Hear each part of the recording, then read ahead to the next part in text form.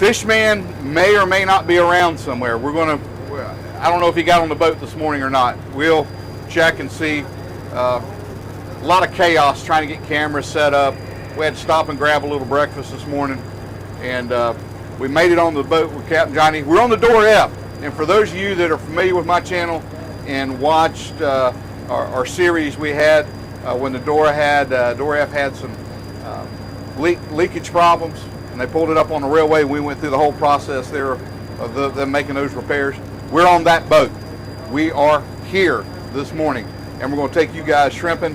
Captain Johnny is graciously, I mentioned it to him, told me I had some friends coming in from YouTube, and do you think we could get a trip? Now, he told me shrimping has not been that good. I personally, the Minorcan Mullet has taken the rig off the boat this week just because the season for me is over with. But he's agreed to take us out so we can bring you guys along and bring all out on the shrimp boat and kind of show you how this operation works. Weather is looking pretty good. We might have a little bit of a northeast wind today, maybe a little rolly. We got Derek from the food boat here with us. And Derek, with his equipment and the ability he has to go mobile with a camera, we're here, and we think we're going to bring you guys a pretty good live stream today. So thanks for joining us. Derek, let's take him for a little spin around the boat, and oh man, there we go. Let's go see the back deck. Take a look at what's going on back there.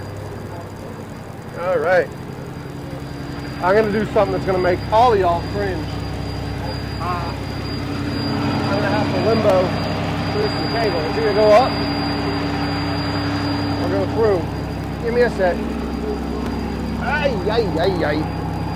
It's gonna make all of y'all cringe. All right, so we are here on the back deck. You didn't get to see them put the doors out or the outriggers out. But this is the Dora F.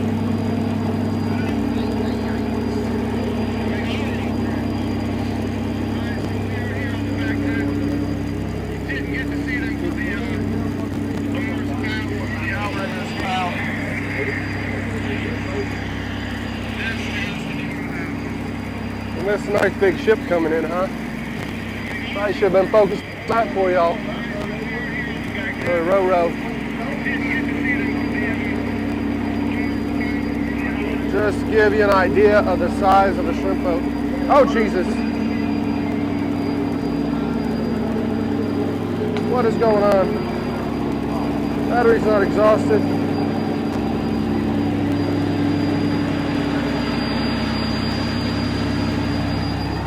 It's always a technology thing.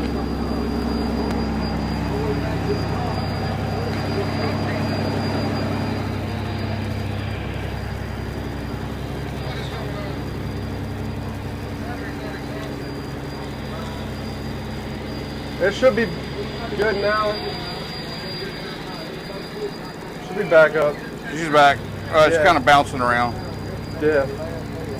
That was some glitch. It said battery exhausted for some reason, but the battery's fully charged, so I don't know why it does stuff like that, but I didn't stay at a Holiday Inn Express last night. That's the problem. I stayed in at the Andy Jones Express. So Push up here. See what we got going on up here, huh? Brownies was too big to me.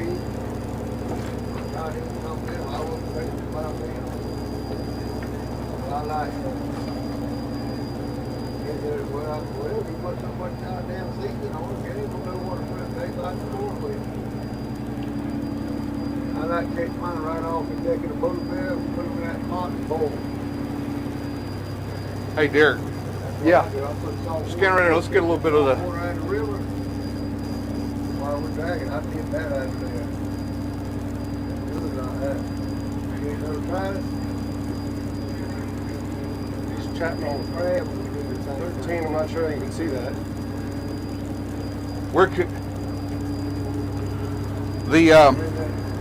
Let's get back here where we can kind of hang out. One of the crazy things about shrimping is you got to get out and you got to do it early.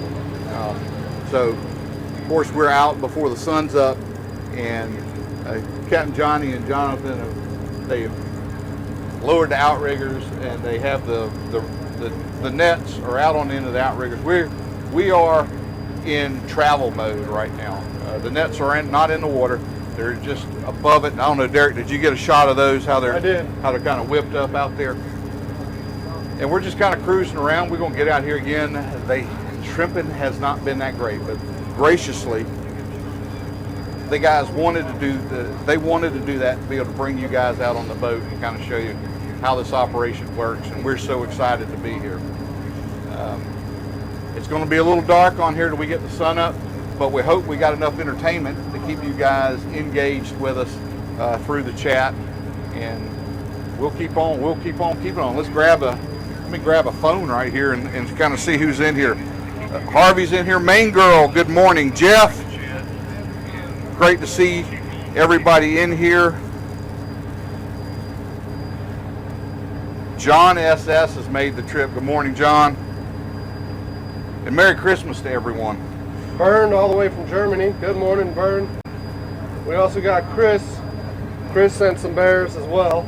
We need to say thank you to Chris. Stealth mode on board here with us. Guys, good morning. You guys may hear a little bit of a high pitch in the recording. That's not us. That's the engine. That's this big caterpillar that's pushing us through the water right now. It's got a little bit of a sing to it this morning. So we're going to be listening to a little bit of whistle while we work today. Tomahawk. Mark's in here with us. Nice. Very good, very good. Guys, I'm excited to do this. Is something, when I originally bought this live streaming equipment, this is kind of what I had in mind, being able to bring you guys along and kind of show you something that I personally used to do as a younger person. And I got to tell you, this job, there's no other job like this in the world. It is probably, without a doubt, it is the most enjoyable thing that I ever did that you could call work. Used to love it. I still love it. You can tell by my videos that I'm still ingrained into this industry, and I really enjoy being a part of it. What little part I am now, it is a lot of fun. I love interacting with these guys, and these guys they're slowly slipping away. The industry is definitely been in a state of decline for a number of years, but these are the guys that bring you fresh seafood out of American waters. These guys right here, and to me, it's something worth preserving. And I want to take you along, and I hope you guys enjoy the trip. It's going to be cool. We're going to get to see a great sunrise today. Again, we're kind of in the shadows right now until the sun comes up, so we'll hang out. I think Captain Johnny's got a little hot water for some coffee in here, so we're going to get a little bit comfortable. And Derek, I think let's go out here and let's see if the Hollyland will, if we don't get too much wind noise out here, which I hope not. We'll try to walk you through, guys. Walk y'all kind of through. We just went under the Sidney Lanier Bridge. It's back behind us. That's the tall suspension bridge that goes into the Port of Brunswick. We've come underneath that, and right now we're kind of steaming out towards Jekyll Island. This is Jekyll Island out in front of us. We're going to get out and kind of take a left into the St. Simons Sound. We'll pass by the St. Simons Pier, the St. Simons Lighthouse, and wherever it is Captain Johnny's decided, we're going to go and try to make a drag and try to catch a few shrimp this morning. But so far it's a nice day.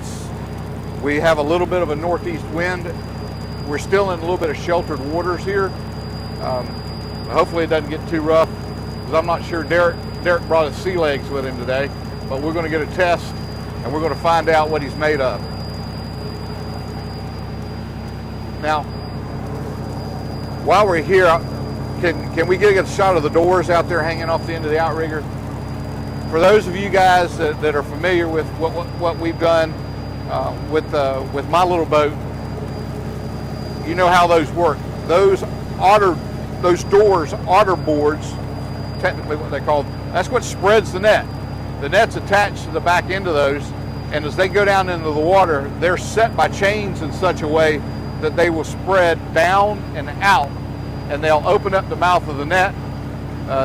The net has chains at the bottom of it to hold it down on the bottom, and it has floats that are up on the top of it to keep the top of the net suspended in the water column. The catch that goes into the net will get funneled down into the back. It goes through a turtle excluder, and there's also a bycatch reduction device that's sewn in the top of the net to allow what fin fish can get up there and use that out, and the rest of the catch is collected into the cod end of the net. And after they're finished towing, they'll pick the net back up, and then they'll pull the back of the net up to the boat. They'll take some lines and put around those nets. They'll pull them up onto the boat. They'll trip the sacks, and we're going to get to see, hopefully, some shrimp that are in there. It's a nice day temperature. You know, I'm out here and I've got a t-shirt on and my pullover sweater, and it's not terrible. So I'm guessing we're maybe low 60s right now. Weather looks nice.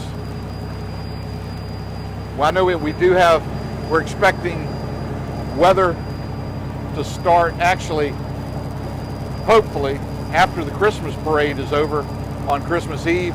So we're probably right on the edge of a transition period with our weather, which may means it'll probably be warm for a day or so before that front gets here and kind of changes things with some rain. We're going to have rain first Christmas Day and probably a day after that. We're going to have some wet weather. It's going to be a wet Christmas. But that's okay. You guys are going to be here with us, and we're definitely going to have a good time. Let's walk back here and take a look at some other stuff that's back here on the back of the boat. We'll kind of walk you through some of this stuff.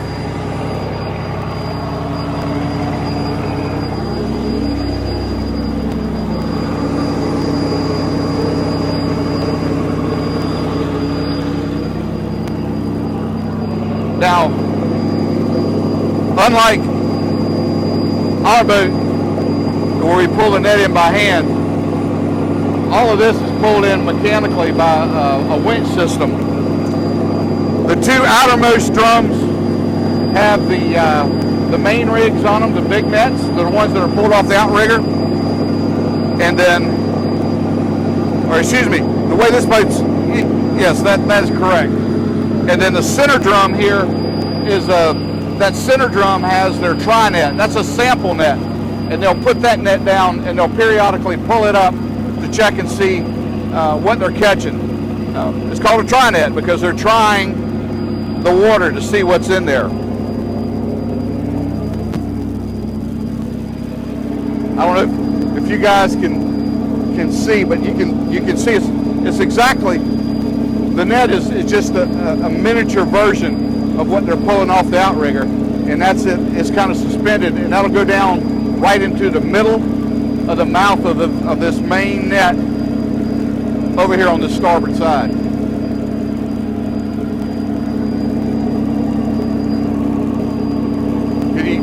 And I don't know if Derek can pan up there, but those pieces up there that are circular with the grating in them, those are the turtle excluders.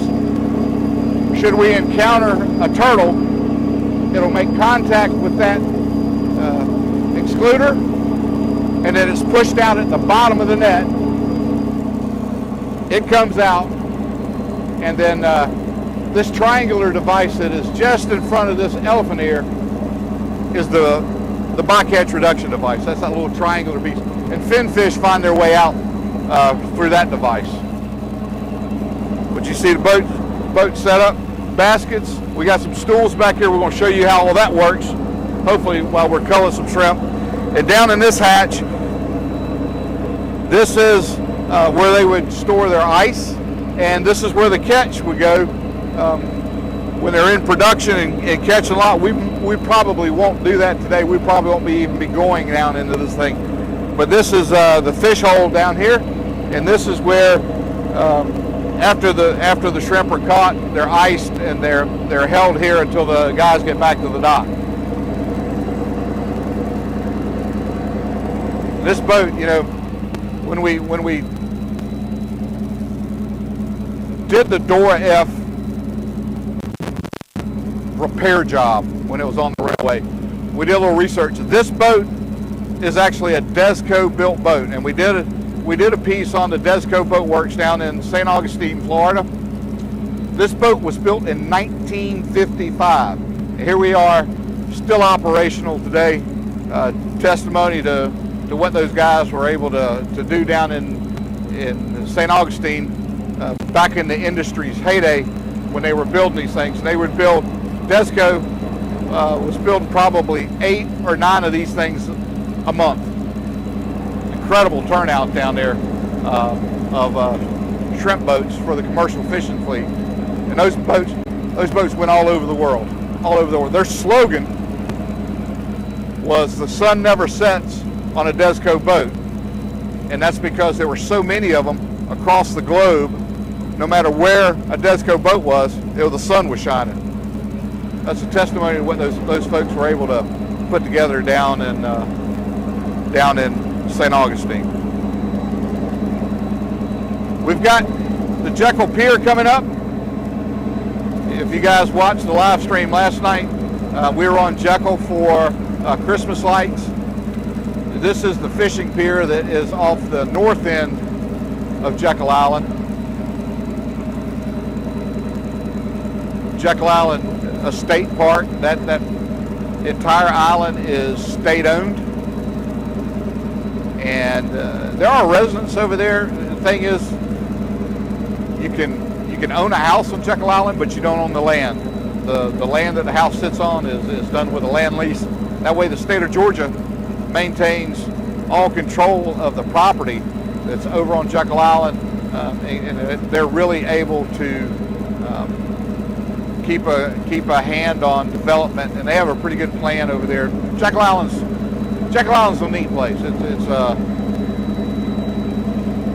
pretty doggone neat place. Andy, how big is this boat again? This boat is 60, I want to say it's 62. I think this was a 62-foot Desco when they were built in 1955. There's actually a website that kind of chronicles all these hulls. I want to say this was hull number 585 at the time. But it was there, and I'm pretty sure this was a 62. We'll ask Captain Johnny, and I'm really looking forward to you guys meeting Captain Johnny. Again, it's the sun has not come up here yet. It's dark, and I don't want to put any light on Captain Johnny right now because I don't want him to run into anything. He's got the radar up and everything, but it's kind of critical he stays in a dark environment right now as much as we can leave him.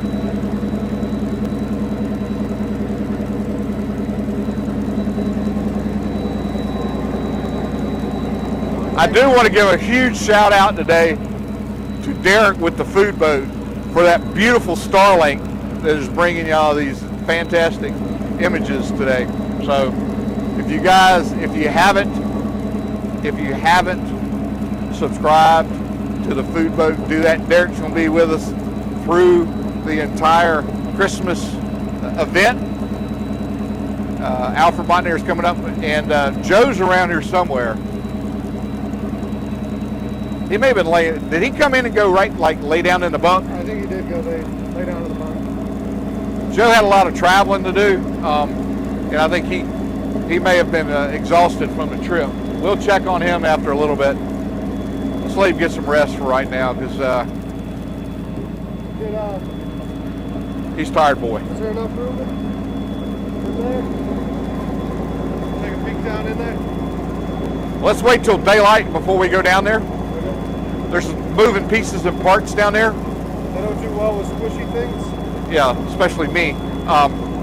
Let's wait till we get a little daylight down in there, and we'll stick our head down in the engine room so you guys can see the main propulsion unit in this boat. All right, Derek, let's cruise back in, see what's going on in here.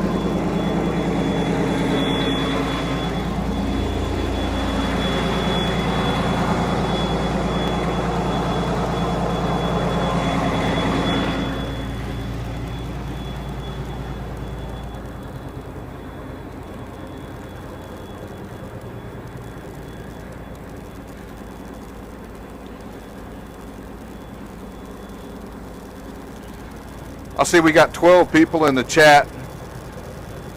Tiger, good morning. Thanks for being here. Philip's here with us. Glad you guys are here.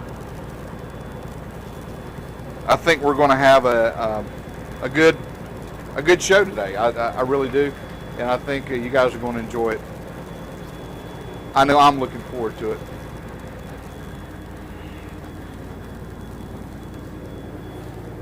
How you feeling, Captain Johnny? All right, there's two boats over there in the rock now. On the north side of the channel, see them over there? I do see them over there.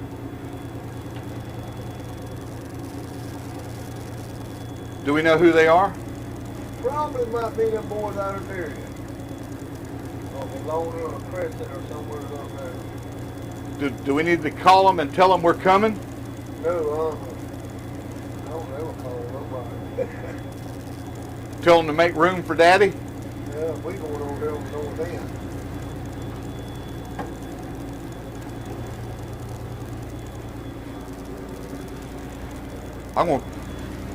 I'm gonna try to set that right there. Hopefully that gets good sound off him.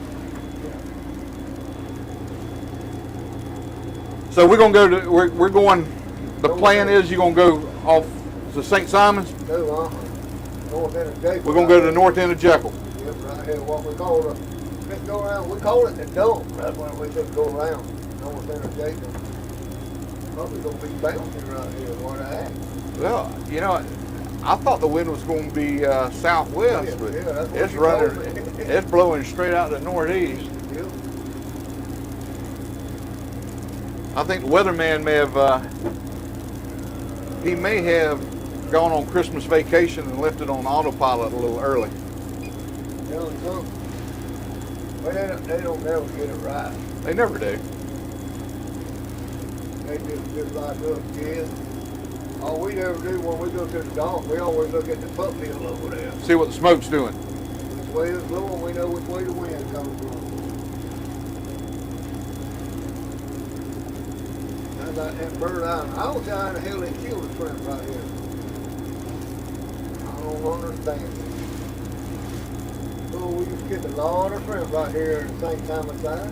Well, didn't they have a problem out here a few years ago? They didn't? Only problem we had was that ship when it sunk. Well, that's the one I was thinking about. Yeah. See, before they started cutting that thing up, we catching plenty of shrimp. Catfish was on the Mary B. He owned it. But catfish, you know, he ain't know what you call number one cat, but he knows what he's doing. Him and Leonard Tyre, but they come out and get 8 or 10 baskets every day. When they started cutting that ship up, the shrimp left. Stopped right then.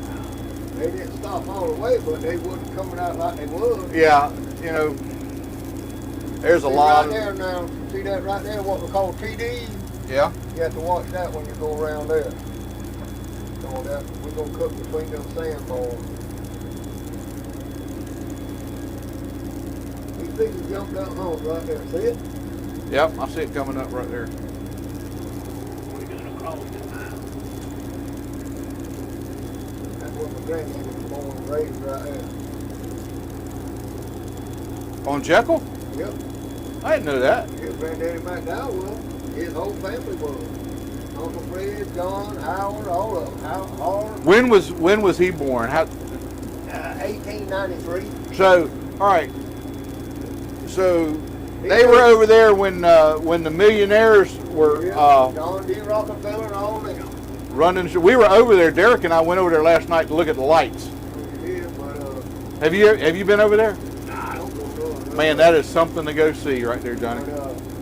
Granddaddy, he said, when they first built that bridge over there on Jacob, when they first started building it, John D. Rockefeller told me, he said, Mr. McDowell, I give you $100 if you take me to St.simons Lighthouse while I can go out across the channel. Granddaddy was 19 years old. Really? Yep. I don't know when his day. When they caught shrimp over here, they didn't use no boat. They used with old big beach seines, 300, 600 foot beach seines. Right. That's how they caught them. They kept them in barrels. Knifed down with rock salt and barrels. Back then.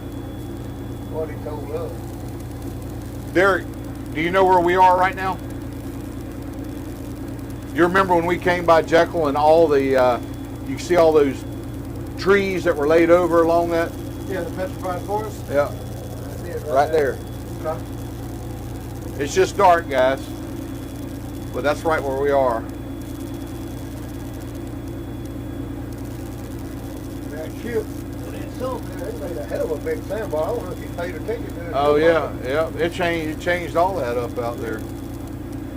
Well, that's a lot of water comes in and out of that sound every day. And when that ship was laying in there, it diverted a lot of that and caused. He said the channel moved. I don't know how that channel moved. Not where he was at. It's basically like building a 650 foot Sandbar. groin out there to catch, and it caught the sand. It caught it. Back there where it was at, there was a flowing well, what Granddaddy said. Thurman and my brother Hall, when he had Miss Marie, you remember that boat? Yes. He caught it. And Hall walked down the bank, took the net off when the tide come in. Thurman and Hall got off the bank then. Wow. Oh, you ain't worried about that short. He said, the hell with that short. He walked right He down walked there. out there and got it. He didn't cut about that deep water, so the net off the thing, they wound it up. There used to be a bunch of that said sonar cables when the submarines there in World War II. Yeah. You just get that and jump all it all. It'd be that big around there, ain't it? I bet Well, I know they were out here because a boat that I used to work on called the Charcoal. You remember the Charcoal? Willie's boat. I was on there working with Ricky. Ricky. And I would come home from school, and I'd go and his brother Tiny would take off, and I'd work the boat on the weekends. And I got on the boat, come down there one Saturday morning, 4:30, stumbled back there. One of the first things I'd do is I'd go back there and I'd clean up the galley. I just wanted it kind of tidied up back there. And there were some dishes in the sink, and I was going to wash those up, clean the frying pan up so we cook breakfast and everything a little later. And there was a cup rolling around in there that I didn't recognize. It's just rolling around in the sink, And I picked it up, and it was a white porcelain cup, and it had a swastika on it with like laurel branches coming down and crossing right beneath that swastika. And I walked back up in the wheelhouse with it. I said, Ricky, where did this come from? He said, oh, we caught that on the north side of the channel this past week.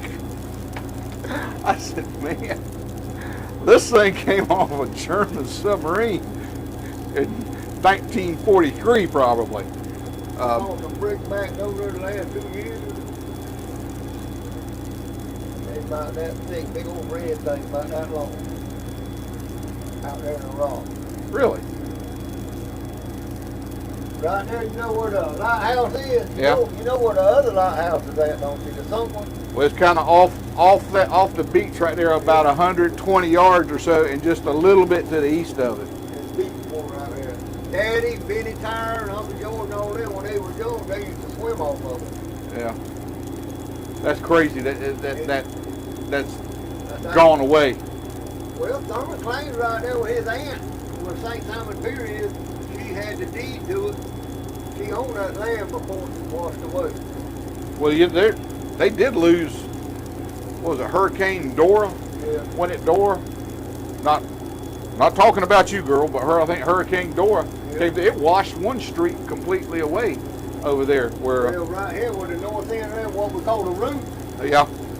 Half of that thing washed way back there, that one year, it was before then. That's a big hump right there. Donna Pratt, did y'all go inside them old buildings and look around? Uh-uh. Well, y'all go in there and look. Now, Donna Pratt worked there, my brother's wife, Donna. She worked there. The real name for Jekyll Island is Whale Island. Whale Island. Whale Island.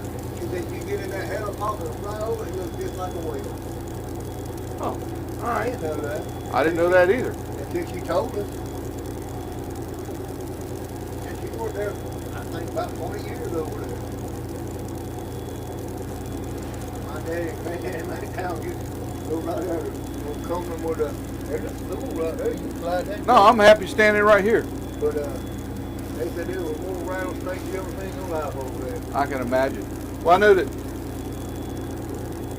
the history of Jekyll, they talk about the time that the millionaires and all, and came down and built the club and those cottages and stuff. They were using this place as, it was just a hunting and fishing club, basically. Yeah. They won't come down here. They get out of the snow from up north, because that's where they all lived, and they come down and they would go hunting and fishing and do whatever outdoor activities because the weather was so pleasant as opposed to where they came from. And they usually stay, 2 or 3 months through the coldest part of the year before they went back. They January, February, and March over there. Yeah. They started building that bridge there. He told Granddaddy, he said, I got to get off of here. I can't handle all this no more. He knew it was coming. No, he was over there while they was building the bridge. John D. Rockefeller did. Granddaddy's brother, either Howard or Horse one, they used to have a trapping thing. You could catch all the coons off the day. Uncle Fred or Howard, one of them, a horse. That's all he done over there the whole time. The bars on that side, the back side of it. Right. Caught coons off of it. Just trapping and No, you made good money back then. yeah. And like they made us quit hunting them. They said there's a shortage.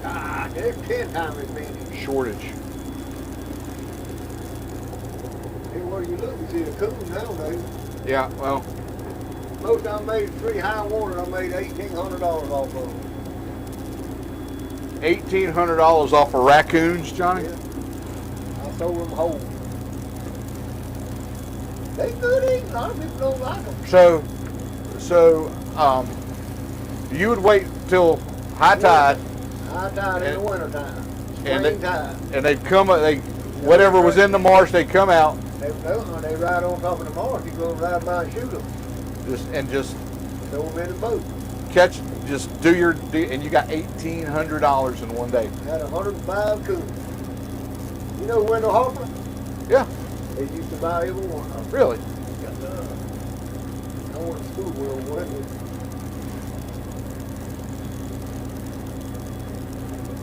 Yeah, we just went on that but a little bit more.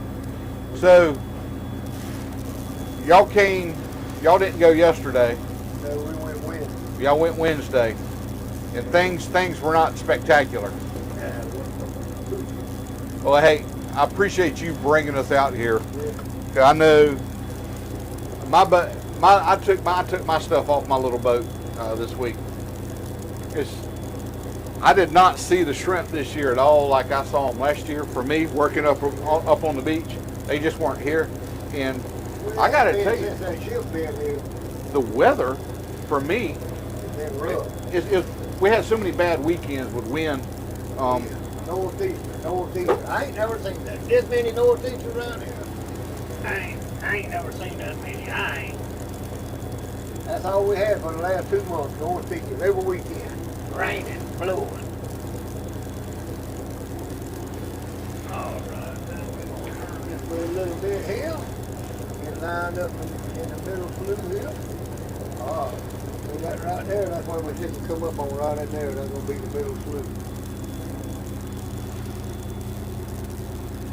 I don't know if you got one of them floaters or not. I got something. Send one to us. I usually look over there, Johnny, and I take that lighthouse And you see that third hump of trees that's just to the left of it? I try to get that lighthouse right on that third hump. So if you get on that hump, you'll be right on what we call the midway shore and goes all the way down. But see that number 19 buoy, you'll be right on the corner of St.simons. Yeah. You'll see it the minute when it gets on that hump, and you'll be right in the middle slough. Do you see that? You see that green light flashing over there, Derek? Can you see that over there? On St.simons, right on the very end of it. See it? There's a red one and a green one over there. See it flashed in? Right. Well, that's where we're fixing to line up, go down the middle slough. See, and that's one of those things that's an experience thing here. Well, that's where we ever come out with Yeah, this here. didn't have all this stuff, and he's got We that's didn't have no paddle beater runner, you used to have a rope. that's how these guys did it. All right.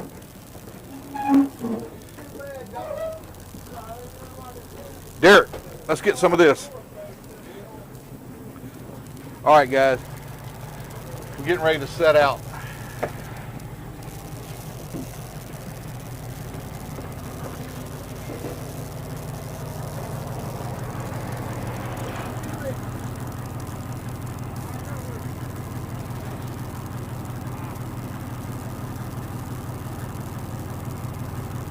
Hold on, Johnny, let me. Johnny, hold on. I'll help you.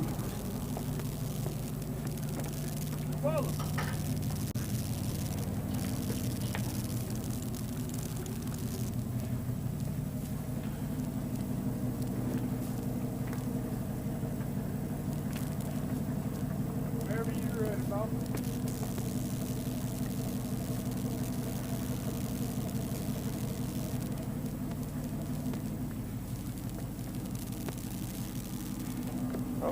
Sticking on that ladder right here, John. No. Yeah, stick it right here, man. Right on that ladder, man.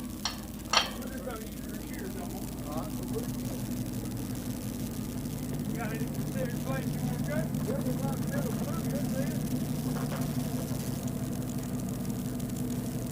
All right.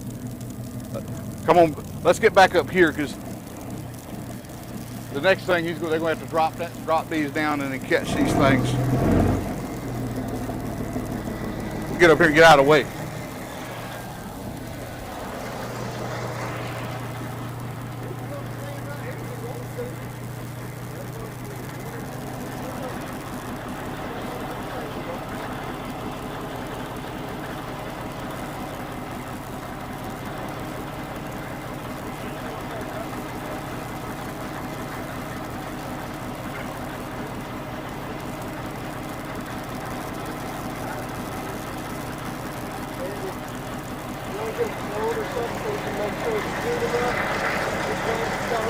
I left my phone at the house.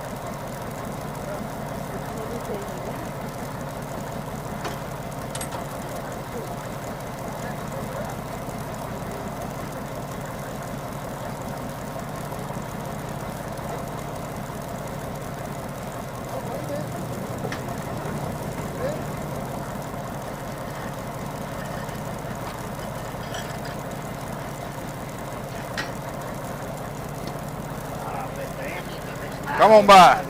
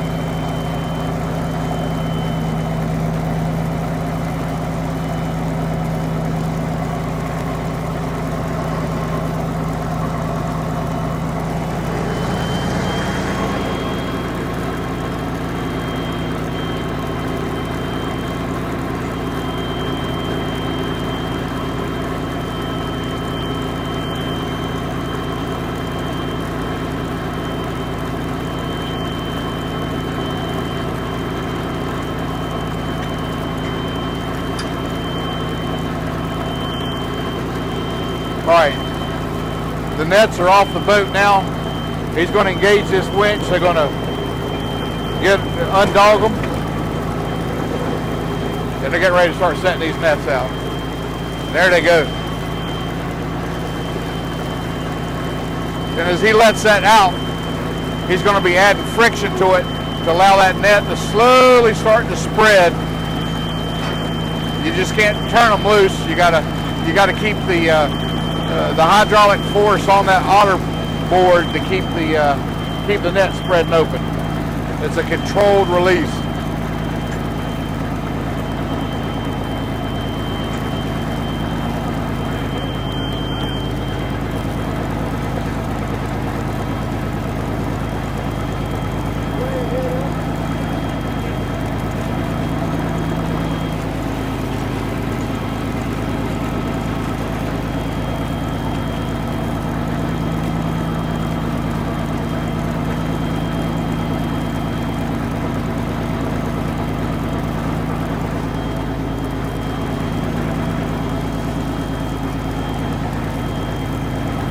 You'll see these cables that are coming out.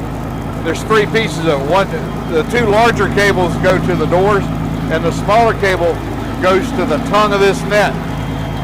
These three cables together make up what's called the bridle. They'll come down and they're attached to the main line as you start. Now it's a single line, and he's got a mark. He knows where he sets it. It's set there. See Jonathan spinning out the tri-net. It's going down, and he's going to start pulling on it. And we'll mark our time.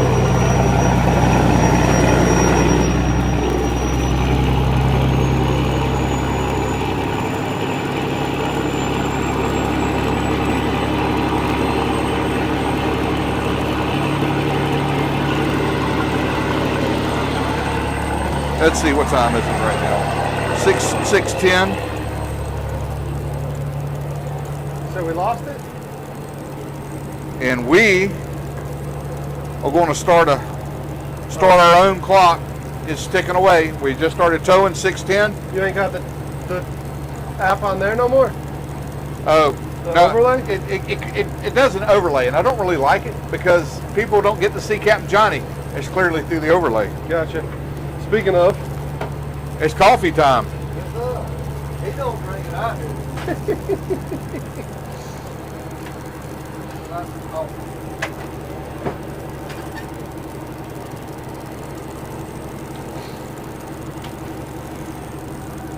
This boat here and Andy's boat, Bernice, these are the two oldest one around. Isn't it? This boat, yeah, we were talking about this boat when we were back coming out about Desco, and it started in 1955. Yep. I don't know who Andy can go. I think Ed Roll built that boat. I ain't sure. You remember him? No, I do not. Right there with Bill. Elliott's got his fish place at. Yeah. That's where it used to be Ed Roll right over the railway. They had a railway there. I heard that there used to be a railway over there. See, Frank them could have bought it for nothing. Oh, that too much money, $75,000 when it come to land. That's more land than he got because it goes through the highway. Right, it's It deep. ain't as wide. It's deep, But it's yeah. long. he could done just like Bill did, but Bill the dock there, still like his old lady, Brandy wanted, built him a restaurant there, they had a lady. Yeah. It'd be a great place. There's not a waterfront restaurant like that in the whole downtown Brunswick. You know? Never have been. Yeah, it did. I told you a lie. Where Lewis Railway used to be, Yeah. Miss Cheney. That was her name, but there was a two-story building there. That was a big hot dog and chili you could get hamburger. You know, a lot of people in Brunswick now don't remember the crab factory. They don't remember Lewis's crab factory over there, and how many blue crabs that place processed every day. Well, don't forget the water too now. Where the ship dock is down there at the city dock, the water was there too now. They both crab. Yeah. Yeah. When I was a kid in school, you used to smell those crabs cooking. Yep. Every day. But see, why there ain't no crabs here? State game fish, University of Georgia, all of them will tell you the same reason. The hookbill and the hurricane. Yeah. The reason there ain't no crabs and there ain't as many fish there used to be, they're close to the same. You know, I did a thing on the Superfund sites. Let's go too far, man. You still in the slough? I ain't quite in. The super Right here, what we call the bottom and covering and this beach here, every year we got to drag for crab. Every year. Yeah. All the sounds was open anywhere you wanted to go. Catch crab, boy the crab. Oh, I remember as a kid coming down in boats, and they'd be in boxes, the shrimp boxes. Those guys that have those and just be full of crabs. You remember Robert Earl? I know you know him. Yeah, sure. Ask him when you get in today or one day next week to show you that thing where he had on the morning Queen of Peace. He had 10,000 pounds of crabs on the third. Yeah. Wow. They call them right there in the bottom, what we call the bottom. We used to kill the crab from here to Savannah, all the way to Bernardino. When they close the sound, that's where the black gill come from. I did a video on the number of Superfund sites that we have in this area as compared to any other. We're like really bad with, like you said, the Hercules, the old Solvay or Allied Chemical. Ain't none of that never hurt nothing. The creosote plant that was out there at 99, and a lot of people don't realize them saltwater creeks run all up into that place up there. It ain't never hurt nothing. I don't care what they say. They won't never prove it to me. I had a many one of the crabs, shrimp, fish out of them places. I didn't eat oysters because I don't like it. But we caught so many crabs or shrimp in them rivers. And people eat so many of them out of it. It ain't never hurt nothing. All right, you answer this question. When they cleaned up Hercules, when they cleaned it up, claim they cleaned it up. Right. And Shirley's Rivers over there where they was at, Bending Bait Boat, was full of water. When they put that shit in the water, they killed every bed in there. Yeah. Yeah. Every bed. You could go up there and take a Willie Harris, in 30 minutes, you could just about sink it with oil. Well, those boats that used to tie up in Terry Creek, where Jordan's place was over there. Yeah, George Otis. George Otis right there. Yeah. They said that those boats didn't hardly ever get barnacles or anything growing on them back up in there. Where that River Princess at right now? Yeah. You can tie the boat up right there. Tie it up. In 2 weeks or 3 weeks, you got so many oysters and growth on the bottom of your boat is pathetic. And see them for Billy Reddick. Dominic, Tim Page, all of them, where the water current runs harder, or where you got the most water current at, that's where you get the most barnacles and stuff. Is that true or you don't know? Well, I'd always heard that you got to have tidal change Yep. And that means you got to have water running all the time for those barnacles and oysters to grow, which Terry Creek had. It's always had good tidal flow in there because the way it loops around and it ties back into all that behind the old Spanky's restaurant and all, and coming back down to the river. But what made that place not have as many barnacles growing as other places? I got to say, it's stuff that was going in the water over there. I say, I ain't gonna tell the water it was. But over there where we used to, Aunt Shirley, Aunt Agnes and all them, well, you look at Thicol. They said, now, I don't know, I never did get to see it. But in the winter time, you know how our shrimp is, well, that water stays hot over there all the time. You remember that, don't you? Yeah. We used to go down and go bait shrimping. You used to go down and go bait shrimping. Yeah. But then they said that up there gets so thick, gets so hot with all the, in the winter time, they said the shrimp would stop up the turbo over there. Yeah. It'd be so thick. Yeah, used to go down there and go bait shrimping back in the day. Well, cut that thing off on there. I don't know. Billy B said it won't hurt it, but you know where Brick Hill is? Yeah. Billy B with that boat, he was stealing shrimp with that chicken boat, 40-foot net. First week he had a quarter past. First day, kept dragging there, cleaned that bottom out, cleaned that one spot out. He could go drag 5 or 10 minutes, get 8 or 10 bushels there. Wow. Before he cleaned that bottom, there was no shrimp there. That's just like a garden. If you don't keep it clean, you ain't gonna grow nothing. Well, let me ask you this. When they used to open the sounds in the state of Georgia. September. Yep. And I worked one of the last couple sound openings. I was fortunate. I worked one of them or 2 of them with Mike Hammett on the Sandbug, and then I worked with Ricky on Believe It or Not. Believe It or Not. Yep.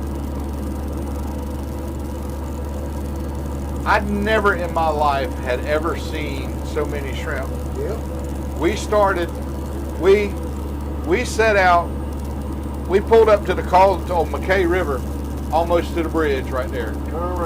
Turned around and set out right there at, I think it's 8 o'clock in the morning. Yep. Basically, it was like a shotgun start in a boat race. Yep. See who's gonna put out first. Everybody's setting out.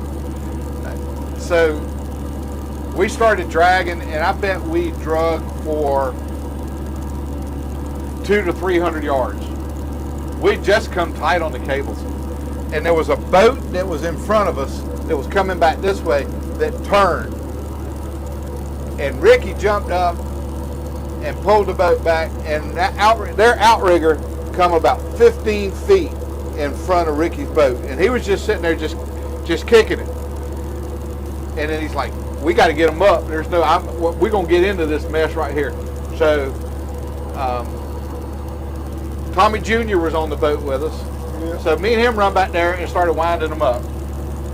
And we were just going to basically wind up to pull the boat back. You know how you can pull it and it'll pull the boat back. We run back there and did that and got them pulled up.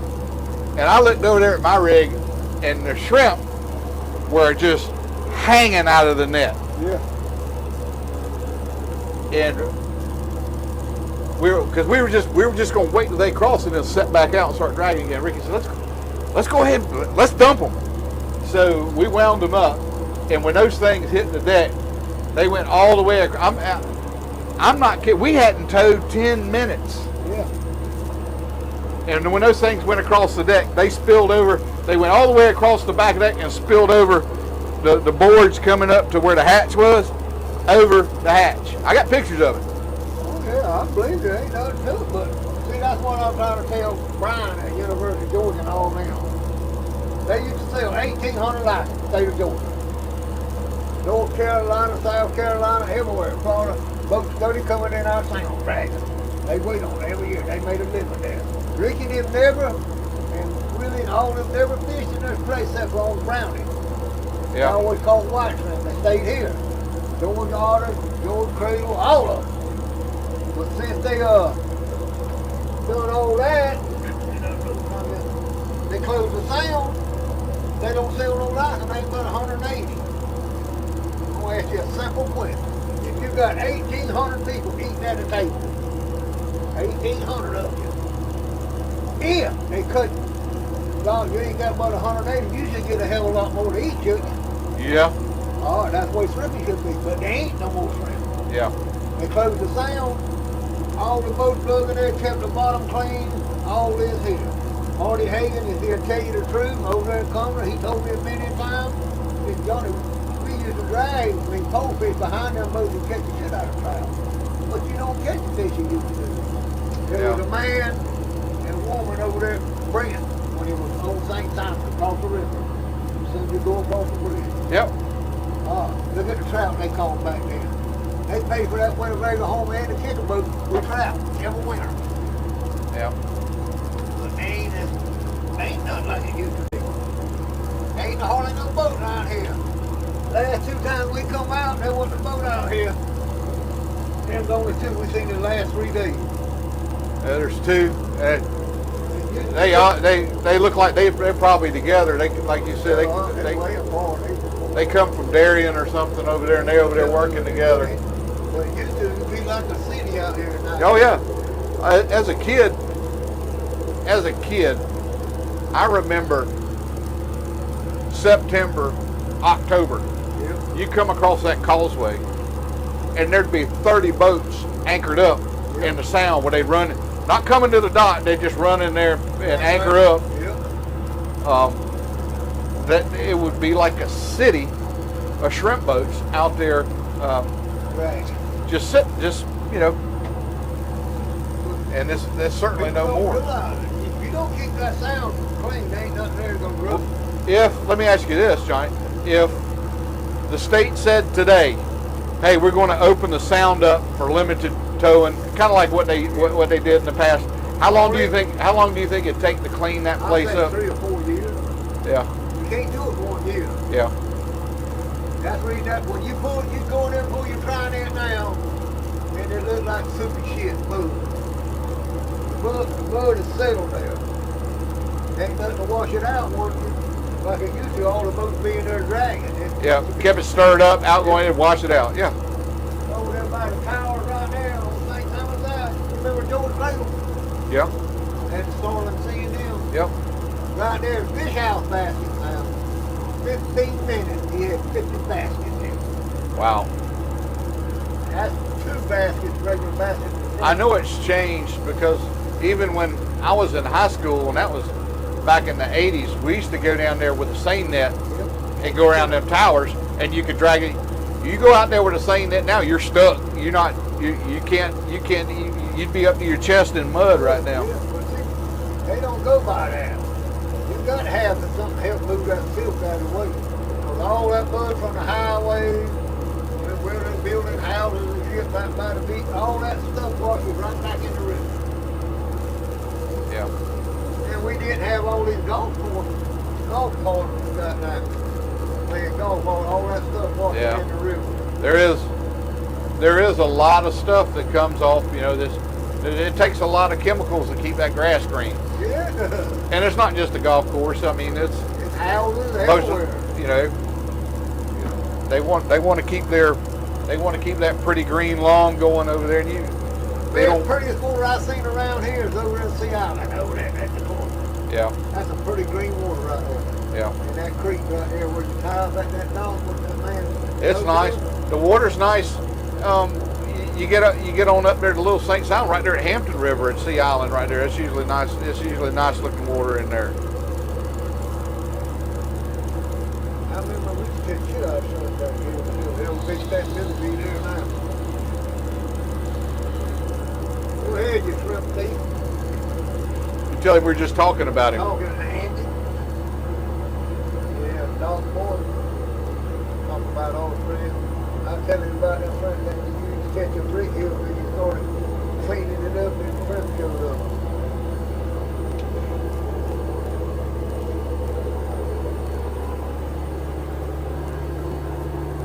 Well, I know a lot of people don't believe it.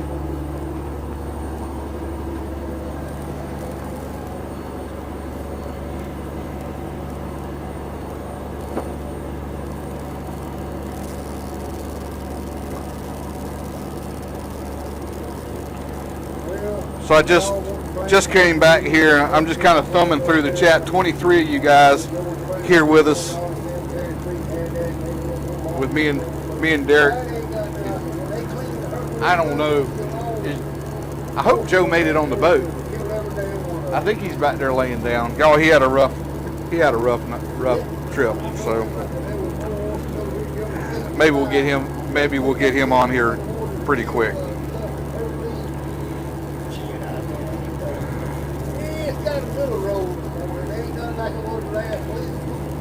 That's Teresa's in here.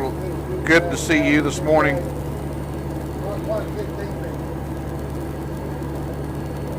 I'm just trying to go through. Julio, thanks for joining us. Yes, we are up and we are shrimping on the Dora F this morning. I'm glad you guys are here with us to kind of take this in. This is something I've been wanting to bring you guys along with me for a while. Derek's equipment, my equipment, and Captain Johnny's beautiful Dora F have put all this together, and we certainly thank him and his grandson Jonathan, and I think his great grandson's on the boat too. I think he's asleep as well. We'll get to meet those guys when the sun gets up. The sun is starting to crack out on the horizon. Derek, were you able to get any of that? We're going to bring you guys a beautiful not sunset, sunrise. It's beginning to start. The big ball is spinning towards that big burning thing over in the universe way out there. So we're going to have some daylight here shortly.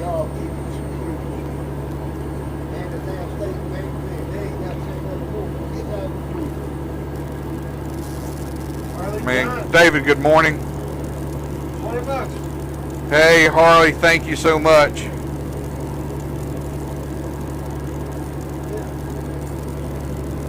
Hey, Harvey, I appreciate that.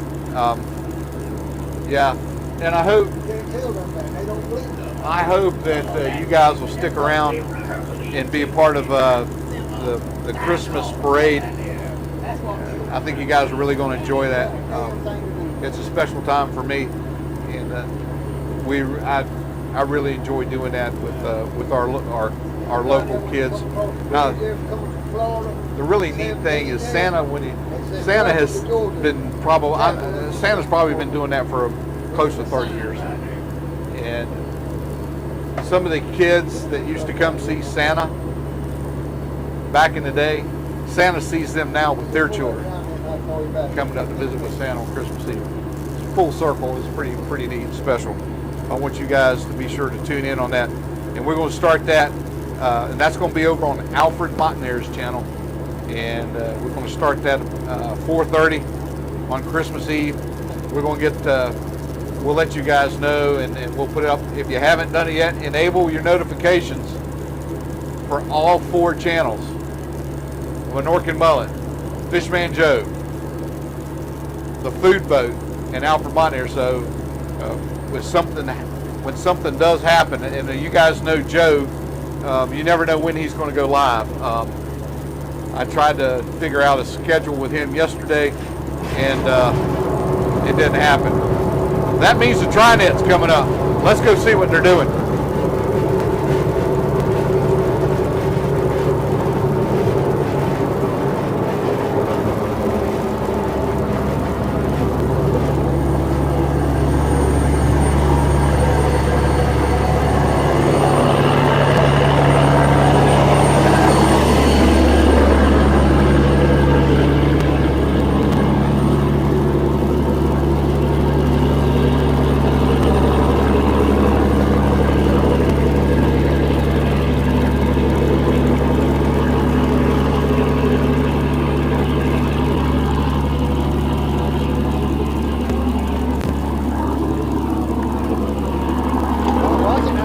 I see it.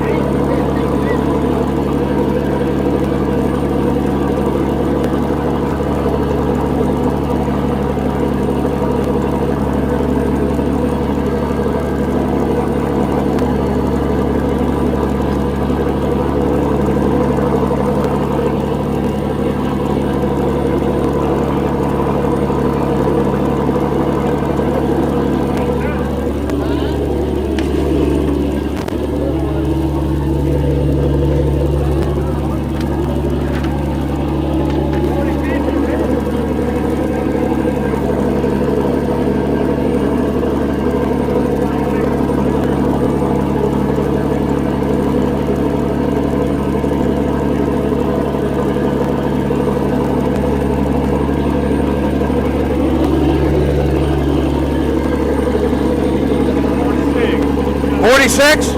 Yeah. Not bad. Ain't too bad. Not too bad.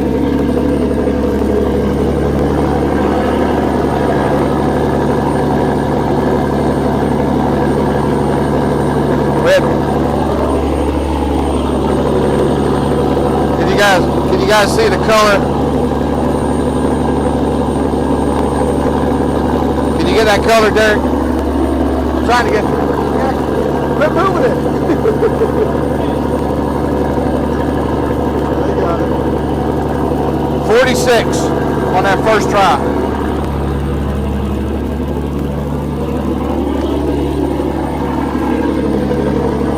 Got a little rolling.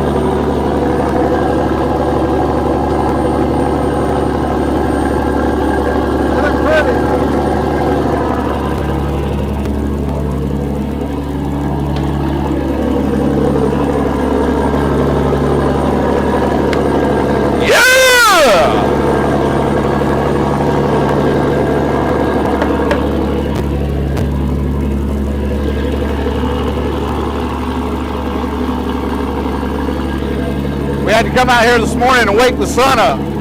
Look at that, beautiful, beautiful start to the day.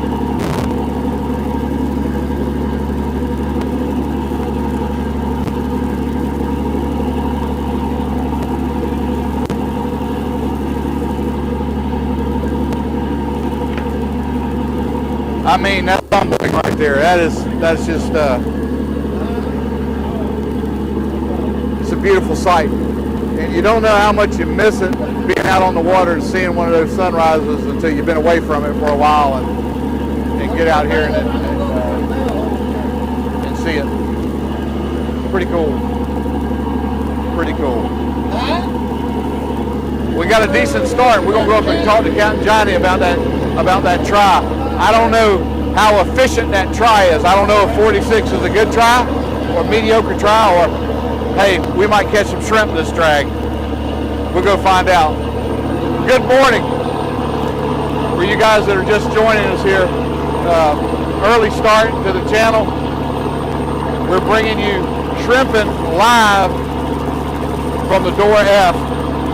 And we are right now just off of Jekyll Island, just a little bit east of it, kind of between Jekyll and St.simons. And we're working on them. It's good morning. Do an intro right now. Hey, this is Andy with the Minorcan Mullet. We're on the Dora F. Do an intro right now. Well, I'll be happy to do that. We could probably stand a little more daylight, but the night might work good. It looks really good right here, I think. Hey, I'm Andy with the Minorcan Mullet. We're out here shrimping today on the Dora F with Captain Johnny Bennett, his grandson Jonathan, and Captain Johnny's great-grandson. We've got Derek with us from the food boat, and somewhere on the boat we've got Fishman Joe. You guys stick around.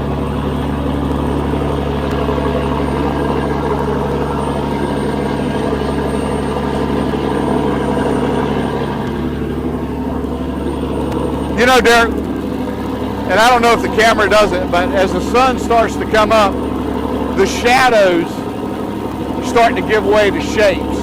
Yeah. And then those shapes will start giving way to color. And before you know it, you know, you're up and the day's started. But we're right here in this transition, this twilight time of daybreak. Is it twilight? What is daybreak when you have that transition period right there? Early morning twilight, it is. Yeah. So pretty neat time to be out here on the water, and it's a little rolly, but we don't have white caps or anything like that out here today. And I'm a happy camper. This is to me, this is a great day.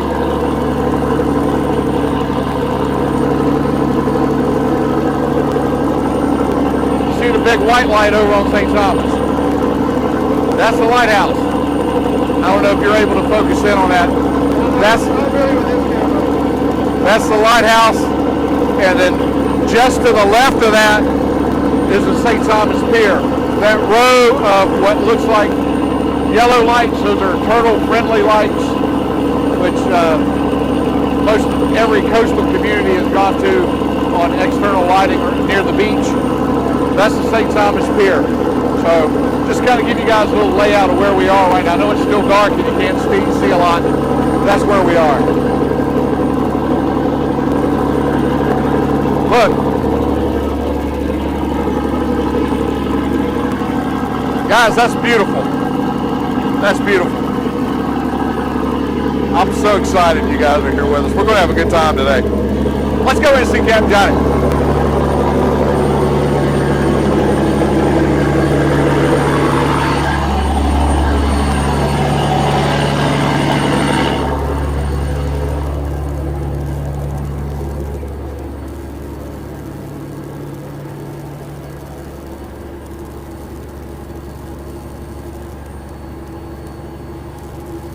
We're about an hour into this broadcast, a little over an hour into the broadcast.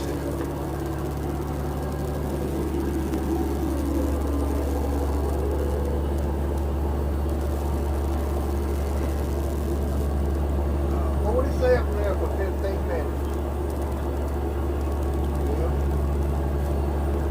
Yeah, I don't know. Just got no idea.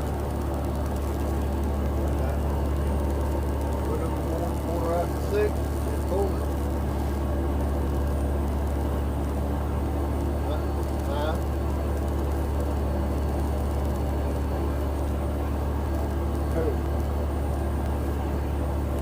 Yeah, here comes the sunrise for sure, Harvey. Tell him, yeah. Run it off.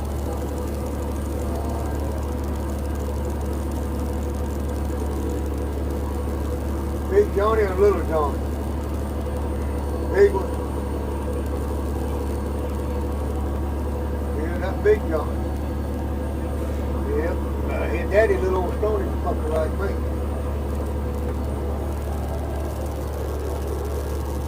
He's up after Snuffy. Yeah, Snuffy Johnson was his uncle. His grandpa was the same thing, Mr. Johnson. Johnson was the same way. Snuffy Johnson and daddy big. See Raymond, John Wayne, Joanne, and the other sister, all them was little, but the rest of them was big like daddy.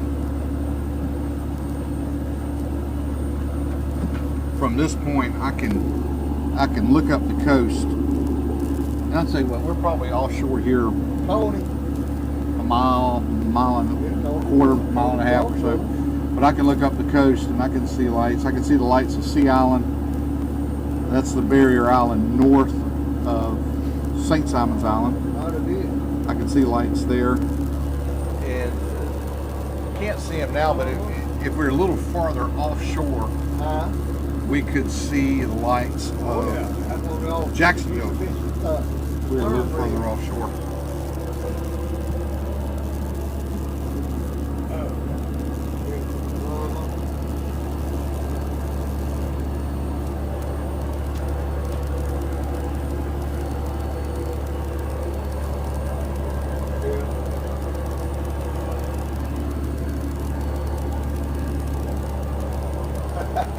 That's about like here it is. This is me, Peter, Ronald. All was trying to put them 8-foot doors on the Dora F here when we were going caulking. He take one hand. Derek's right down Lewis and Don. Derek's getting some good shots.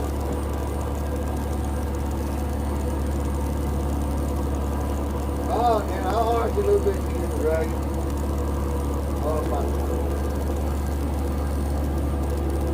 Well, that wasn't too bad. We put over more than quarter to 6, and quarter after 6, and pulled it 15 minutes. What is 46? Huh? What is 46 on a? 47. All right, 47. All right, I'm sorry, I didn't mean to short you one, Johnny. No, Johnson didn't know it neither. I threw it in the back. All right, 47. We got 47 on First try. on the first try. For 15 minutes. What have you got? What's I don't know how your try net works. I don't. Is that a decent try?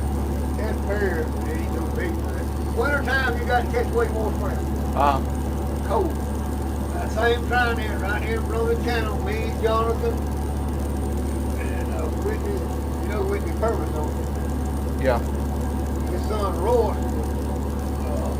fishing with him. We come out first time, 15 minutes, 1,167 on 11 baskets. Oh man, that's half a basket. No, a basket. That was a full basket. We made 2 tries. Big shrimp. We had 30 boxes in 2 tries. Yeah, well, 46.50 piss ass with a head on. well, let me tell you something. If we get into that many shrimp, I'm gonna make Derek put the camera down, and he's gonna be picking up shrimp with us. That's what we had to. We're gonna have to leave that thing on the tripod. I was gonna wait and go to St.simons side this morning, but I told him it ain't gonna be rough. Ain't no sense waiting. Of course, what he gonna do? We make one drag over there just to see. I don't know. Just an exploratory. No, See I how he's caught a feeling? mini- I caught a mini shrimp over there. Yeah. Bubba had 50 baskets. And Bruce will tell you, I'll tell you exactly what we had. We had 30-something boxes. We had 3 days, 1 day we lost. I couldn't figure out what it was. Bobby, my oldest brother, running my other boat for me, Little D, old Chuck. Kept tearing up there every day. My daughter, my brother Hall didn't go with me. One of my younger brothers, he didn't go that day, just me and her. What we called it, I called it good. Just pulled it down. I run, she run. Daddy, it's got tires on it. I said, girl, you're going crazy as hell. She said, no, I ain't, I'm telling you. I said, all right, I'm going to go back to where I holler, you pour the cold to it. On a damn golf cart. A golf cart. A golf cart. Somebody had ridden a golf cart down to the beach or something, run it off in there, and it just worked its way down. You know where we turn right up there by Jacob Pier like that? Yeah. That's where I called it at. I don't know if somebody stole it or what. Boy, had them fancy rims on it. Tires and rims still look like they're brand new. Any handlebar nipples on it. I brought it to the dock right there with Bruce and their dog. Tied up there, we set it up there. I took it straight to Human Morris junkyard and got $65 for it. Batteries, everything. I know they wouldn't. Batteries probably cooked in that thing. But everything looked good in it. Golf cart. I've never heard anybody catching a golf cart in a shrimp net. That's a first. Oh, now we used to catch them in over there in Coleman, all over there, and Sea Island, dragging them Coleman, morehead little home these shooting them things, Canadian thing. The World War II, what they call that thing, morehead. Them little damn thing look like they bomb. really? They that long, they got fins, 4 fins on them. You don't know what I'm talking about? Or you never seen them? I've never seen them. I don't want anything like that on my boat, Johnny. Shit, Tom caught a whole damn thing for it, but it wasn't no good.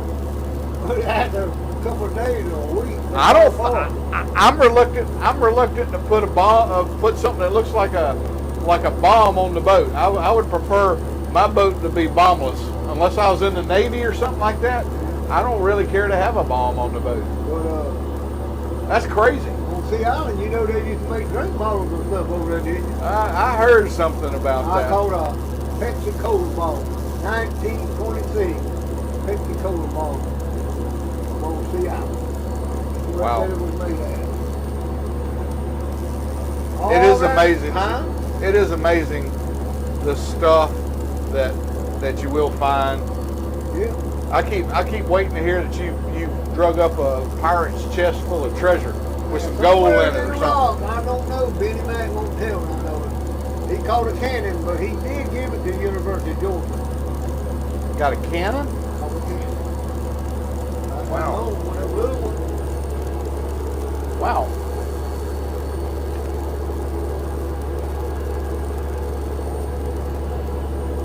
Marcus said now, old Marcus McCall, you know him good. Yeah. That last, not the last one, but the first anchor he caught with the little Lord. You remember not too long ago when he found all that gold in Florida on the beach in St. Augustine? Yeah. Yeah. Marcus said he caught an anchor off of it. He caught that before he found the money. Why didn't he catch some of the gold? We don't need the anchor. We need the treasure. They got some off of what was that? Tabby Island too, wasn't it? Well, All that glory found there. there's no telling what over the centuries has been wrecked, lost, dumped. You know, that's out here. Cop right there on the island. See one called away. I do see flashing lights over there. We see them all the time. Well, Granddaddy them said his sister and Betty, one of them, when they was little, and there used to be a big old rock on the south end now, big old rock. And they said that Aunt Betty, she was there playing when she was a baby, the eagle tried to steal her. Grabbed and picked her up by her diaper. She was a baby.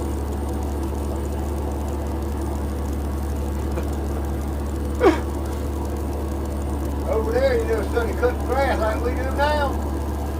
They taking Grandma and them had a thing. Old sage grass, they can prune that up. We can get a good picture now, ain't it? That's looking good. Sun's coming up. And anyhow, that's what they used to study cutting grass and stuff back then. They pull the grass up and they sweep the thing, the dirt. That's where they can see where the rattlesnake crawling. Try to get this one right here set up.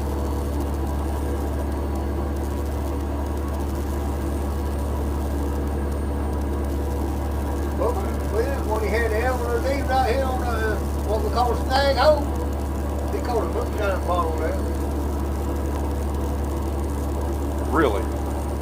Like an old jug, like the Yeah, old little jug. not little thumb hole in the handle and all. But it was broke off. 18 something what it had on it. See what I'm talking about? How you stood in the middle, slid down with that green light right on the corner. You can't Yeah. see it yet. I see it flashing right there. Yeah, but it's I can see the point. I can see it dropping down, and I see that little hump in it right Yeah, there. there's a hook right there. That's what you line up with.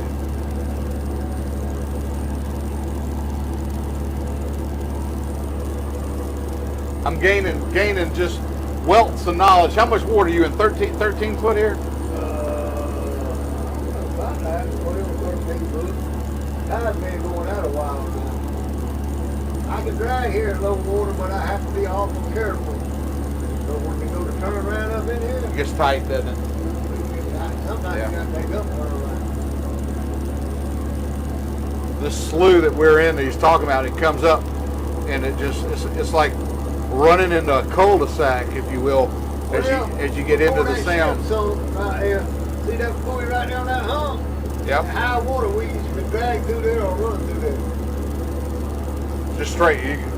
But that ship there, it built a damn big old sandbar in there. You can't do it no more. Yeah. The legacy of the Golden Ray lives on. Yeah, it'll stay there forever, I believe.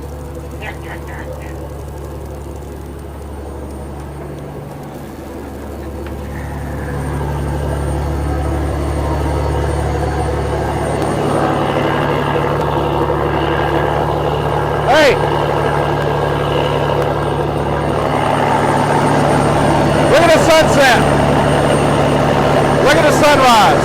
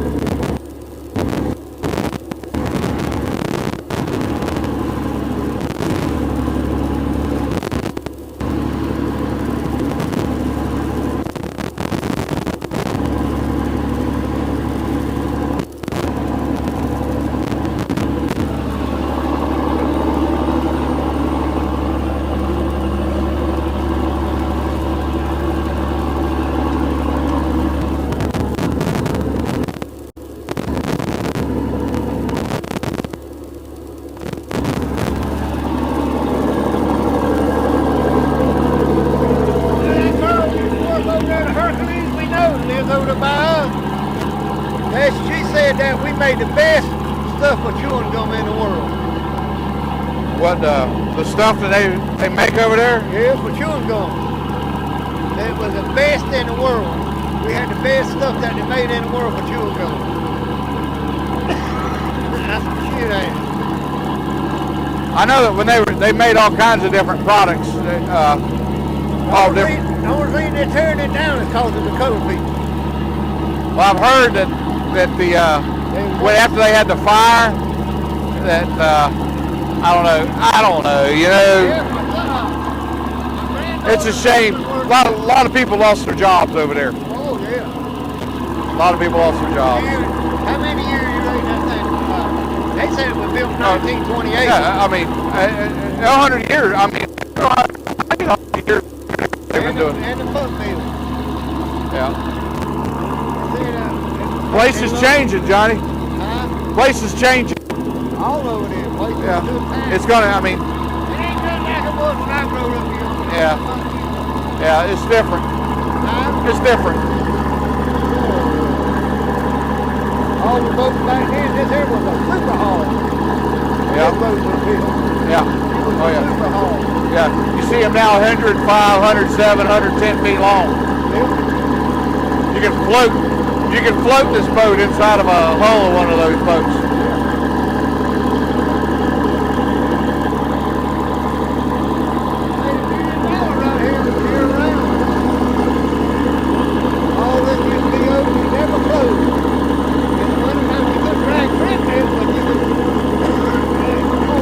Get caught, crabs.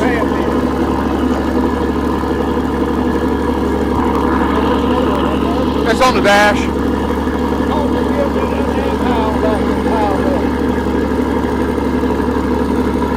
made a 7-10 minute drive from there, 500 bags. Wow. Big basket there. Just have them rounded over back here. Every 10 minutes had to take up. Me and my daughter and Harley Smith, see number 17 buoy there. It was foggy. We was dragging like we're dragging now for comb.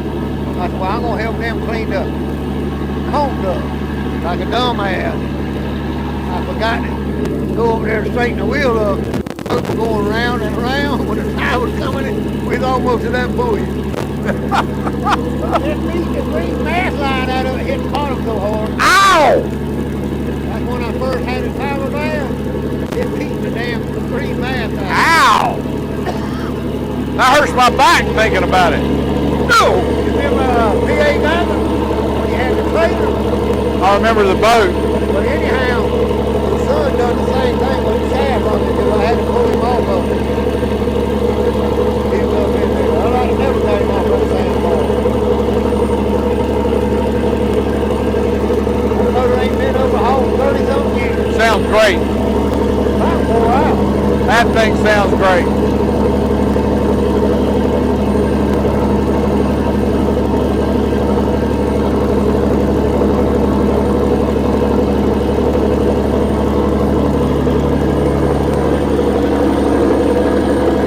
We got to check our clock and see where we are.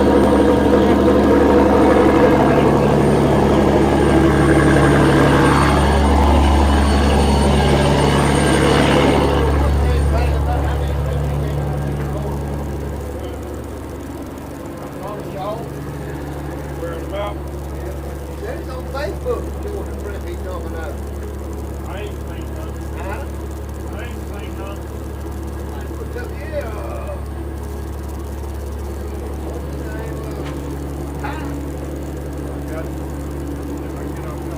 No, you're not in our way. Hey, don't let me run you out of here. I don't mind it back the other side. Did you get rested up? Huh? You get rested up? You good to I go? just messed it there with him. I got this chair bear. I sit down with a cup holder. Did you see Fishman Joe back there by any chance? Is he back there laying? Let's look. This man, Joe. Well, Joe! Yeah, we go got him. Joe! I told you guys. I thought Joe'd made it on the boat this morning. This is Joe 3.0. Joe, Man, we're excited to have you on the boat today. How you feeling? I think Joe's excited. He's still a little... Joe looks excited. He's he's got a throb going on. Joe, not. I know you like the boat. I know you like fishing. You get one of those pills stuck in your throat, you got a stiff neck, bud. Not now. But yeah, Joe, it's good. I'm glad you're on the boat here with us today, buddy. They're going back there. There's probably action, both cap and... Looks like we're getting ready to roll one up. Joe, we're going to go back and check the tri-net. Yeah. Here, come up. You sit up here and watch the wheel a second. You want to grab that other mic? Yeah, I got it right here.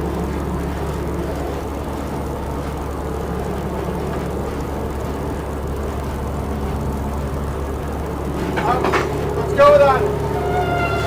Go without it, Andy. I don't know what happened to my... I was looking for my phone. I'm not sure where it is, what I do with it. Oh, there it is. I know I stuck it somewhere. I want to get in the chat here. Y'all, the sun's coming up.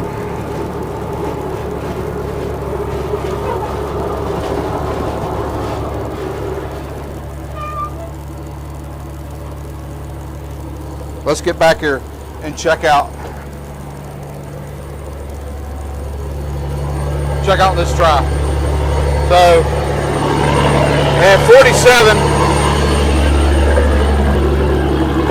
last time.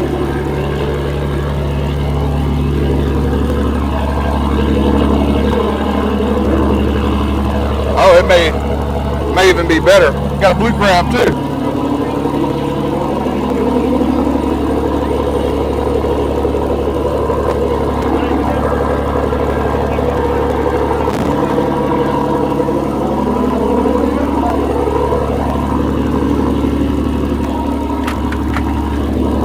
Blue crabs.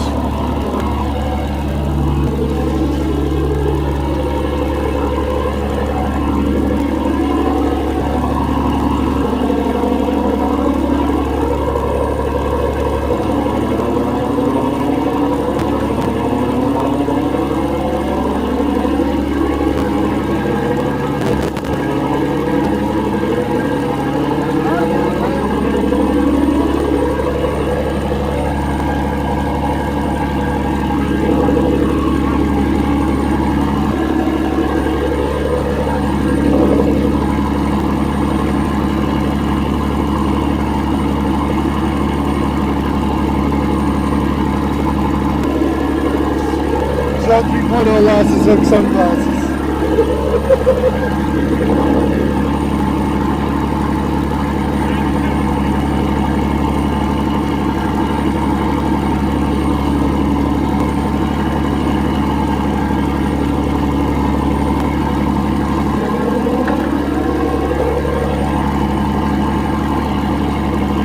Put the ball out that scupper, right? I'll move the camera over there.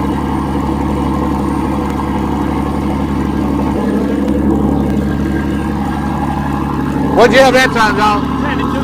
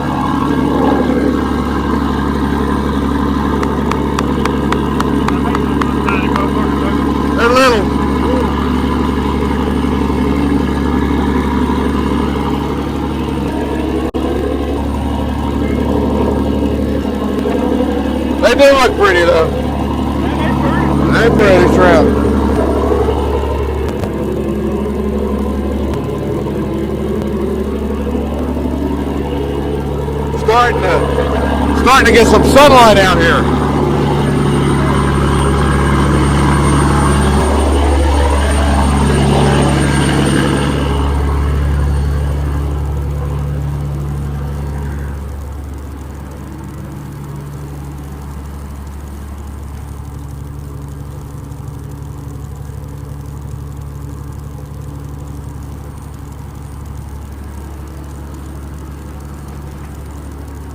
Let me get my little buddy. My little buddy Joe. He made the trip. He made the trip with us, Johnny. Oh yeah. They took him out with you. We like to keep Joe included in everything we do.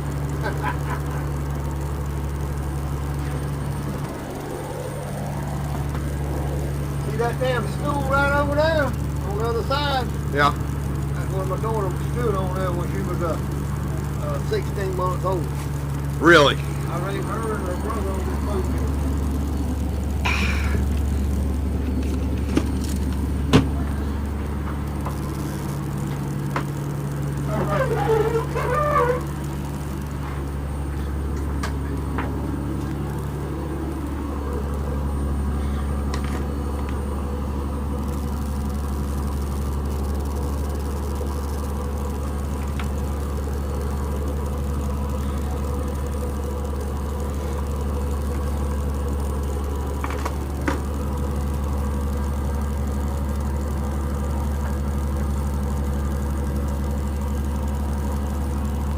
What Johnson doing, don't you?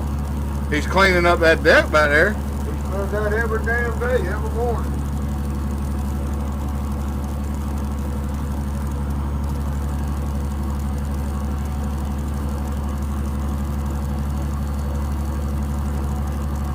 Every morning, not one morning. Shines it up. We got 22 people in the chat here with us, Johnny. 22 people in here watching us right now.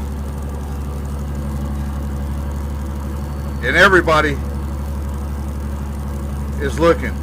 Chris, that's he's got soap, that's cleaner in there, and he's gonna Cap Johnny's just saying that's a routine for him to get in and clean the boat up every trip.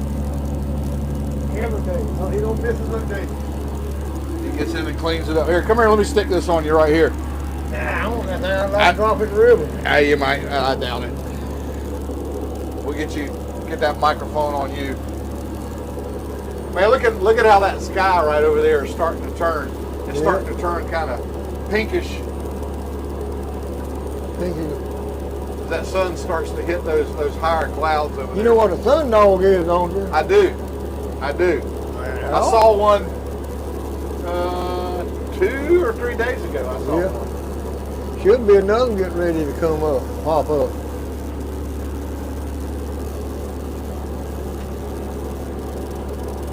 Jeff, that's right.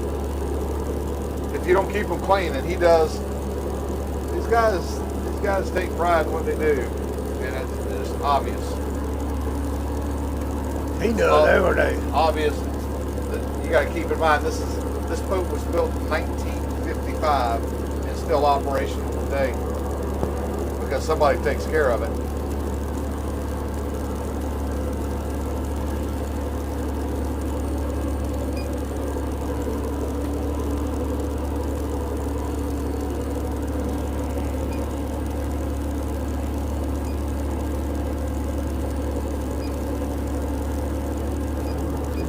Well, it's Christmas time, guys. We may break out into some Christmas song out here today, Johnny. So you liable to? That man on Sea Island over there, I like him. Yeah, nice stuff.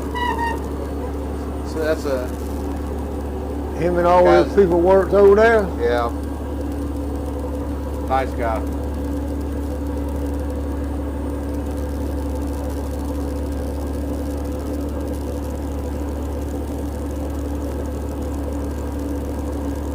It's hard to find somebody like Johnson cleans the boat every morning. You remember Obie Henderson? Captain Obi Henderson worked for Brent. Captain Obi, he's a legend. Yeah. That old man was the same way. Yeah. You scrub that boat every evening when you come in with that same mop. Hey, you didn't use a scrub brush. He make you reach out on the outside, the inside, everywhere, and scrub that thing every day. Captain Obi would. Captain Obi caught a lot of shrimp. Yes, sir. I do remember Captain Obi. He was when I was young and helping out over at Brent's. You know, he was running the Gisco 3. Gisco 3. You remember that? Yeah. He run the Avis J a while too for going honest. Avis J, he run that sloop rig for a while too. I remember the Avis J with the wheelhouse on the back of it. Yeah. Captain Obi said he's at the best boat he ever drove. He said he could sit there and watch us all have strikers in the front. Yeah. They didn't do nothing. He was a good old man, Captain Obi was. But he was one of those guys from that generation where they saw the shrimping get started. Yep. You know what I mean? And my granddaddy might die. Before he died, he said, boys, I'm gonna tell y'all something. He said, y'all can believe it or not, you're gonna see fish that's worth more than shrimp. That's the truth. yeah, Right now, fish, we get $2 a pound. If we could sell them shrimp with a head on right now, you might get $1. yeah. They're certainly not as big as what we were catching a month and a half, 2 months ago at all. You know, Well, that's cold weather. That's cold weather. They do that every year. Yeah. When you first start catching road shrimp, they 31, 35, or 36, 40, they start growing. Same way, when our sounds was open where we could drag in the sound, catch brownies, and all that when I was young, and out here in the rock, our brownies used to be 21, 25 headed. By keeping it closed, ain't nothing clean. Ain't nothing. You used to come out here and get old Mac Lip Talk. You remember him? Yeah. When he had the seafair, him and my baby brother Bobo, they was out there in what we call smokestack slough dragging at night. Old Mac like had a heart attack seeing all them shrimp that he caught with the seafair. That little old boat that, you remember Joe? See. What's the name of the brother there? We call it Seafarers Road. One that used to own this family. Poodle, was that his brother? Seafarers Joe, or you don't know? I don't know. I don't know what was or not, but yeah, Mac caught all those shrimp right there in the smokestack. Him and my baby brother, that little boat, then he bought the Daisy 8.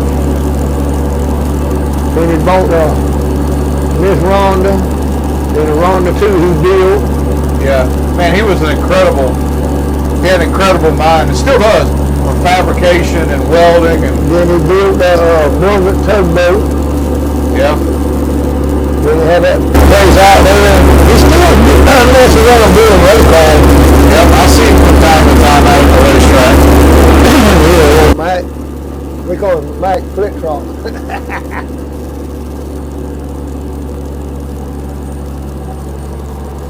Man, look at that. Look at that sunrise coming up here this morning. Your buddy getting a picture of it, or he taking that? Huh? Oh, he's got it up right here. Oh, down there taking it. Yeah, he's.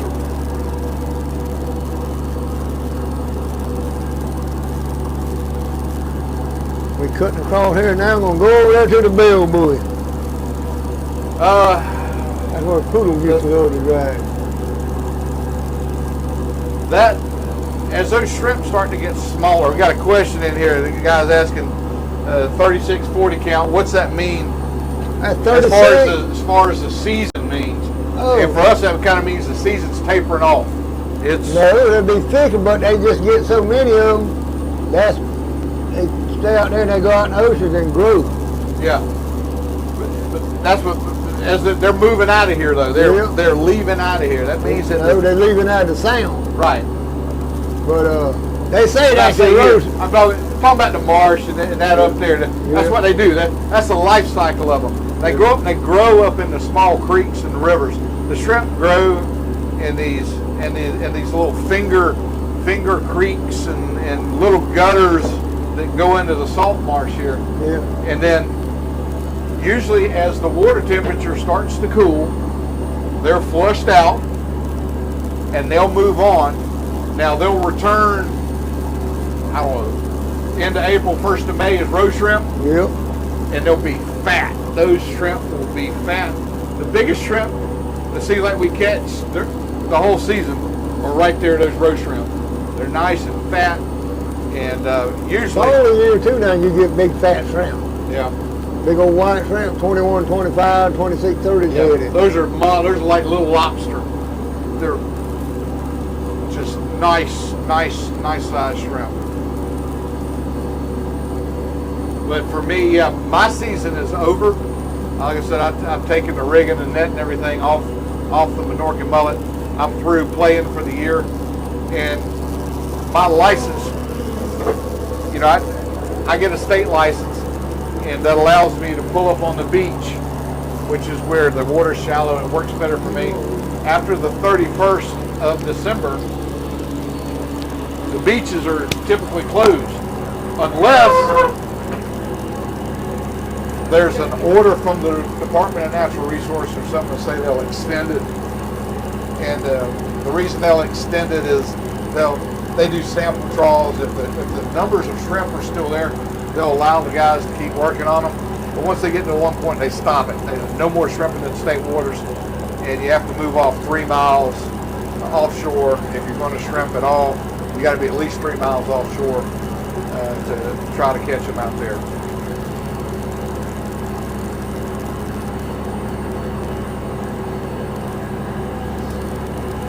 Teresa, I promise you, I haven't done anything with Derek, but he's outside on the camera, and we're going to we just about got enough sun in here where I think we can put these guys on this camera.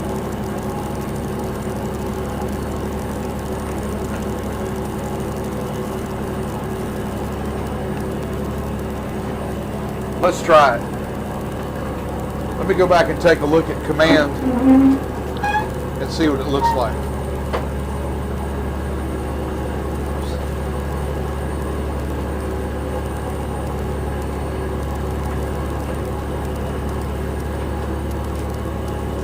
Oh, we got Captain Johnny there now for sure.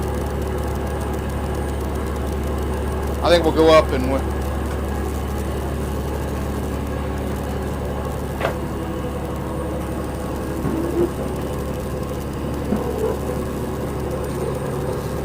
Derek, I got Captain Johnny on this one over here now. If you wanna give yours a break and let a battery recharge. All right.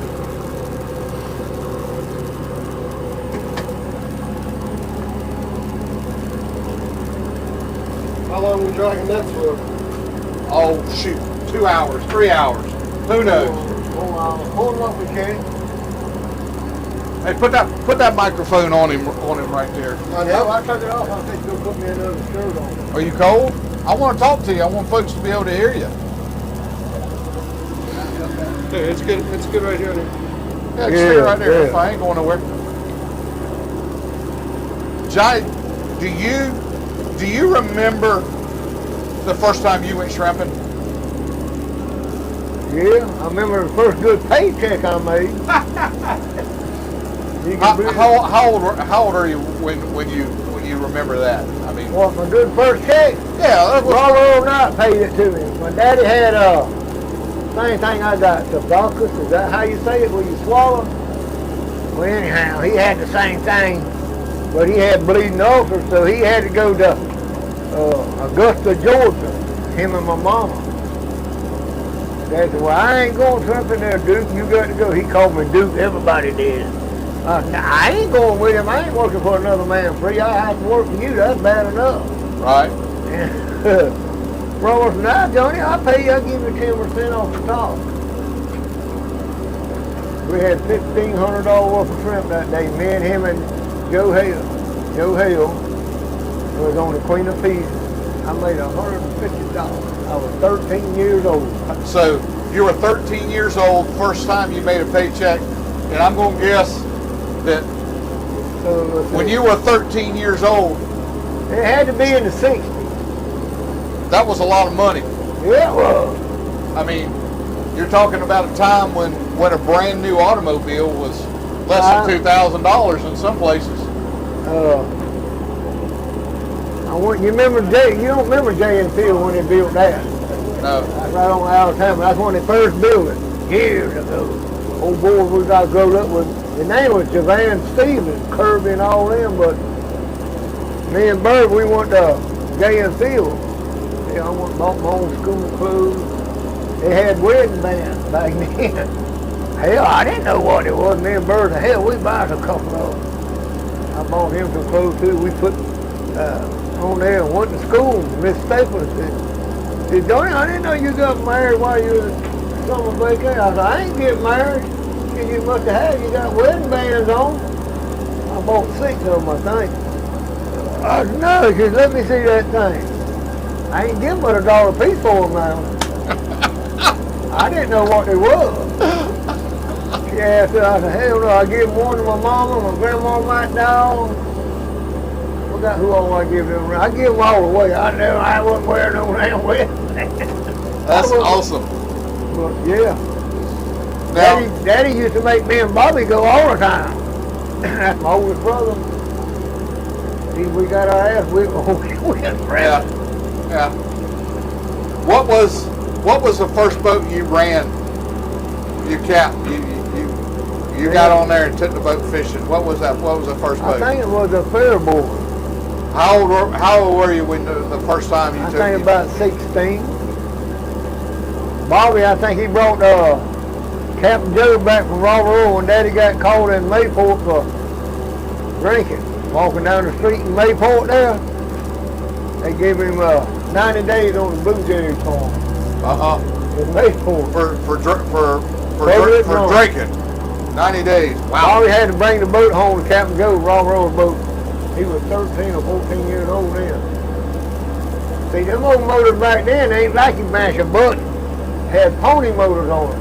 You had to crank that up first. Before you could get the main motor running. Yeah. You get that thing running and pushing all these handles and jump, crank that up then. Them old 13,088. I forgot what the other one was. But certain one of them you could take the compression off. Get that wheel turning down there. Yeah. Another boat pulling. And throw the valve back and she'd fire off. Yeah, you get the boat just like a car pulling a car off there. Like you dump the clutch on it and crank it up. Yeah. That's neat. Yeah. So you got Dad's down there in jail. You got Pops down there in jail. The boat comes back up here. Bobby was on it, him and And what, you just get on and start taking the boat and start running it? Nah, that was a different boat then. Bobby was old enough. Bobby's 3 years older than I am. I think Bobby started running a boat when he was 16 or 15. I don't know how old Thurman was. We was all born and raised in it. That's it. That's all I can tell you. I think Jonathan is the 5th generation. 5th generation shrimper. Yeah. I know a big Ricky. I met his son, little Ricky. Harold Boone, Greg Boone, Michael, and all them. I met all them. But then Skipper, you remember Skippy Seafood, don't you? No. Well, it's right there where you buy stuff out there in the hardware, go down that thing there. Okay. That used to be Skipper's there. That's where we sold all our shad fish. Oh, I like that now. Where did y'all shad fish? Right there, Friday Cap, Steamboat, Crow, I-95 Bridge, 17 Bridge. I didn't know there was shad there. Yeah.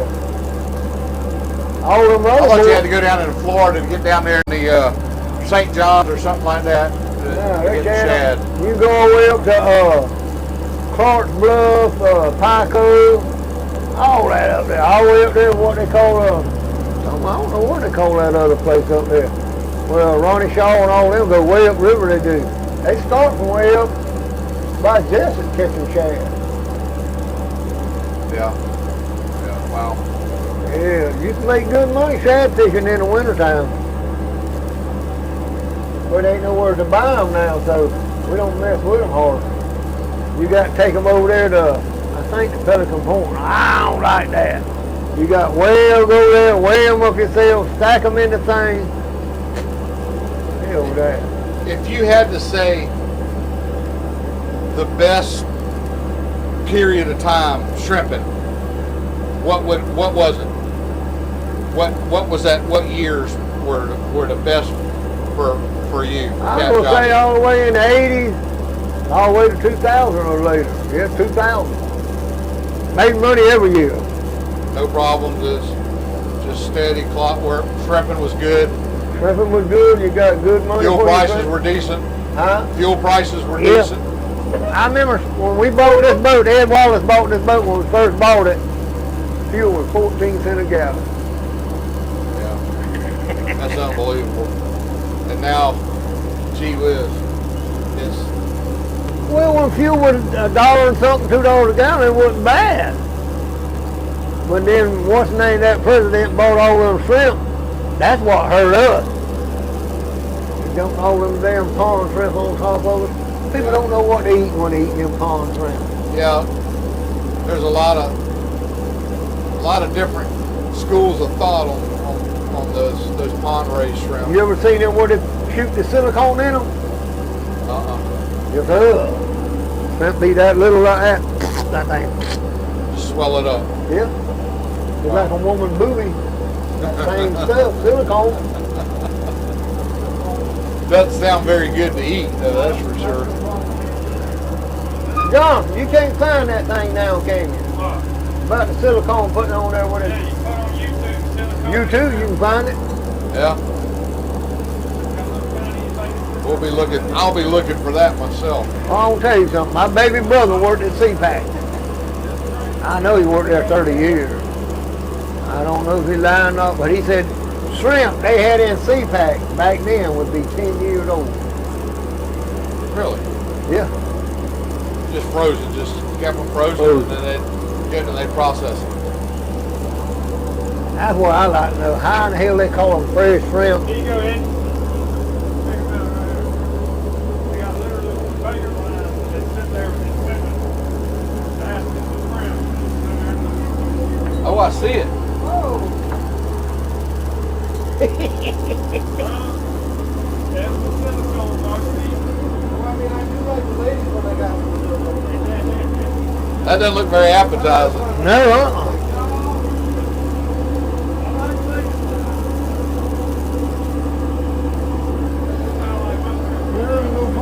If there was one thing that you would, if it was changed, it would make shrimping easier. What would it be? Would it be more shrimp to catch, lower fuel prices, or no? Open the sound back up. Open the sounds back up.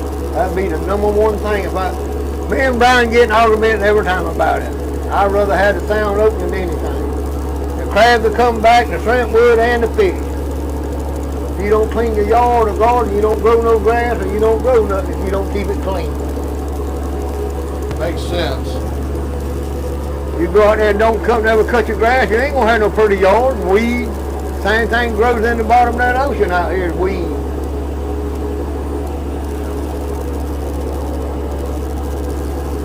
The only sounds open right now is St. John's there in Mayport and North Carolina. That's why they catch good shrimp. South Carolina and Georgia is closed. Closed. South Carolina used to produce just as many shrimp as anybody. I wonder if they'll ever reopen here. Nah, sport fishing we won't never let it happen. Yeah, I think you're right. Huh? I think you're right. I know. Personally, I got to experience it. You got to see it one time. I got to see it. You know. I'm gonna pull my try net, see if I got me a couple hundred. All right, we're gonna go He's gonna go check the trying engine in just a second. Yeah, we might as well.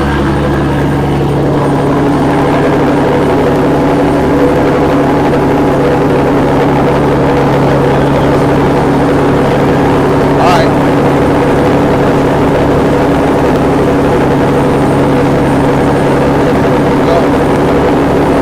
You're all right.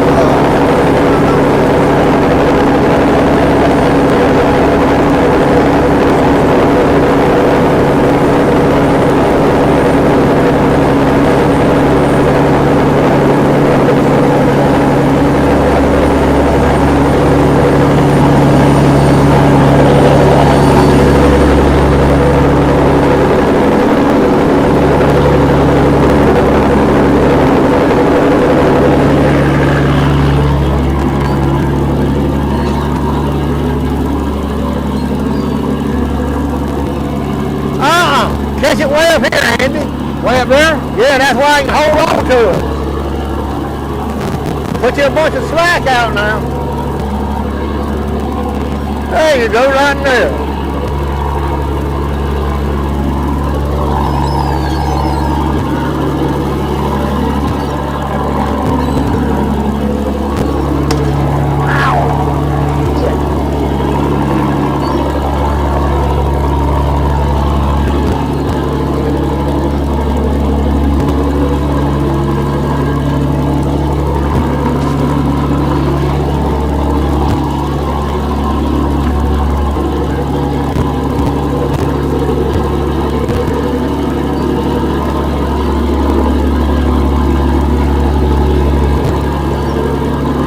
That's good. I got her. Count them shrimp right there.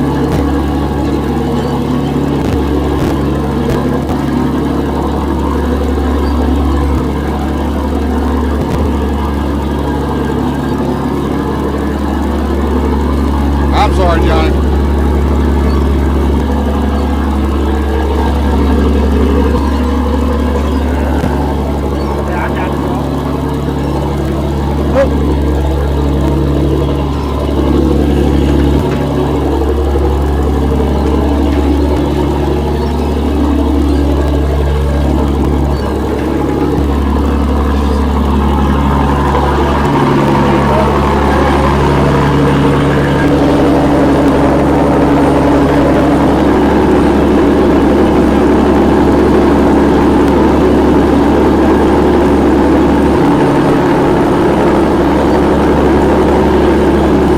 What do you have? 42. Come on, boy, get out of the way. Ooh. What do you think? Got 42 on this one. What'd you get on the last one? That's 46, wasn't it? No, the last one we had 72. 73 because he thrown one in the basket.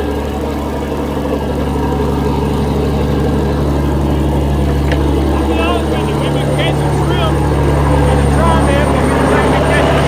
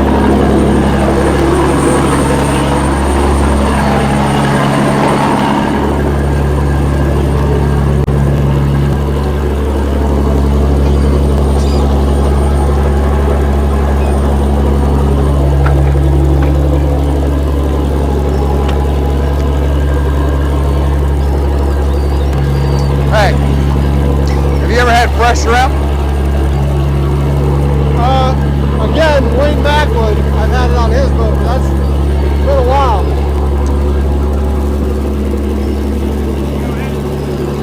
Oh, I should have brought some sausage. Don't get it. I'm gonna bring my deer sausage, but I ain't got nothing but Italian and jalapeno cheese. I ain't got no more brown maple syrup. I ate all them.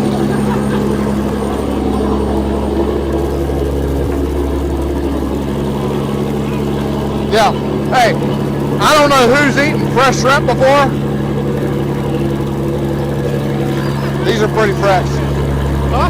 These are pretty fresh. Pretty fresh.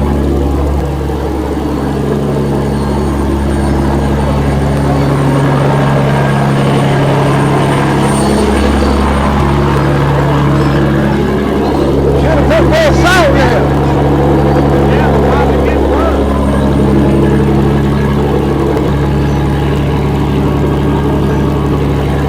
Those are pretty good, Johnny. Huh? Those are pretty good. We cook them in that salt water.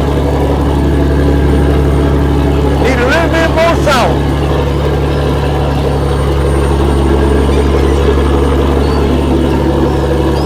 It's sweet though, ain't it? Yeah, they're good. Golly, they're good. Tell that boy you better eat some more.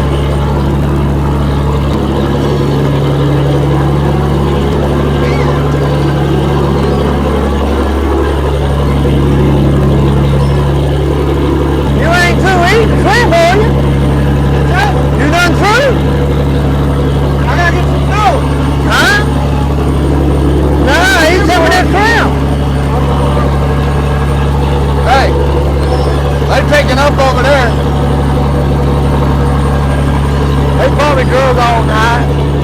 It looks like he's got them whipped up.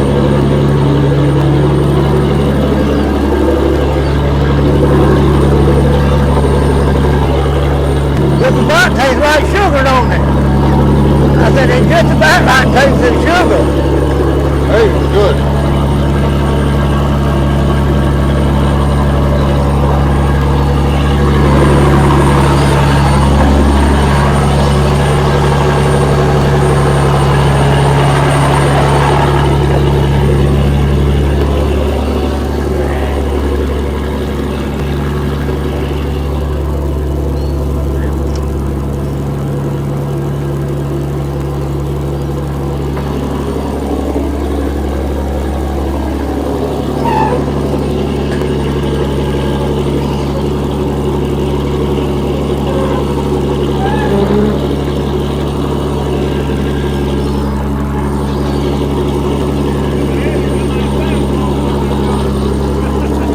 What, John? You look like Santa Claus over there. A little bit shorter beard now, that's all. About that time of year. 'Tis the season.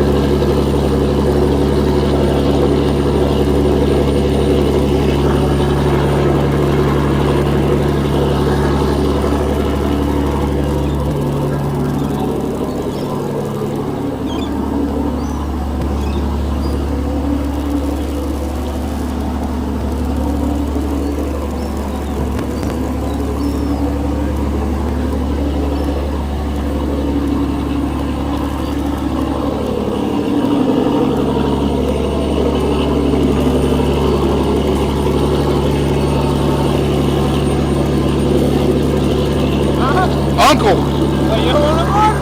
I done had 30. I ain't gonna eat no more. I just go for him. That's what he said he wanted for breakfast.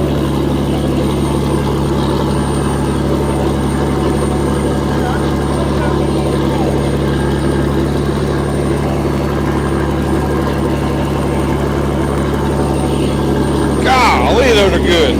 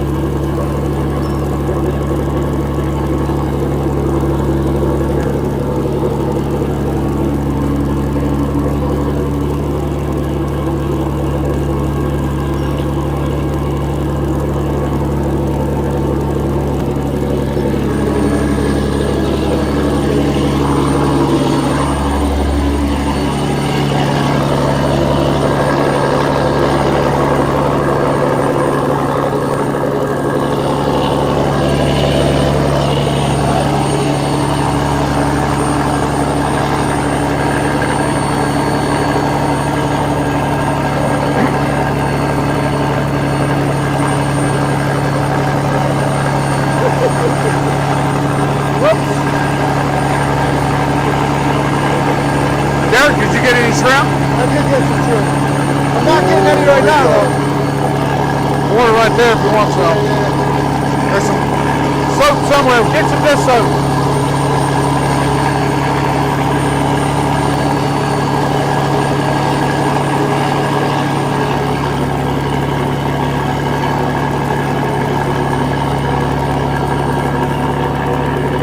Got a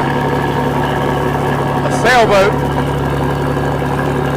sailing in. Hope you guys can see it over there.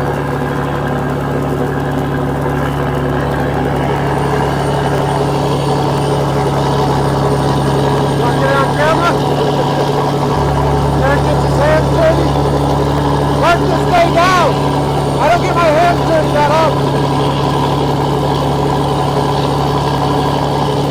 We know better.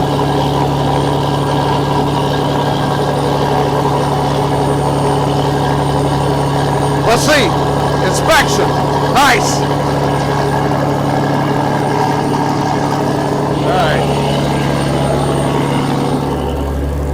All right. Man, talk about some fresh shrimp. Who wants fresh shrimp? When I mean fresh shrimp, they've been on the boat for 20 minutes. And now they're in my belly.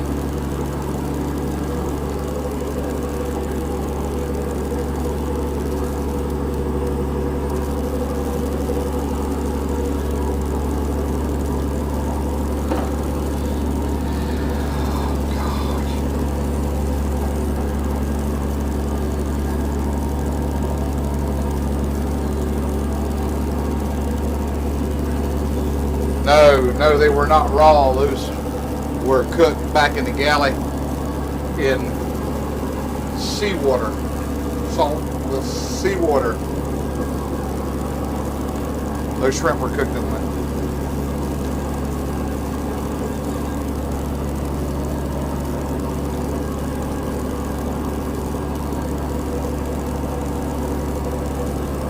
You know, that's pretty cool.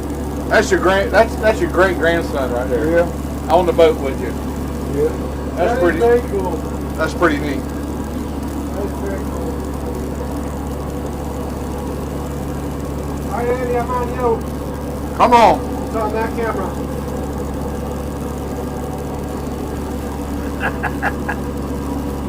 It takes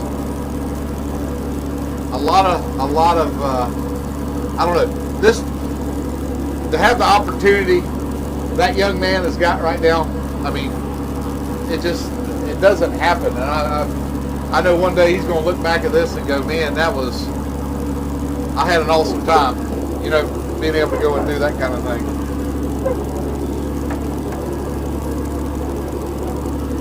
Bring her heart over, huh? Nah, turn it around. See that dot right there? That's a fuel tank. Fuel tank? No, fuel tank. Come out of a shrimp boat. Oh, jeez.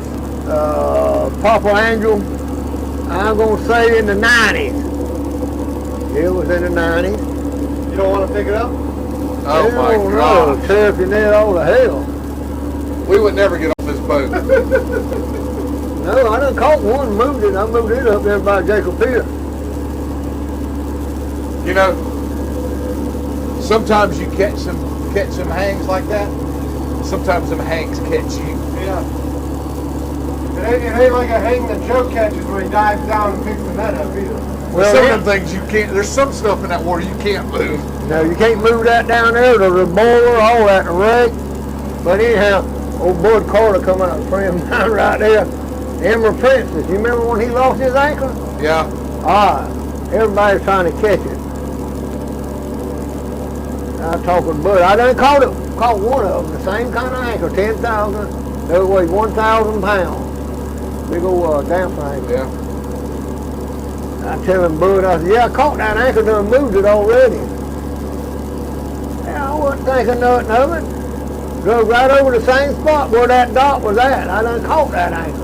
I'd be damned if I didn't catch another again. Really? Same kind of anchor. I was bragging about him. I caught it and took it to the university dock.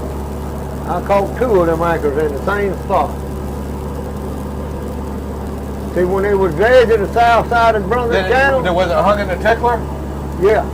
So it didn't tear nothing up? I tore for many a nets on it. Jonathan did too. Everybody else did. Yeah.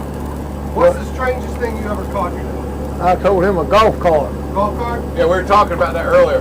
right there at St.simons Pier. Yeah. He said they come out of the wheelhouse and said, it's got wheels on it. My daughter, she used to fish with me all the time. They didn't know what it was. Johnny went back there and then... Back there when we used to conk on Sea Island Beach and all these beaches down there in the bottom over there in Cumberland, I was telling Andy, I reckon they were called moorheads. I don't know what them little bums was. Got 4 fins on them. They used to stick them in them things and shoot up, whatever they was. Used to catch them all the time. But the time they get out of water, about a couple of days, they fall apart. Yeah. I don't want anything that looks like it might be a device on my... Y'all see, keep that. I can't think of his I name. don't want nothing to do with it. Rusty, that diver right there on up in by Turtle River somewhere up there. I think he said Plant McManus. I think that's what he told me now. I found some musket balls on a seawall job on a bridge. We were building a bridge out of Botany Bay near Edisville, and you know, there's battle sites all over, right? Yeah. So I find some musket balls, and I take them and I throw them in my center console. Those things started falling apart like immediately. Right there on my leg. Once they made it to the air. Yeah, there's a. Yeah. Like, I it's found me one a of those things where it's like you're penny right there in my yard, 1847.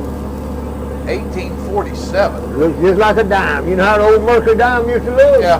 That's what I thought I found, but it was a penny, 1847. Wow. I still got it at the house. You know, that thing ain't worth but $20. But now, if it's an But it's a penny worth 1846, $20. that'd be worth $2,000. 1 year difference. That's my luck, Johnny. That's my You got luck. my luck. I wouldn't have never Maybe believed you got that. something going on. Let's see. The Wi-Fi network, the food boat, does not appear to be connected to the internet. It says it's online. No, it says it's offline. No, it says it's online. So, It's jumping back and forth. It's obstructed. What's it obstructed by? But that's like them shorts there. There ain't many, back then there wasn't that many shorts. Man, there's so many shorts now. Ooh.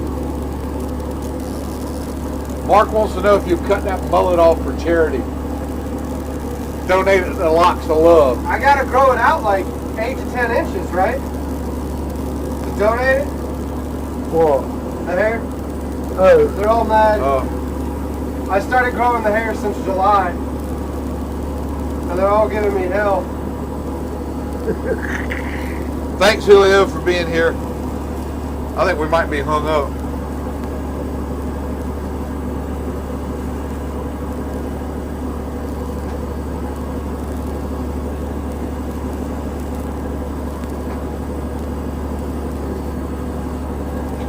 Alright, I'm gonna knock it off real quick and I'm gonna knock it offline and bring it back up. It ain't gonna mess up that much. All right. It says it's heated. It shouldn't be cold, but it says it's heating. Do you want me to switch it over to mine? Switch over for a minute, yeah. See if I I gotta can do that. reboot. We're losing them.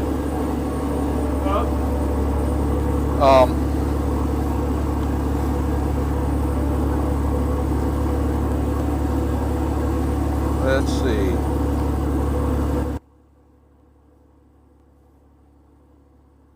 Yeah, I started growing my hair out.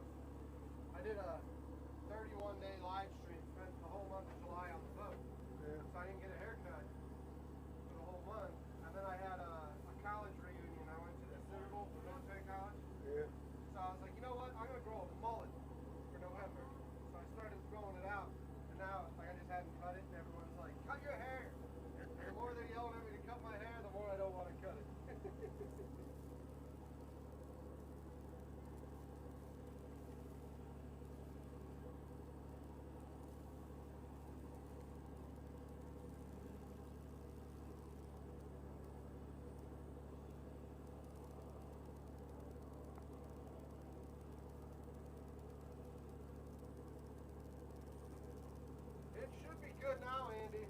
it looks like it. Looks I well. just rebooted it.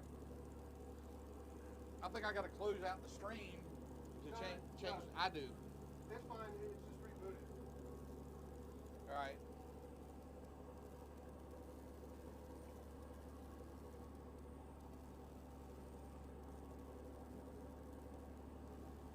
We're down to 2, 2-1.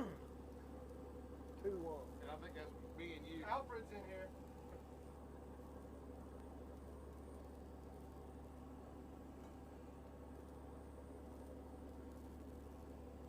All right, guys. Hopefully, we're getting this thing back up here.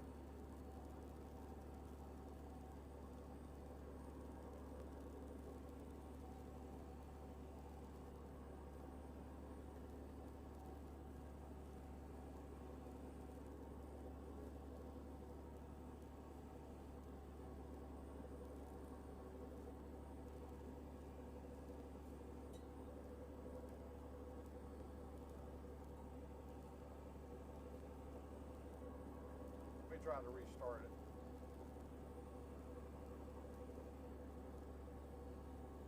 I still had Starlink.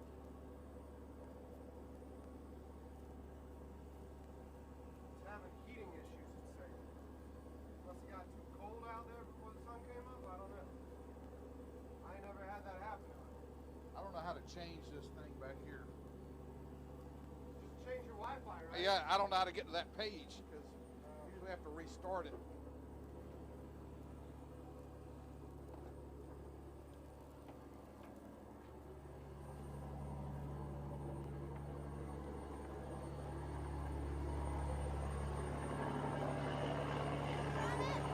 Yep.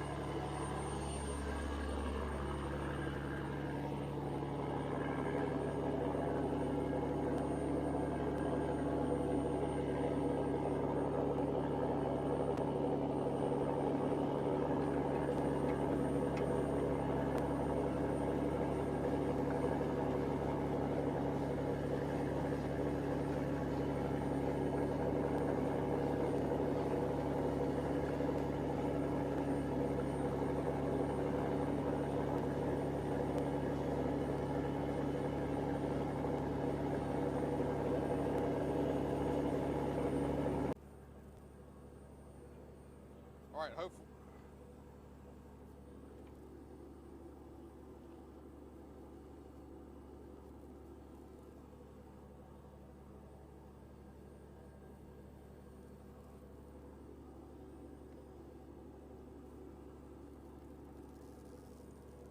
All right, hopefully we're back at it now.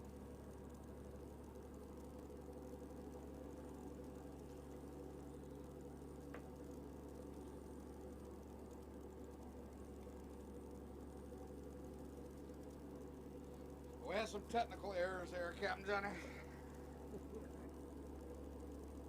It messed up with you. The satellite connection decided it wanted to take a break, Oh. so it took a break. I don't blame it. Probably getting old like me, wore out.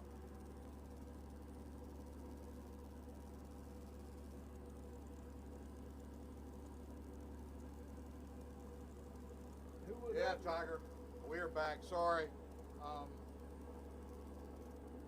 Let me go back in here and set some audios. I probably got to reset the audio levels too.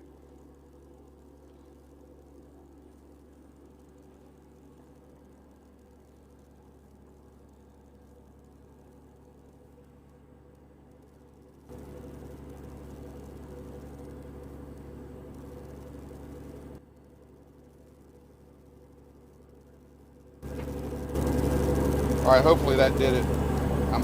Hopefully we are back. Tiger, let me know. Can you hear me?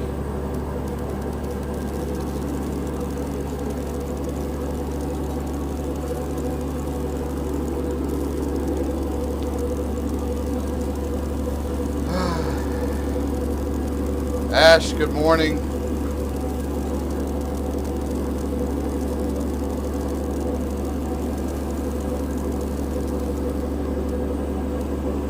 What's the audio like, guys? Are you guys able to hear us. 5x5. Thanks, Tiger. All right, yeah, we're back. And yeah, the Starlink took a break.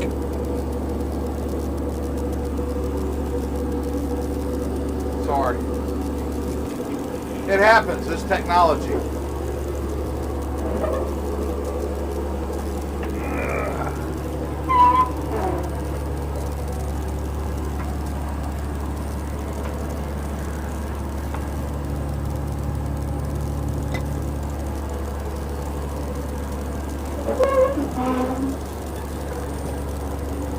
What's that work out? Some things. We're going to have to.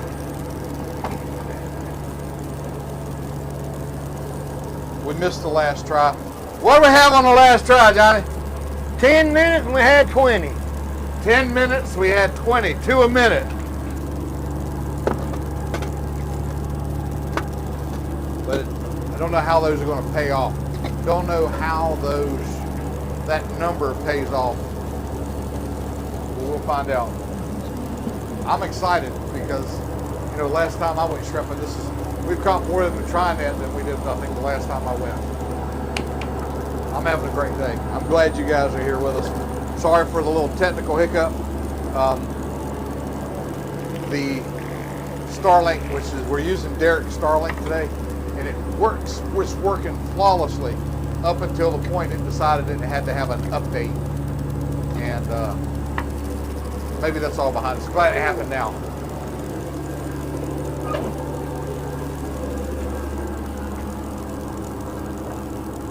They do want to see his autopilot. Let me get the mobile camera going so we can show autopilot. Can they see it? They can't see it from, oh, they want to see the mechanism. Oh. This mechanism, this is the tried and true. I think they still make that same model. And it's got you have to get down here where you can see it, Derek, because there's several components to it.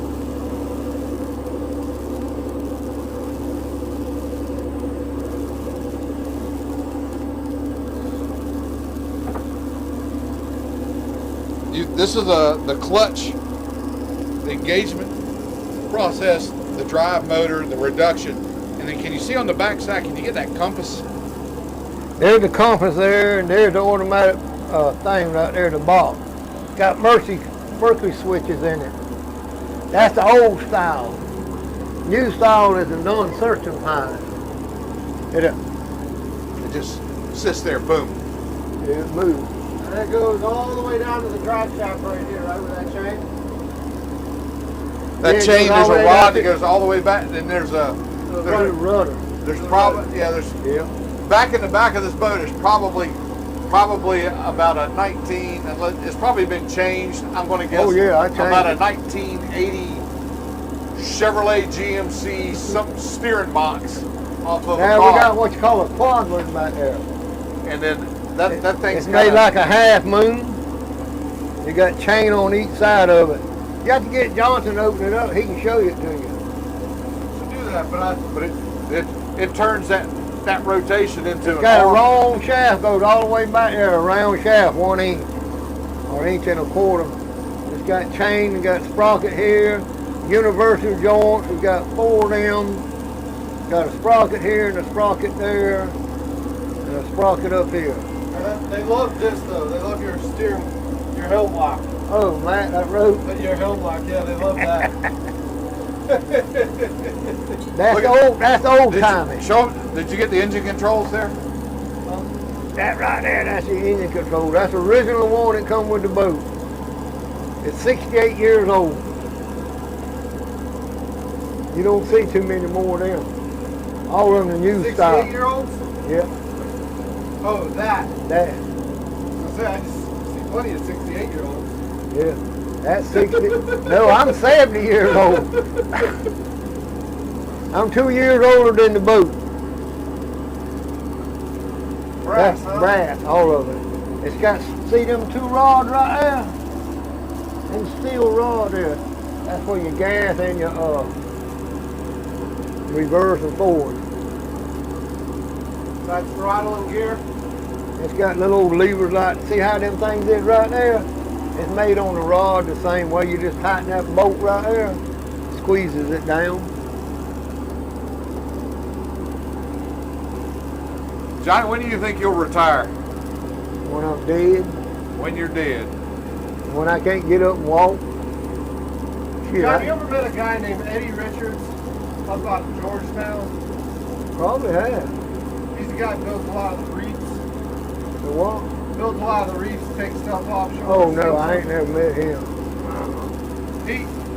I went with him on a reef build one time. We were sinking a big old tugboat, Yeah. and it was funny. He brought a photographer out with him, and the photographer was taking pictures from. He has a 110-foot supply boat that he uses to bring everything out that he bought out of the Gulf.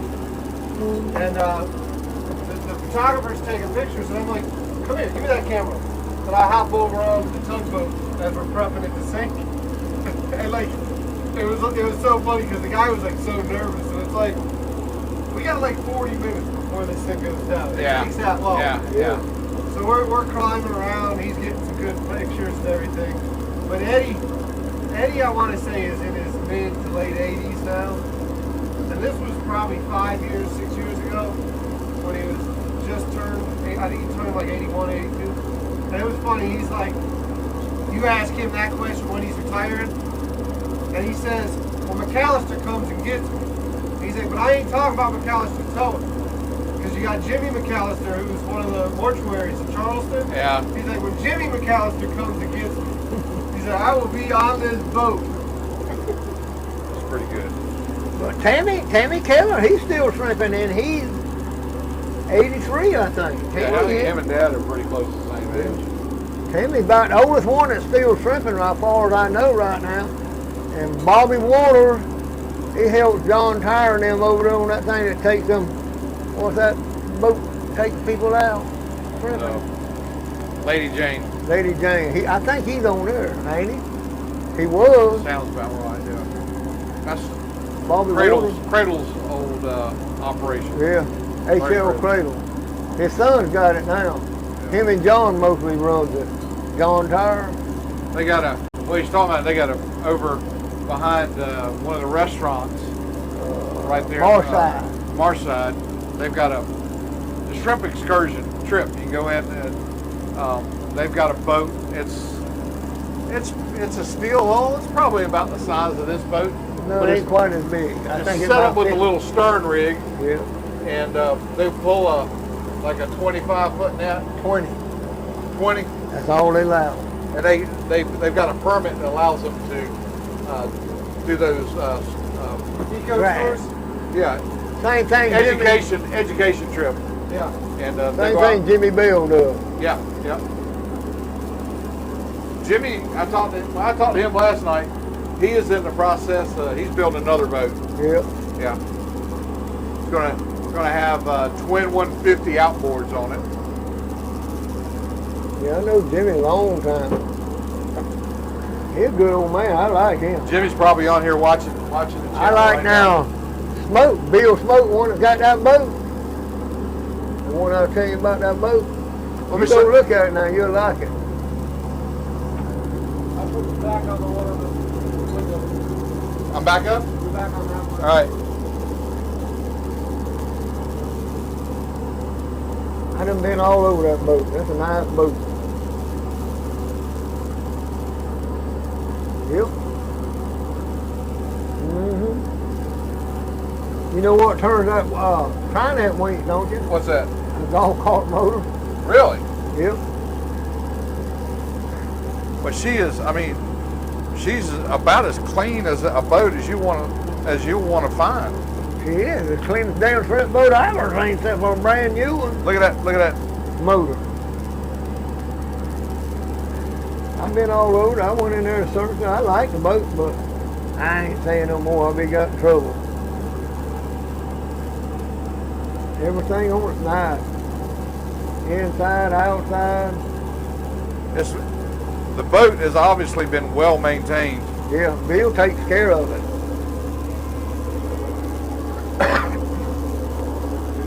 I think I think it's 40 years old. I think That's what he told me. we might need to add that one to the Bennett fleet. Minute, please. It's a nice boat now. It is very nice. Yes, sir. He's going to need one.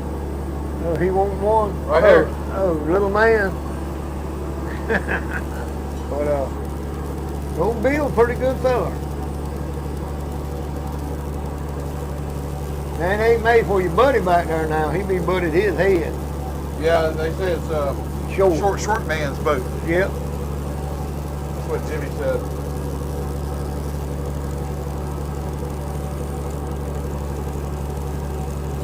Well, I know we probably got about 3 boxes back there right now. Shit, I wish we did. They're all going to be about that big, though. But I wish they was, you know. Frank and them paying more this year than anybody is. He was. I don't know if he still is or not. But see, cutting across here now, used to you could cut across up there further on the 50 line. Yeah. But when that ship sunk, it made a sandbar. See where that sailboat is right now? Yeah. That sandbar's all the way up there now. You'll run aground. If you don't know how to run that channel, don't you get on that edge, because you do, you're going to run aground. That's how much it filled in.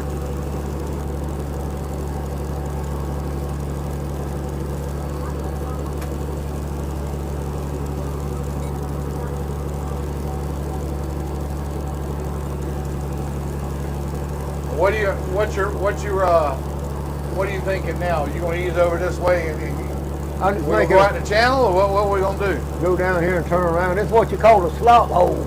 You put number 17 down there on the point. Right, yeah.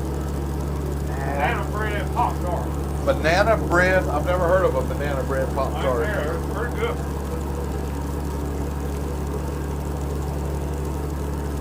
It's a little better if it was warmed up, but ain't bad though. Tastes like banana bread. Yeah. Not bad.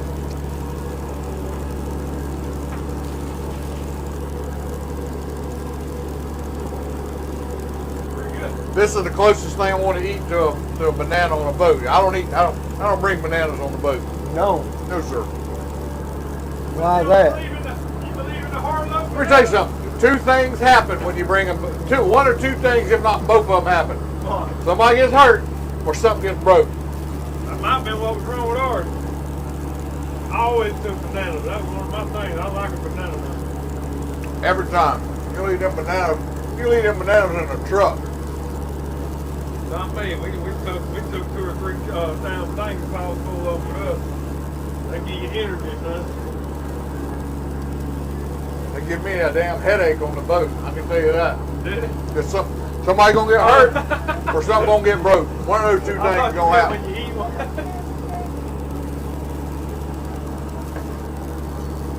A lot of people got old. Huh?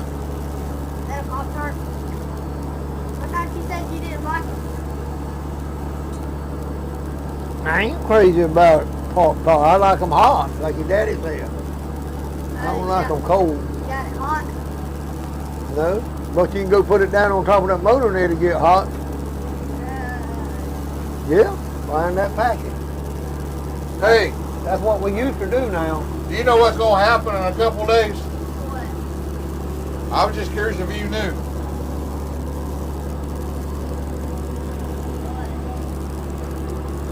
What's gonna happen in a couple days? Christmas?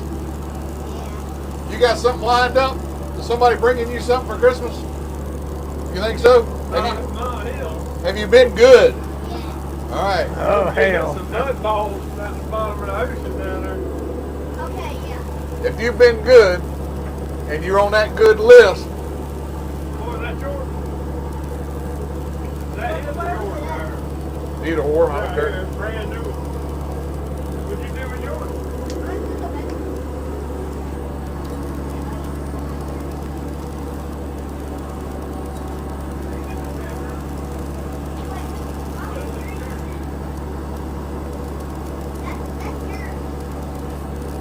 I wonder what old Leslie Jacobs done with your daddy's old boat, old African? I think they Queen? sold it. I know he sold it, but I don't wonder who the I don't hell know where got it went. I need to ask him. I seen him down there at the marina. Yeah, he's running the bait boat down there. That's what we used to call an old African Queen. That was a fun little boat. That was an old ass boat too, wasn't it? Yeah, it come from Chesapeake Bay up there somewhere. You know, an old oyster boat. Yeah. And that boat was worked on up there at Jimmy Bell's. They fiberglassed it up there. We did.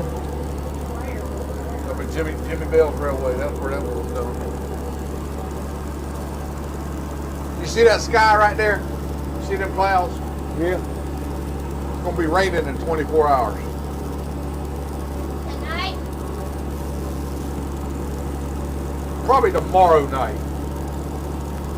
How the hell you know it's going to rain? You see the little sky? That sky looks like the skin of a mackerel. Tonight I'm going to It's got that ripple to it. Yeah.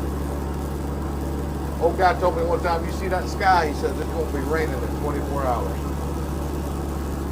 He called that the mackerel sky. When you see that mackerel sky.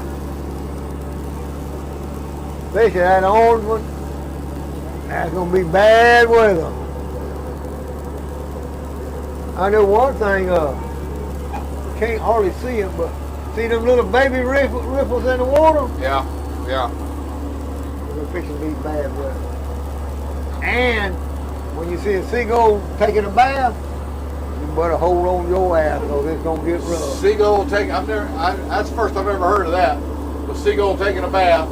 Watch out. If you see him down in the water, He's taking a bath. Right. But you see them little baby ripples in it?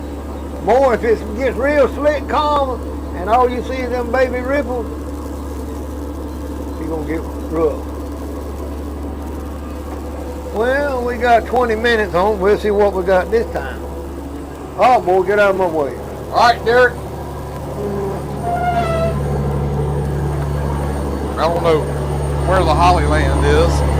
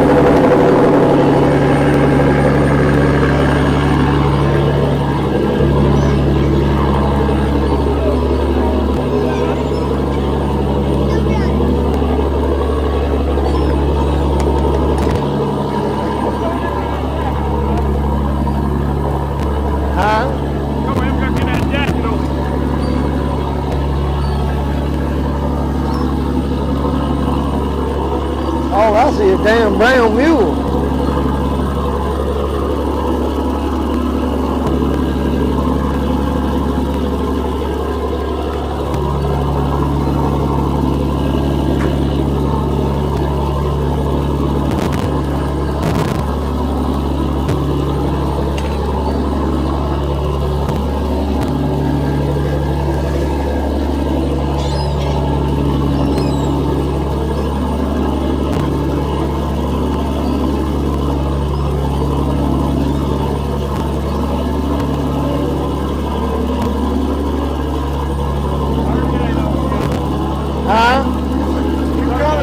There's one right there, Jonathan.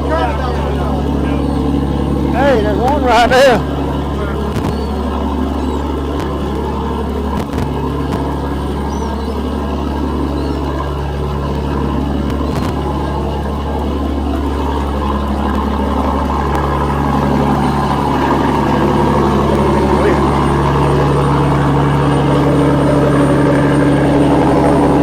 And overboard they go. Run! Get out of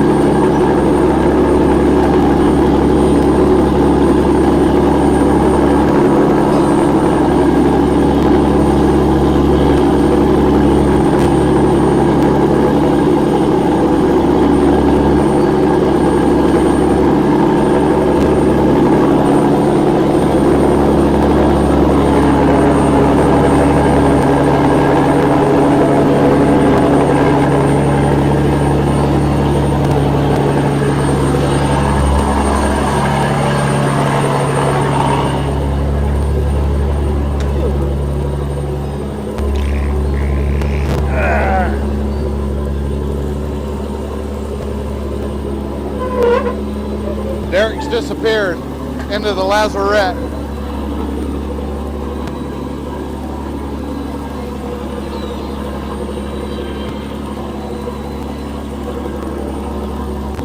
Yes, sir.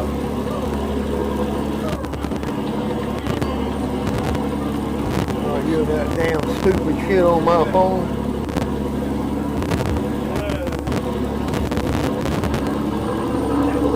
How many you had then?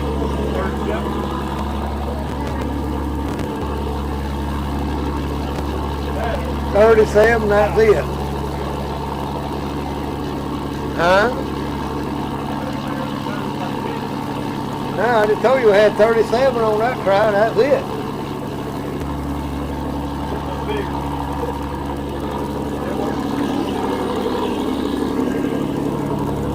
There you go. Huh? 130 something each try.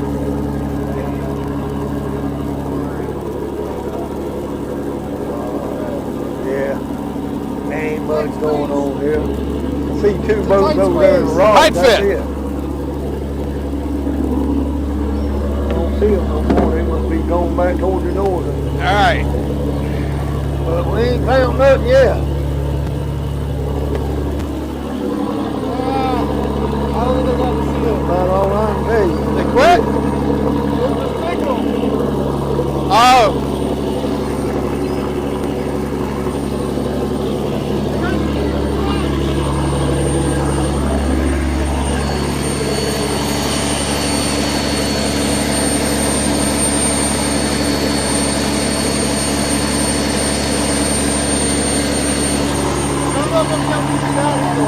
Start. What happened over the phone? Look at that one. You didn't have my damn volume turned down. Yeah, you did. You're full of shit. And it's really noisy, and there's a lot of moving parts down there. Oh, we've been back there on a field trip. Went through the lazarette, and then You see how we made he that was up? looking at the engine room ladder. Boy, And you then mess up my phone backed again, off I'll of that kick your one. goddamn ass. Yeah, you leave it alone. Don't you cut my volume down again. Go back to the.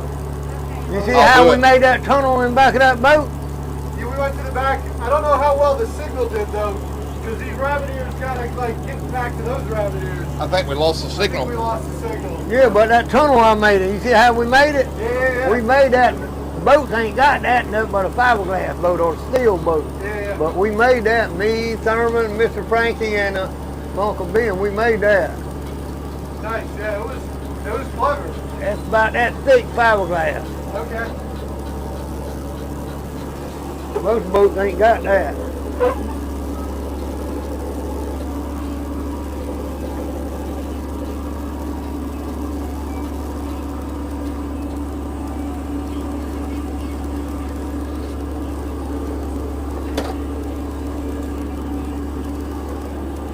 We've been dragging 2 hours and 16 minutes.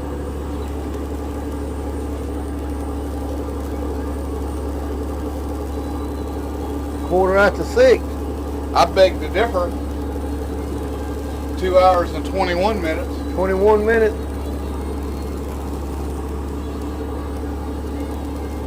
That's when you put the peg in the throttle right there. Yep. I hit it.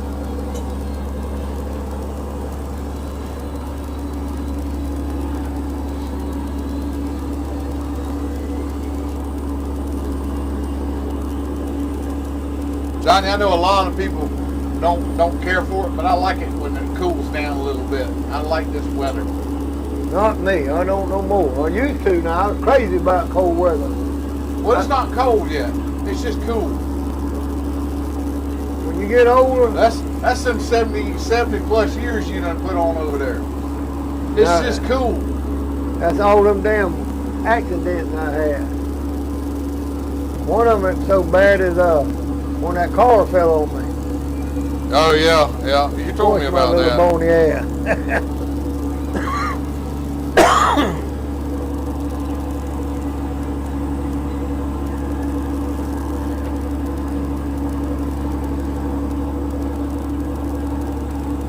Well, what did we have on the last try? I missed the count number. I think he said 37. Oh, all right. That ain't no good. That's no good? You don't get 100 a barrel, you ain't gonna catch nothing. Need 100. Need 100 in that try net. Yeah.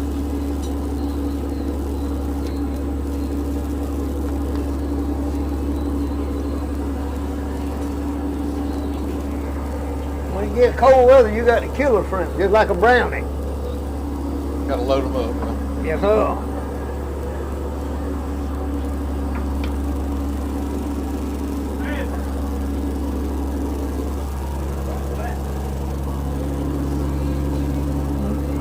Let me see what you're looking at. That's that. That's the router box for the Starlink. Get a look at it because that's going to be your next internet. When all Tiger's worried I'm gonna get hit with a upgraded fee. I paid $150 a month for stationary. yeah. And he's Well, won't it just kick you off? no, he'll hit me with $500. I was like, dude, I moved around in July with it, around Charleston Harbor and stuff. So I'm not super worried about it. Because I thought you actually had to have a separate unit. It's the same hardware. Oh, it is. Okay. Well, So what are you saying? Like if you just leave it in one spot, it's $150 a month? No, so there's a cheaper package, like if you want to put it in your house. Ah, okay. So I have the package that for RVers and campers and stuff like that. So like mine can go anywhere. It's not supposed to be mobile. So there's another package, mobile, and then there's even a more expensive package, there's 2 panels that you're thinking of, that's for boats. yeah. So it's 2 That's panels. pretty. That's It's like a $5,000 investment. yeah, and a $350 a month regular fee, right? I think no, 500 a month. 500 a month. But let me tell you this: with that system, I mean, it'll run all your phones, laptops, Oh, yeah. television. When they talk about unlimited data, they talk about unlimited. Run it. Turn it on, brother. Like your phone will say unlimited data, and they're gonna like follow you back and they Man, it is a nice day, though. It's a good day to be out here on the water. Now, I will say this though, North Carolina, South Carolina, Georgia, they're not very populated. There's not many of them. It's like you have connected to satellite right now. You go down to like Florida, you go to Miami, New York, stuff like that. Those guys got all sorts of Johnny, do you ever see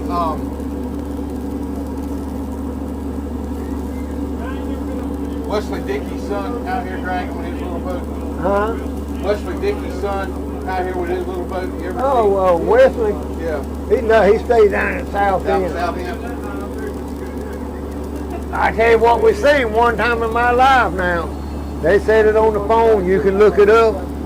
With I don't know if I was on this boat or the Flying Cloud. I think I was on the Flying Cloud.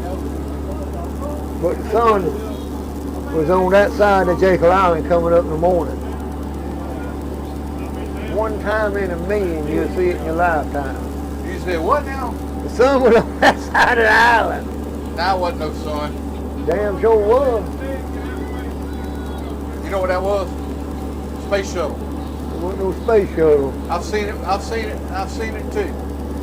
We was all dragging right there on Jacob Beach, every one of them. I've seen it too. Now, ain't this some shit? Watched it come up. It was a space shuttle.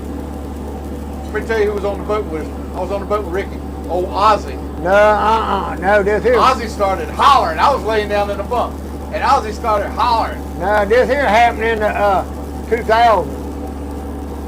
Well, they launched some rockets back there. Yeah, but you wasn't on no boat with Ricky, because Ricky was dead. Well, Everybody. the time I saw it was had to be in the maybe 80s or 70s. 2 weeks before that thing blew up. This was. John! Where's he at? He'll tell you. See this kid, this comment? What is it? worked with Carlson and Company Oh, Yancey, yeah. out of Brunswick. Yeah, he was a mechanic. He's like, I've worked on a lot of the shrimp boats. Oh, Who? The guy's name is Thomas Bowen. he worked for Caterpillar over there. Oh, Yancey. know him. Carl. It used to be Carlton. Carlson. The only one I know used to be over there. Hell, I done forgot his name now. He's dead. I know there was Ray. That's the Caterpillar mechanic right there. Only thing he needs to go up there for is parts. Makes sense. But this motor right here has never been rebuilt. I don't think. Has it? 30 years. Yeah, 30 years. Still. I mean, it's a testimony to what it is. But anyhow, let's see. I can't think of that other man that was there when it was Colson Caterpillar. See, Yancey really owned the business to start with, Colson, but they sold it to Colson Caterpillar back then. Then they resold it back to Yancey. Yancey again. That's what they told me. Now, if it's a lie, they told me. I don't know. But I can't. He says he remembers Ray. Yeah, I remember Ray. Yeah, that's what he said in chat. He remember Ray. At Yancey's when it was Colson Caterpillar. The same motor here, when we rebuilt it. Me and Thurman, Ray was down there. Me to get the warranty, Ray had to sit there and watch it. Because I ain't got license to be a mechanic. We bought the head from them, brand new. You ask Thurman, he'll tell you about it. Brand new, put everything in it. We crunk it up, we run it down to the ship dock. It run hot. So we brought it back, they raised in hell with me and said, well, you put the combustion chambers in there too tight, you cracked the head. I said, no, we bought it brand new, complete. They looked it up. I had to pay $1,900 just for a head gasket set and him to watch me do it again. You never? The head gasket blew on it? No, combustion chamber. He's got something on it. Oh. Well, I called him back in a minute. But anyhow, the combustion chamber's in there. Brand new head, $4,800. Had a hole in it. Well, Thurman bought the combustion chambers out and put in his boat, because that's what he thought was wrong with his. On the Captain Jack when he had that. Yeah. You remember that boat, don't you? It filled the motor back up with water again. Thurman said, well, damn. So I took one, I filled it up with water, held the bottom of it, stuck my finger in anything and blowed on it, and water shot Thurman in the eye. Oh, it really had a hole in it. Brand new combustion chamber. Last time I changed the spray nozzles in here, been about 11 or 12 years now. You remember Donald Pittman? He worked at Colford and Yancey when he retired. He looked on that thing and said, Johnny, it's been 10 years since you changed it. Wow. And Old motors run. Motor runs great. it's about I like the drone of that old Caterpillar. Carl Frank said he didn't What are we like turning like? What are you turning? 1250? No, 13? 1,300. Just purring along. I don't never run it hard. Hey, when this boat was built, did Ringhaver own Desco then? Who? I don't know. Ringhaver. I imagine he did. I know he bought the company. They started it, and he bought it. I can't remember when that happened. I didn't look that back up. And then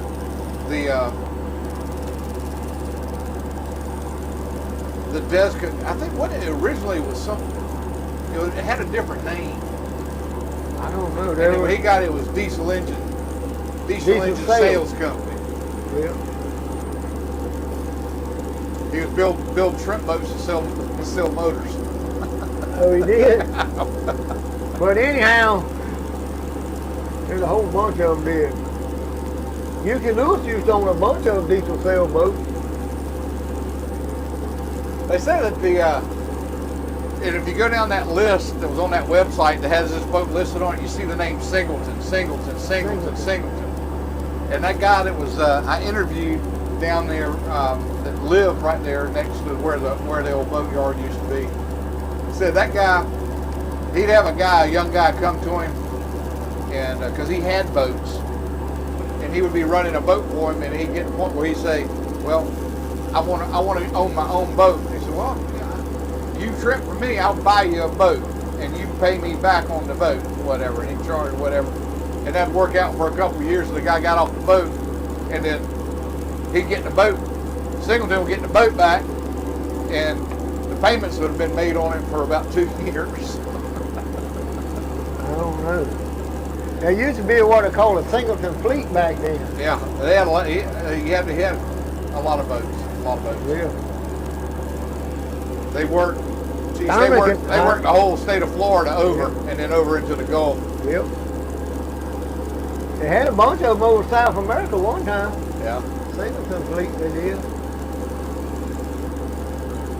I remember at some point, Desco got sold to a company called Whitaker. I don't know nothing about that.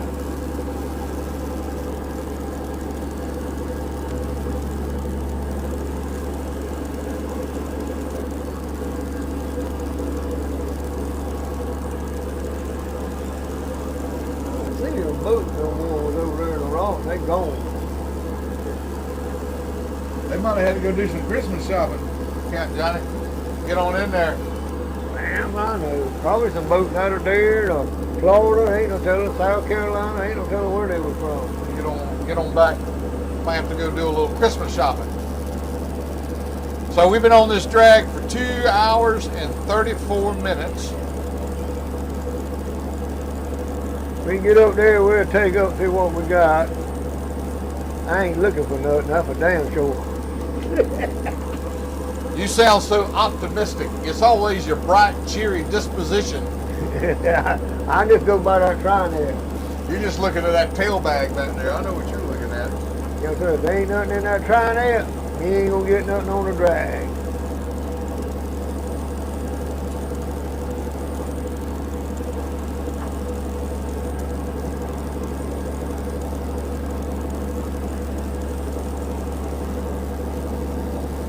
Yes, I used to love that shad fish. Back then now, when we used to shad fish a lot, when Skippy used to buy fish, we could keep the catfish and the rock bass.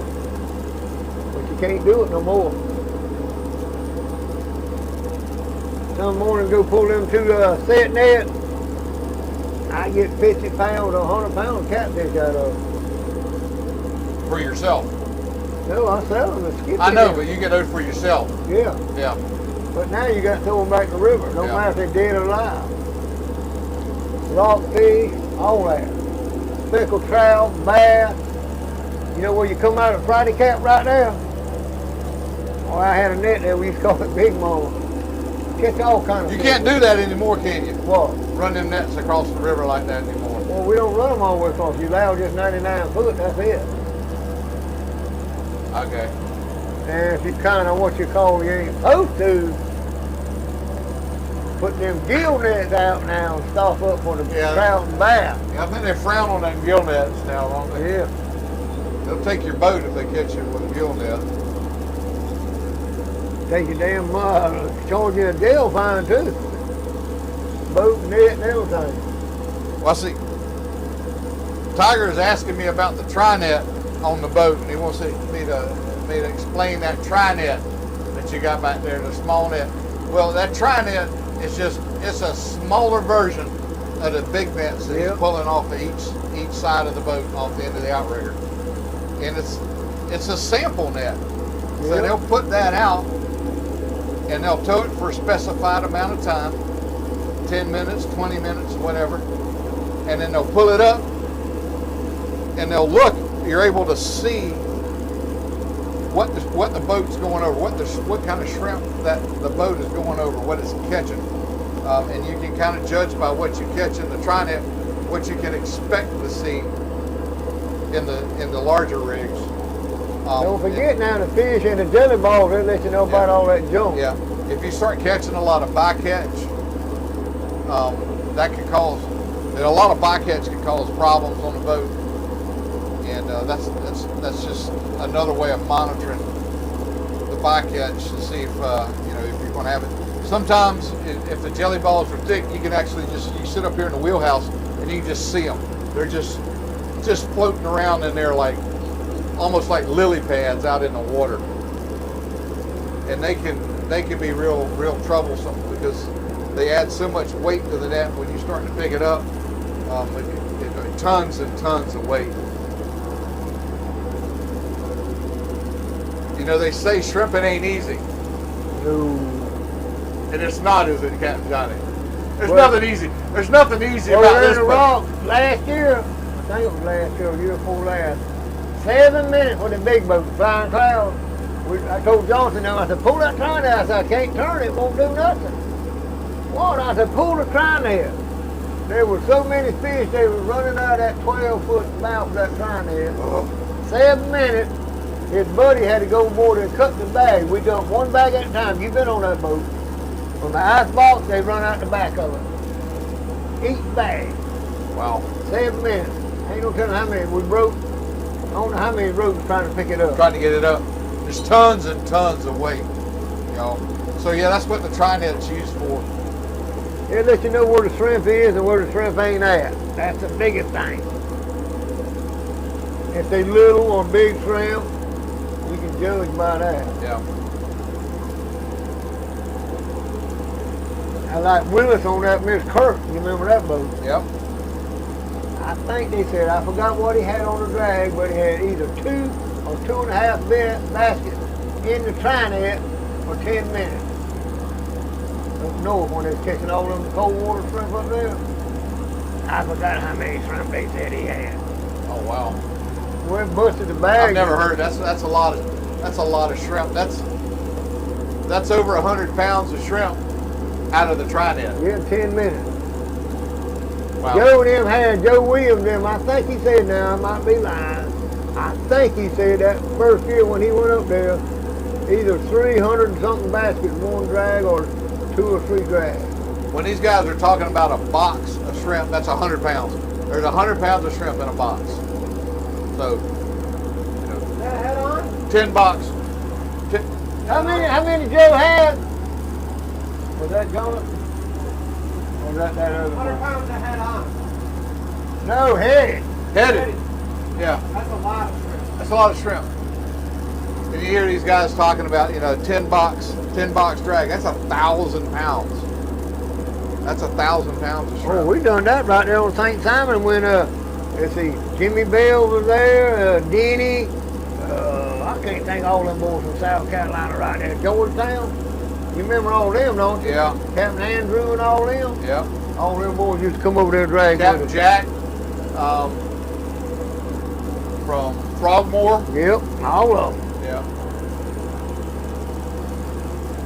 Like I said, I had the best drag I had there was drug down there with the head on. I had 30-something boxes, one drag out of 3 nets. Bubba had 50-something baskets. I know you're not heading that many shrimp on the boat. No, we're Get 'em them back quick there as and you- bought them with the head on. Kick as quick as you can get them off the boat and get them up on the table. Somebody's up there heading those things where you can get back to them. Yeah, that's what they do in North Carolina. They got 50 or 100 people there heading at each table. Yeah. They got 4 or 5 graders there that they grade the shrimp. Amazing. It's just, I think it's $75 or $100 a box they charge for grading them, heading them and everything and packing them. I think now, I ain't sure, I think that's what they said. Joe could tell you more about it, Joe Williams and them. here we are in a beautiful area that just really used to have a major shrimping industry here in this area, and it's nothing like it was. But yet, you go up to North Carolina again. You talk about dragging in the sound and be able to get in there and dragging the sound, and their industry is flourishing up there. Well, you can go right there to, in their sound, they allow what they call butterfly. The little fiberglass boat like you were showing, or littler or bigger, and they got butterfly nets. You know what that is? Yeah. Like they got in Louisiana. They can do it there, and they kill them. Yeah. I got, well, the guy that, Fishman Joe from Miami, he's into bait fishing. That's how he catches his bait shrimp down there. I've seen videos of him. He's got those wing nets, butterfly net wing nets, and just idling around with those things. And he's looking down there. You can see the shrimp in the water. You can see them down there. We'll use them They're right on top of the water. Yeah, use them running in the Cape when we used to go running intercoastal. At night time, they got a flashlight over the head and hanging over the bow of the boat. They got a thing. You know how they catch crawfish?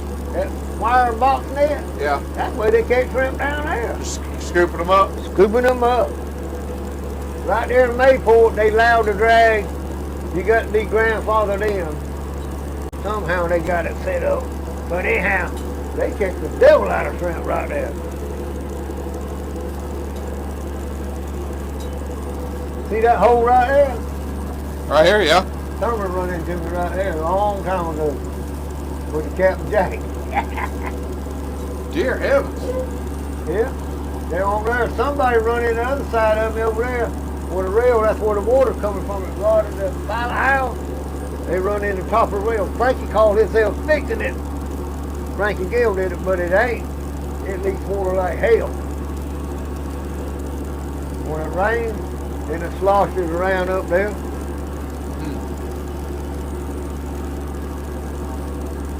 Me and Thurman was kind of racing going through the bridge, old Lanier Bridge, long time ago. That's the scaredest ever been. He was on the Captain Jack and I was on this, my brother Hogg and Mr. Raymond. Boy, we getting it going on. I didn't know boats would do that. If they run beside each other, they'll suck together. Just like that. Yeah. Huh? I've heard that. Well, the tugboats do that then. But anyhow, we're racing. The next thing I know, Mr. Raymond's standing over that pipe rigging and we done sucked together like that. Someone's, Johnny, don't slow down, keep it turned hard to the right. He slowed it down. He slid right beside his boat, his anchor. I bet his anchor didn't miss my pipe rigging that far. Wow. Then I won't do this. If you on the boat race, you get on the other side of the damn river. I ain't doing that no more. I didn't know they'd do that. We're not doing any drag racing out here.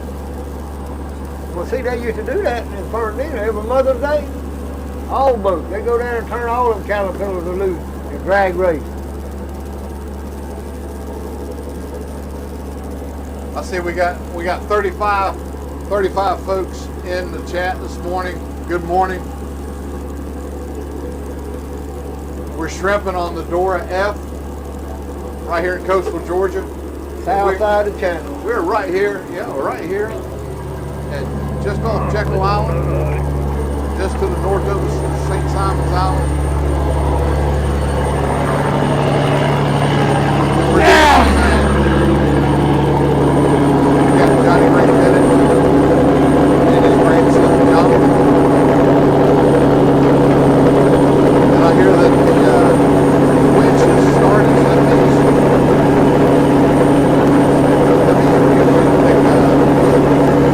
taking shrimps in. Let's try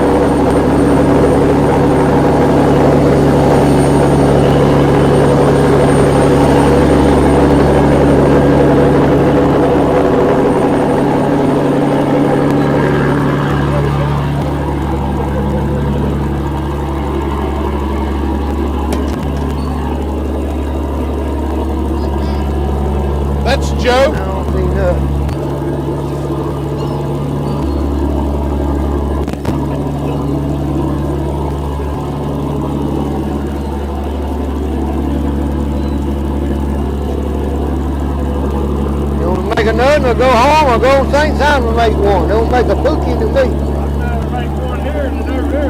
Huh? I'd rather make one here than over there.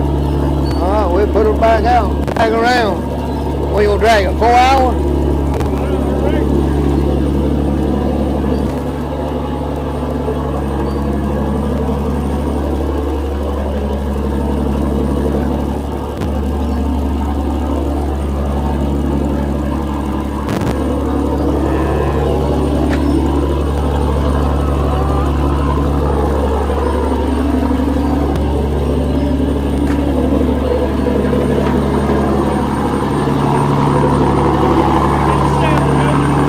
Seven.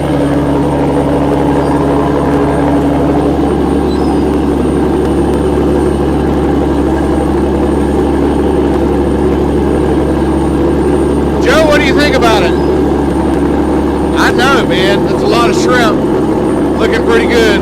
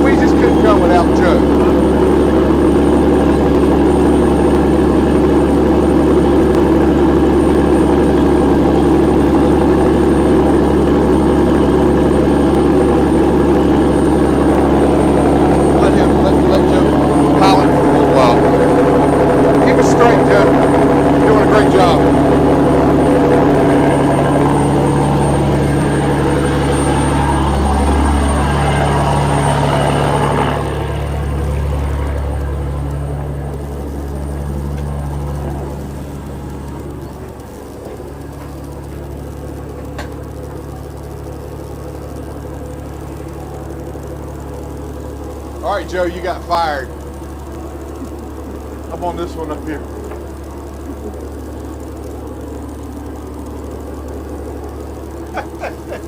Joe's running the boat for a little bit until Johnny got in the way.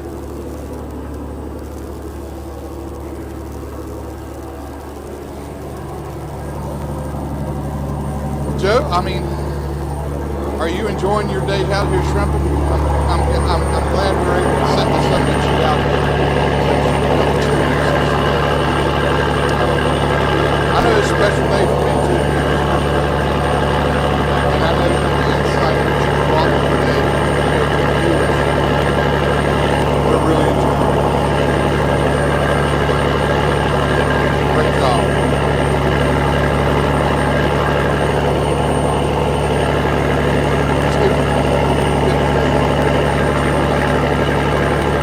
A thumbs up. Oh, yeah,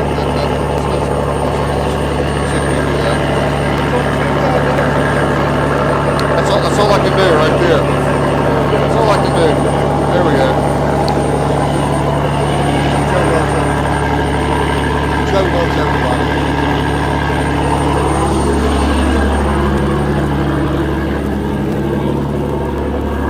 That's. Well, no, I'll give it back to you. What's going on back there? They're back there right now going, who are these running around with plastic?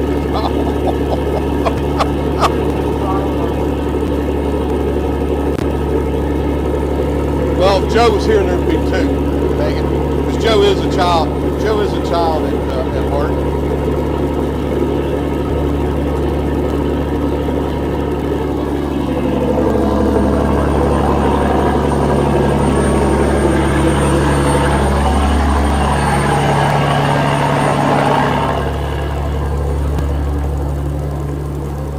Tell a female from a male shrimp. Do what, John? You know how to tell a female from a male shrimp? I do. I knew. You do? Hey, Derek. Yeah, let's bring the camera down and show them. Oh, that's a female. That's a female shrimp right there. See its two front legs? She's still alive. There's a male shrimp. Right there, between his two front legs. See it right That there? little appendage there. Yeah, that's a male shrimp. That's a female. And see right there? Let's get in there out of the sun. That glare is making it hard to see. Can you see nut on there? That's it. How about that? Can you see it? That's a female. Female, nothing there. And then Male's got it right there. You know what that is?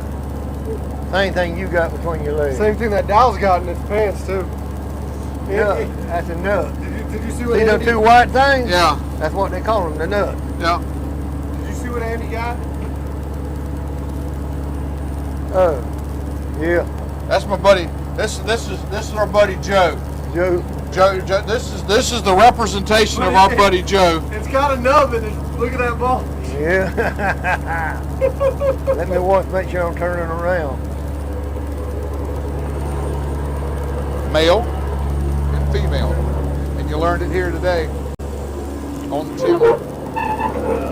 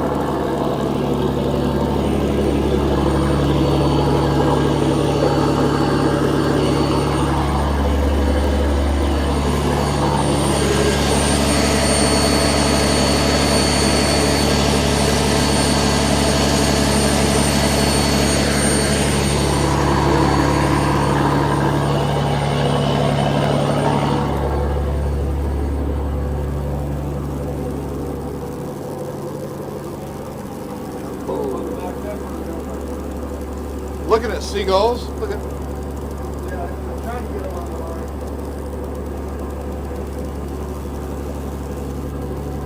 We'll check out Captain Johnny.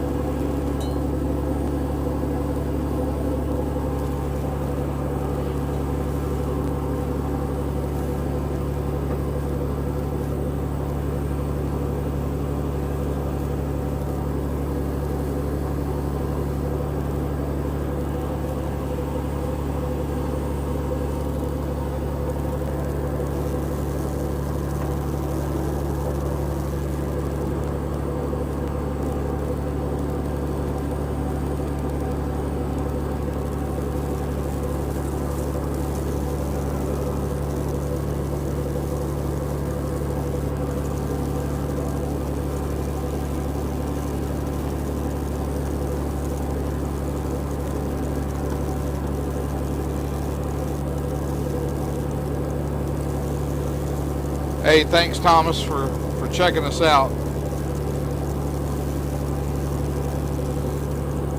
Appreciate you guys being with us, and hey, look out for more to come.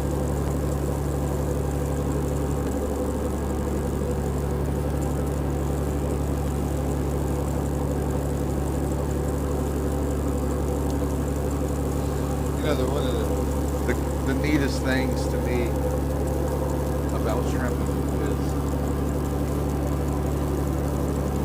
you have the boat, you have the equipment, you have a little bit of knowledge. You're always learning when you're out here, but you get out on the water, the ocean's out there. You just got to go work it and get it. There's a great deal of satisfaction on an individual base when you're able to do that, and you know, the views are amazing. It's hard to explain, but it's just a lot of self-satisfaction that comes from this kind of work. Something I truly enjoyed doing when I did it, and just really glad that you guys can kind of come along with us and check it out.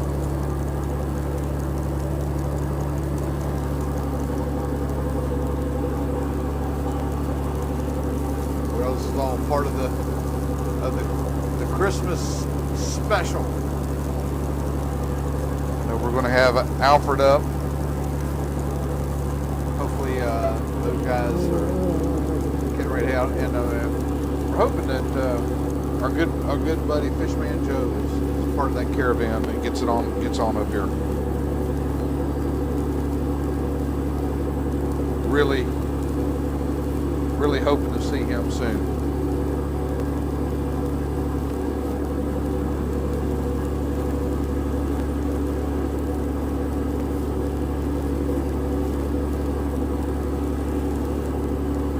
You're right, Salty. It is a beautiful day.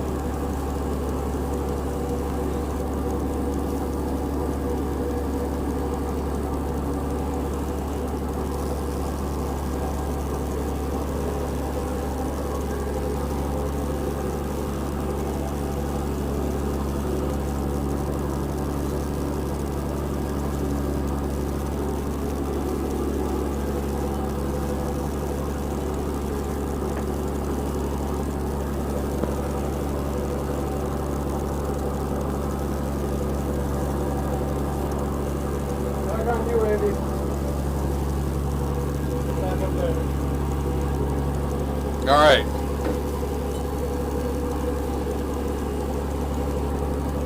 One of these over here to this side over here. Yes, sir. I don't want to steal your thunder. For what? I said I don't want to steal your thunder. Thunder what thunder? We got you in the shot right there. Oh. Live shrimping with Johnny Bennett.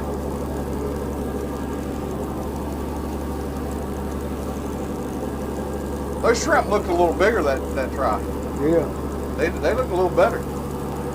Yeah, they're gonna be smaller. Need some more of them. I don't even know what we had. I didn't even ask.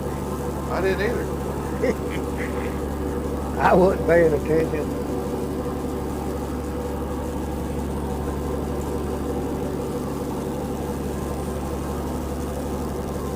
What's called dragging out the bell hole now. You want to know that from Ricky and his daddy. Yeah. Over here beside the channel. What they call a bell buoy slough. Poodle. One of them many days in here. Oh, Alice J. George Artist. Sitting up in here, dragging and counting them eddy fish, sunfish or triple tails, whatever you want to call them. We sit there and count them. In the summertime, they'd just be laying in the water, just drag along, just count them.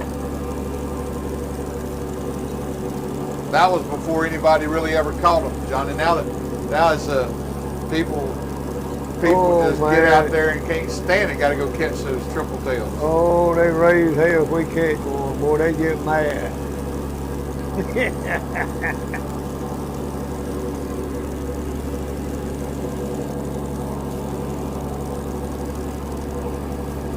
There's that damn.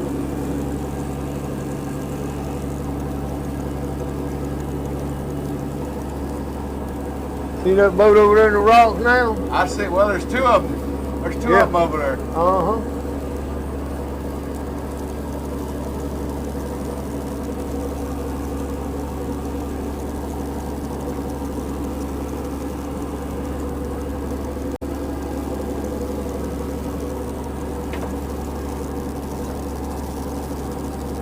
That's got to be the same two we saw when we come out here this morning. Oh yeah, it's the same one. We just lost track of them there for a little bit.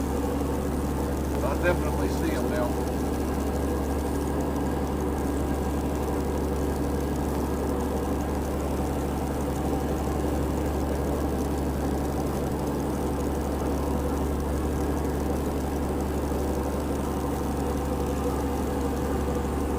You know how to hook them boats up on your phone there looking at them when they're dragging? Do what now? Them people over there dragging in the rocks. You know how to look it up on your phone? Yeah. You probably tell who it is. Let's see if they've got.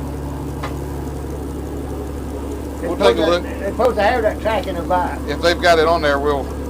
If they're over 65 foot, they got to have it.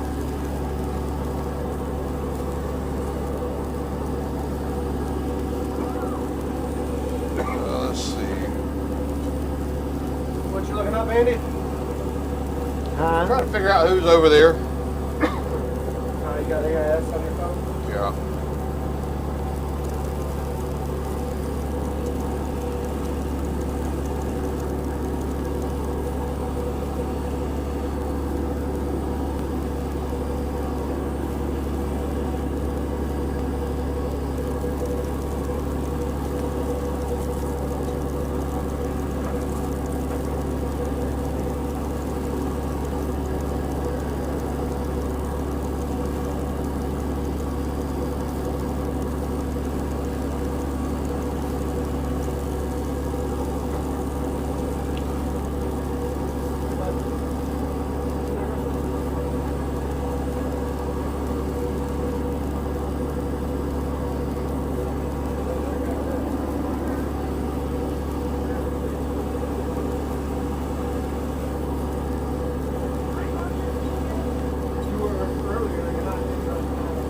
Anybody over there?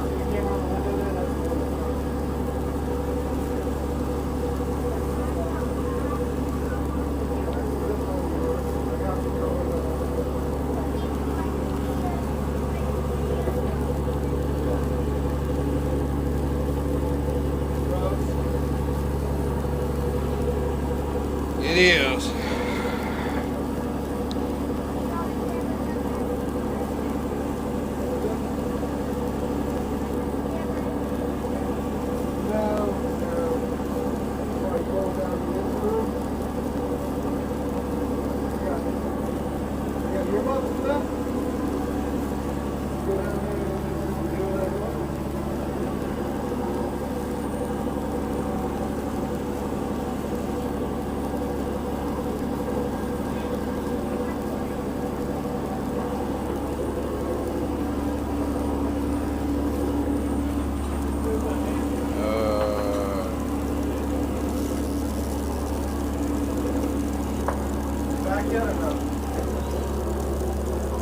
No, we get up to about 35, heading to 40 people, and it drops out. We're about down to 9.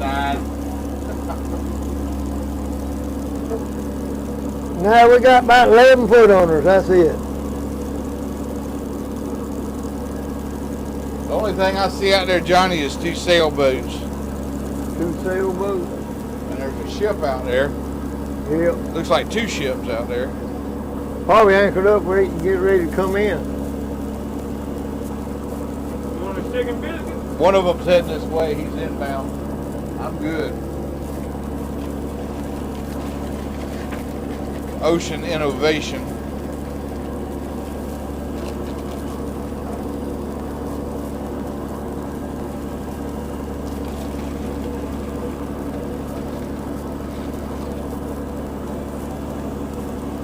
Nope, not seeing them. Not seeing them at all.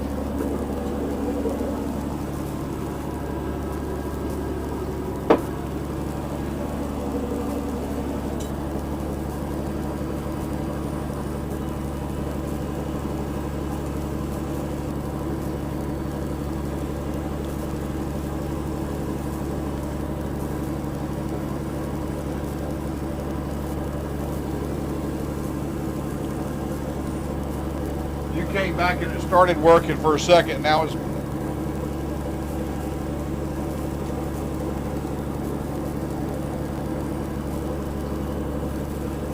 they're saying wiggling.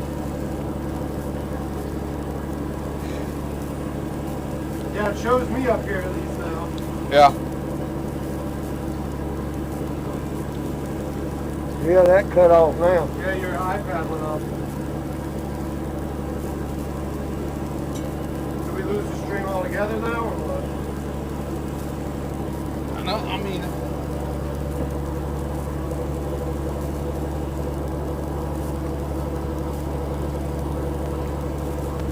I don't know. I'll have to check it and see.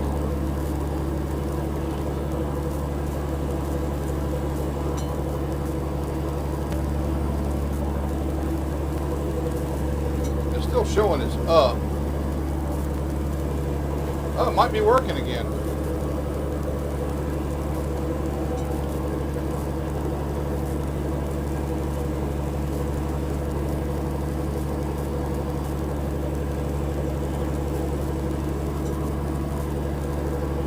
Well, then again, maybe not.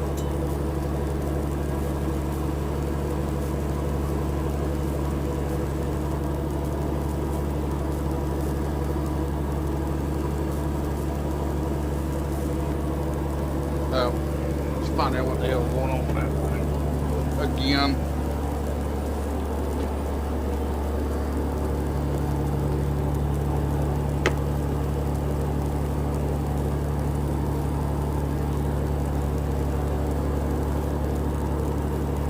Well, if it ain't booted, you just wait. Don't mess with anything. Hey, Andy. Hey, So that's what I met Elon Musk last year. I want to check him out. Nah, he's a wax doll. I went to, what you call it, Ripley's Believe It or Not. Yeah. That was pretty cool. there's Elon. I come around the corner and I said, man, what's up, Elon? The whole lady was like, dude, what? Elon Musk. Here, put these up.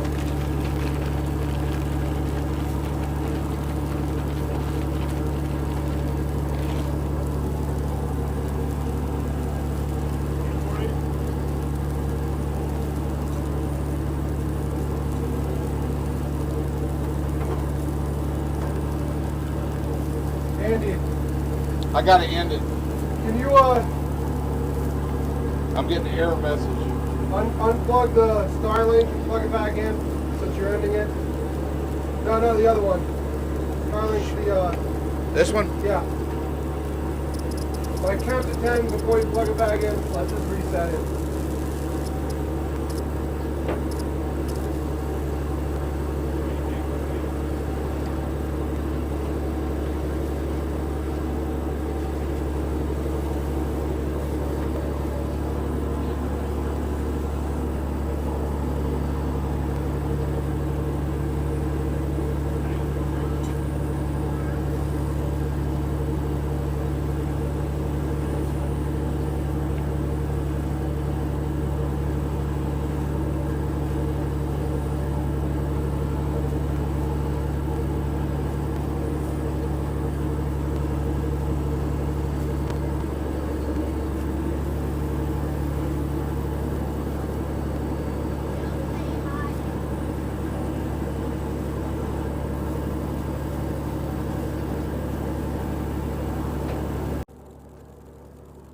maybe we're back up now. Yeah. Actually, I put it on my phone.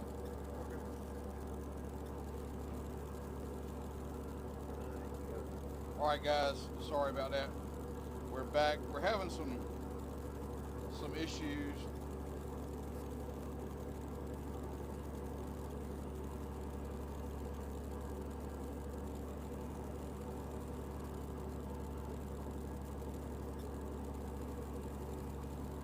Man, I appreciate you guys hanging out with us. You know, we're offshore here a little ways, but I'm now on the internet. I'm working on. I've got enough signal. Thankfully, we can't get a signal last night on Jekyll Island. Yet we're on Jekyll Island. Yet we're 2 miles offshore here, and I'm pegged. Thanks, Tiger. Tiger letting us know we're in it. 5 by 5.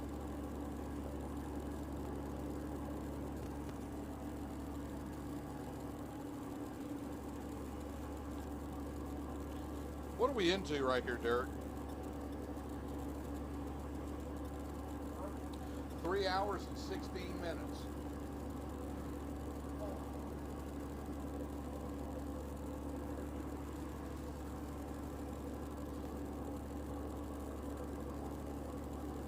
Captain Johnny, Yeah.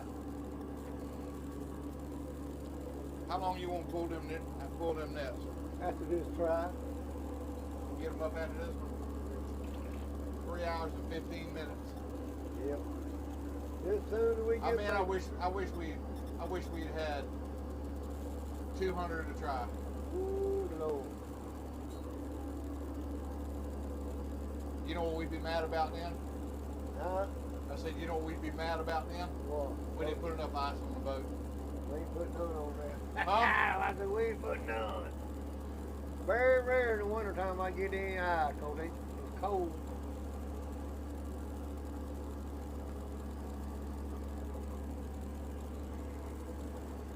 Derek brought you. You're the first one to get one of these. Well, I'm the first one. That's for our Christmas parade. Stickers for our Christmas parade on Christmas Eve that we're doing. Yeah. I always do it. You know, Santa does every year. These guys are come down to be a part of that. And the first sticker is yours for bringing us out. And I don't know if you want to put it out in the garden. It might scare the birds away. I don't know if they eat the tomatoes. But that's for you.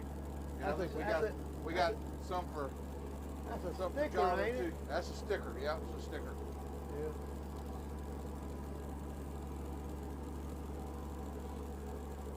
Well, y'all do that on St.simons? Yep. We'll do it start Christmas Eve. Come on out. We'll be down at the St.simons. First stop, the only time I know exactly where we're going to be, at 5 o'clock, we'll be down there at the pier. Coming through the pier. Bring the little man on out over there. Hey, He'll man, enjoy I it. ain't going no damn Come where. on and see us. You'll have a good time. But, I bet you'll see some people there you know. probably would. Old Mike Hammond, old ham bone there. He'd probably be there if he'd be alive. Old ham bone would. Yeah. That's what we always called him, ham bone. Mike Hammond. What's the other one name? They call ham bone over there. It's on the Grace. That was W.A. He's gone. Yeah, W.A. Hammond. W.A. He's gone. But Yeah, Steve, Mike Hammock, yeah, he had a cousin named Steve Hammock. yeah. One on the BJ, wasn't it? No, he used to work on the boat. On the boat with Mike. Yeah, but he worked on the boat with Mark Edwards, Buddy's son. Do you remember when Mark ran them boat? So damn many people back then, I don't remember. Yeah. That was Buddy's son. He's still around.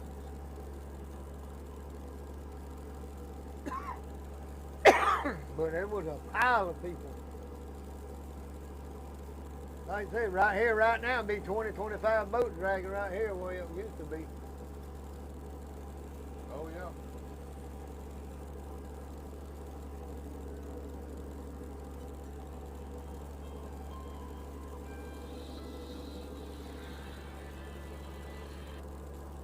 Go ahead, money boat. We ain't seen shit.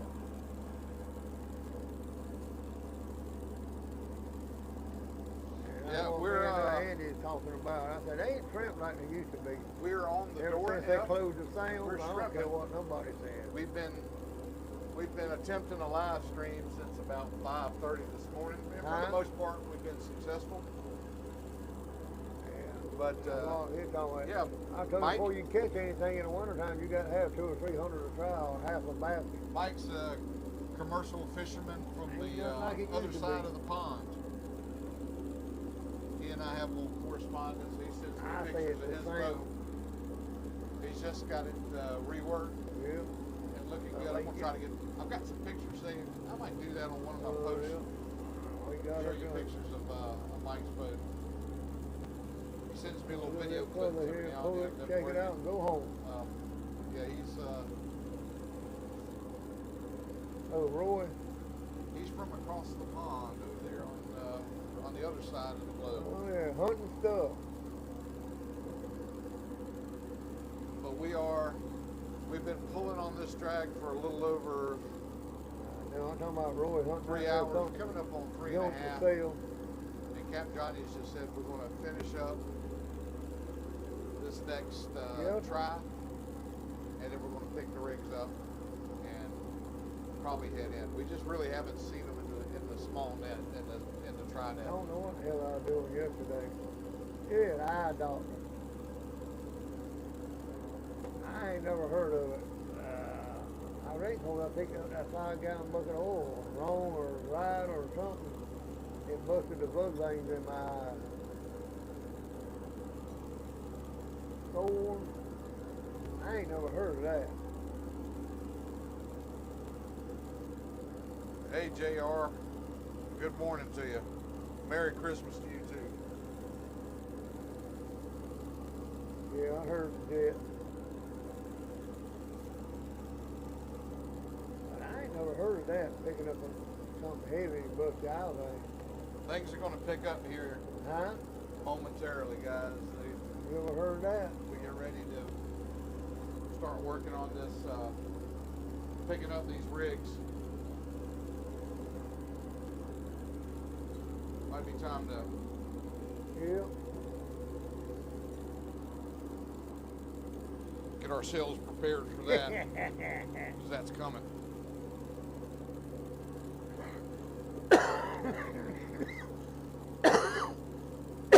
Huh? Breakfast? Breakfast? Yeah. I had some shrimp for breakfast. But I heard crazy shit in my life, but I ain't never heard none of that. You ain't gonna eat it, huh? 2 weeks. So if you're not gonna eat it, I'll eat Yeah. it. Here. Want a piece of bacon? That's all I wanted. I reckon. I'll pick up what I want to. Oh, we ain't found none. I think 47 been the biggest try. 47. Put it. Nah, Only wish blue. I sent Joe an invite.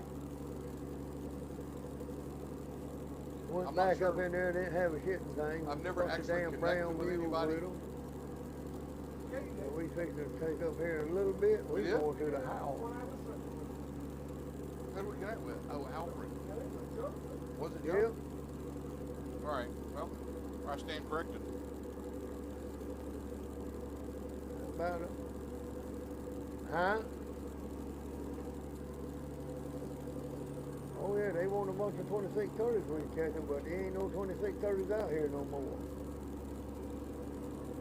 Yeah. I say 4650s, 3640s would have headed.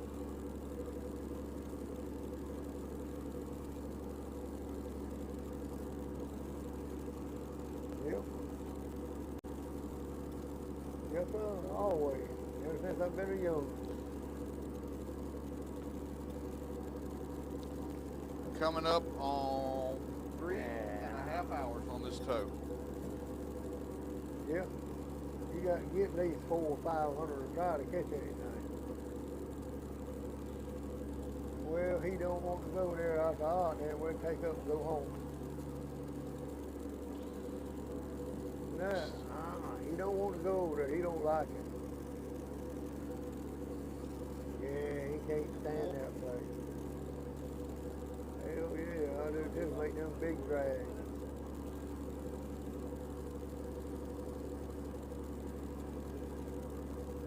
I don't even know when they pulled the last tri net down. I didn't reset it. But he didn't want to go, so I was gonna go there, but I was gonna take up and go home. So I'll make this try, I'm gone. All right, bye. You guys, if you're just joining us and you're bouncing in or out, just to let you know, we're on the Dora F Shrimp boat, and this is part of our Christmas special. I've got Derek from the food boat with me, and we've also got Joe 3.0. He's on the boat with us. He's very excited. It helps keep him wedged into the Well, go pull her and shake her ass area. out, and there'll be time to go. But yeah, he's here, and I see Captain Johnny's headed back, so let's go pull the tri net. Go check it out. Let's go get this net, buddy.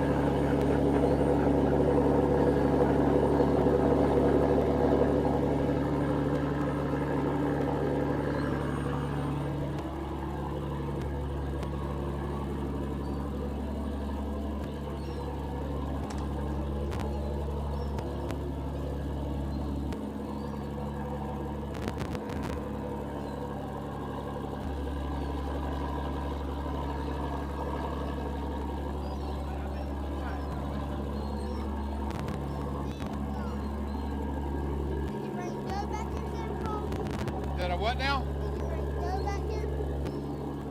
No, Joe's up there. Joe's up there watching the autopilot.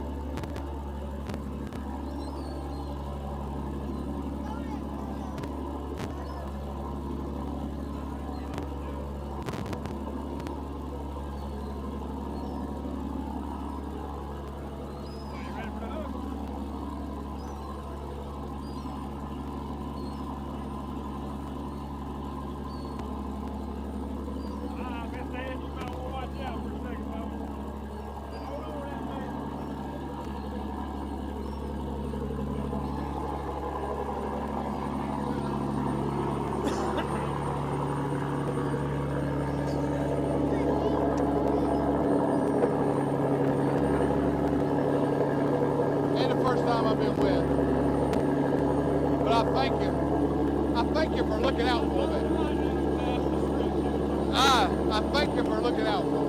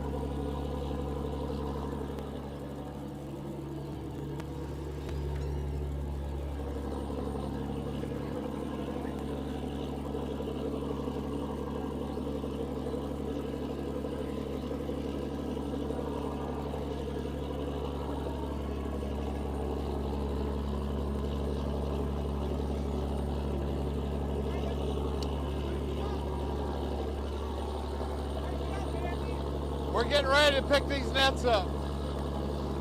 When you see those going on, getting ready to be some action. We're getting ready.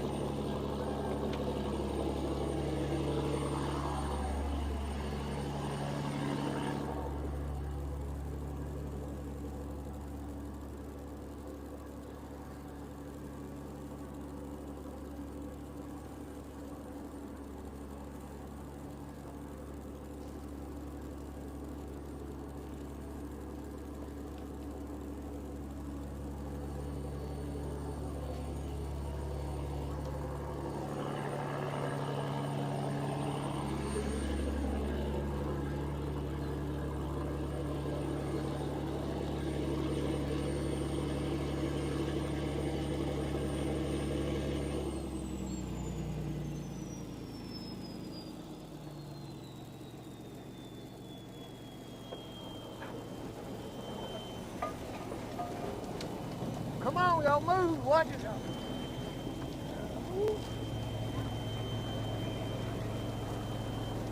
right, I got you now, Captain Andy. All right.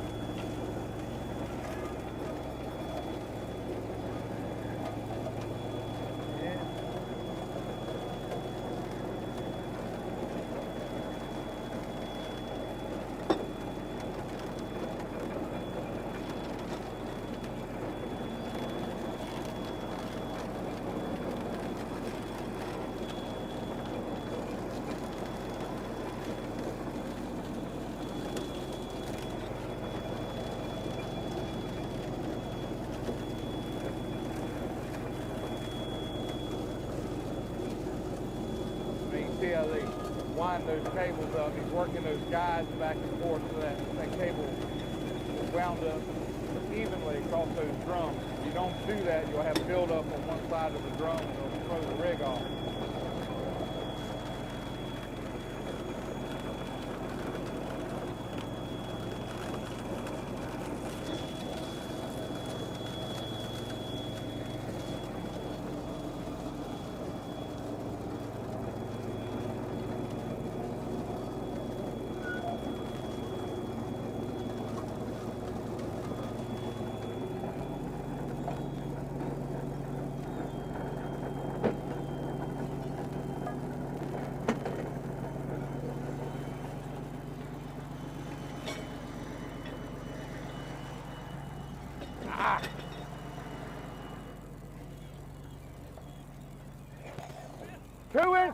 I was 2 inches short. The story of his life. What?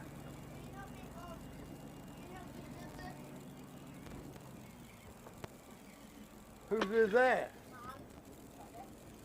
Got it?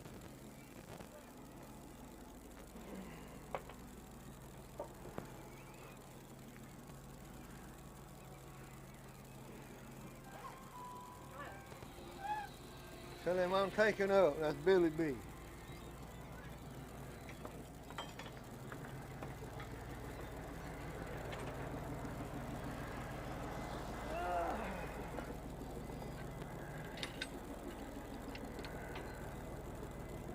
Pull away, huh? Twist that block for him, Jonathan. Oh, it'll be all right. I'll say when he goes pulling on.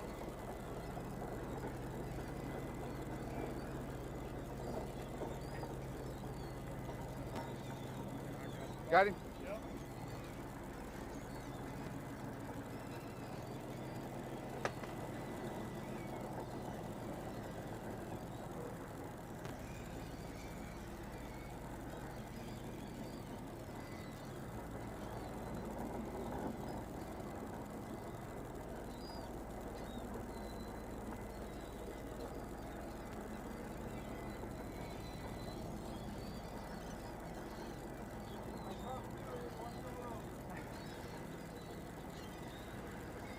they got the lazy lines going to the winch, and the lazy lines are pulling the bag up to the side of the boat. Once they get up here, they're going to set that elephant ear to that pelican hook. Then they'll take a whip line, put it around the net, and they'll pull the tail bag of the net onto the boat and trip it. And we'll see what we got.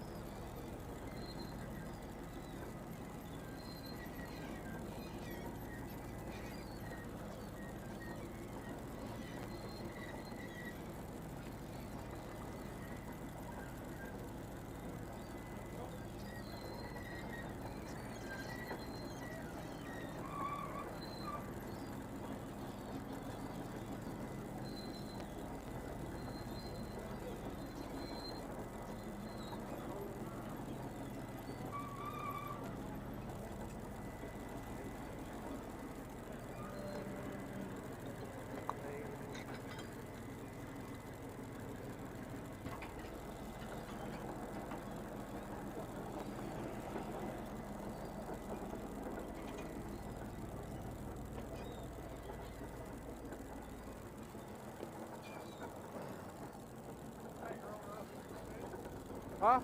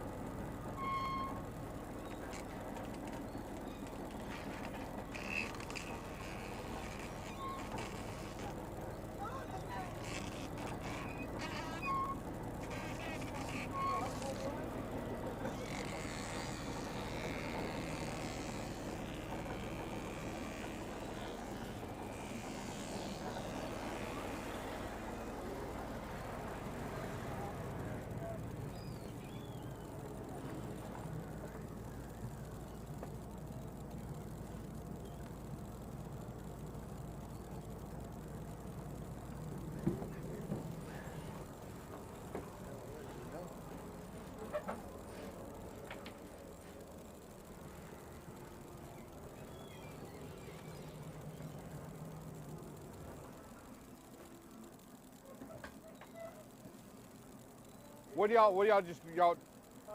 y'all typically do now? Just pretty much. We're gonna get to clean them?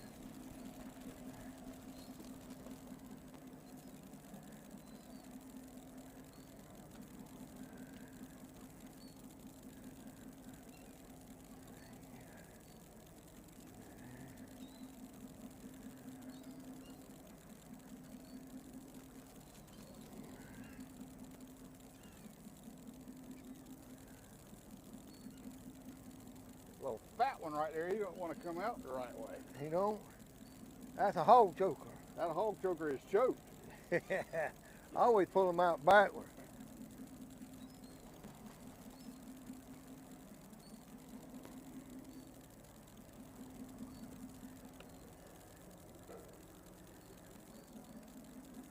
That's about the only thing I hate about shrimping right here. Clean the net. Yep. Well, on a day trip, Moose, you got to do it every day. Not necessary. Some of them don't do it every day. Well, you don't have to, but you ain't got to clean your house either. But I like to. Fair enough. Oh, Joe Williams, them boy, the other day, they come in, they ain't shake them nets. Ah, damn. Get your attention? Yeah, you didn't smell them this morning? I didn't smell them. They ain't shook them out yet, I don't think. Boat looks good though. Yeah. From what I saw this morning in the dark. Oh, it looks 100% better. I will say that.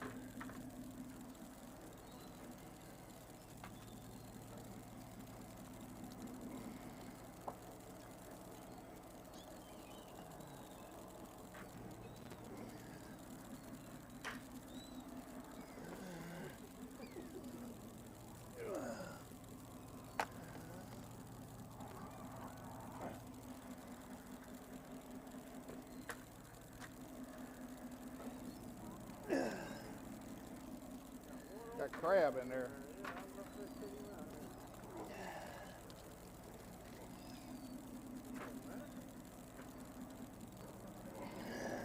Give me that. You get to him right there? Yeah. Or get to her.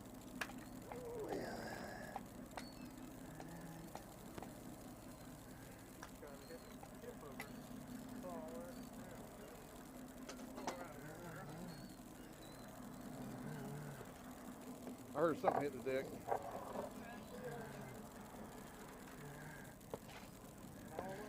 We got one right here.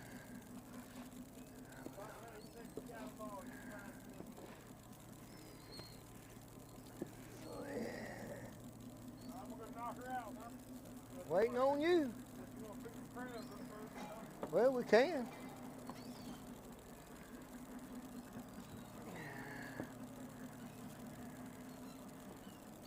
Don't do that, you're going to get bit like that now.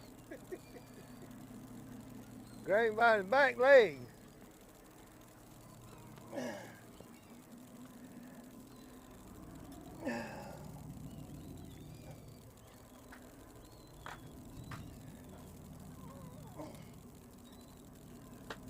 Shit. Yeah, come on.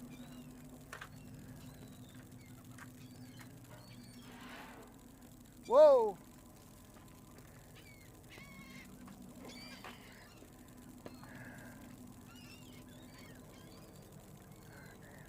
think I pulled him out backwards. That was lovely. Ease this one down a little bit. Speed this operation up a little bit.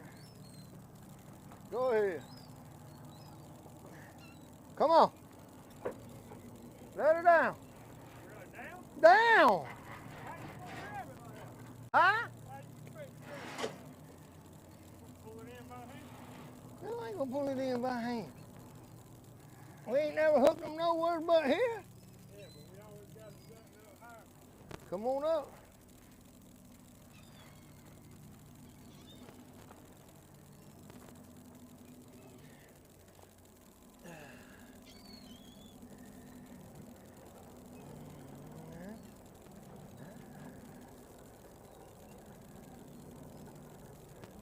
Hold it.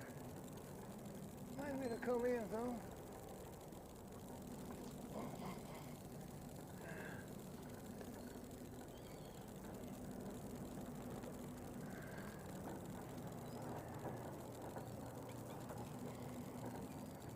catching crab. Hey, can you hand me a color rate for everybody's football? Grab that one right there. Don't worry, I got it. Where's it at? Everybody's football.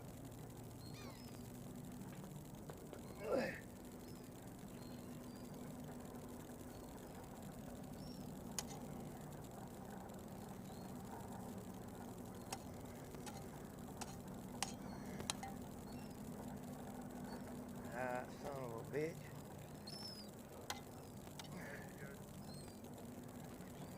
Alright.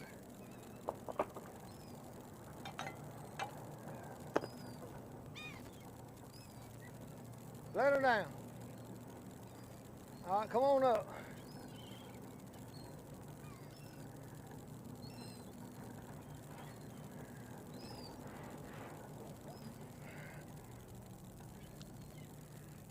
Alright.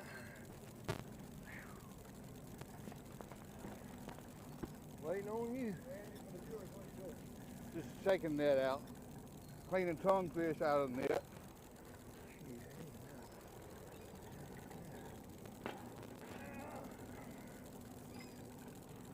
Whoa!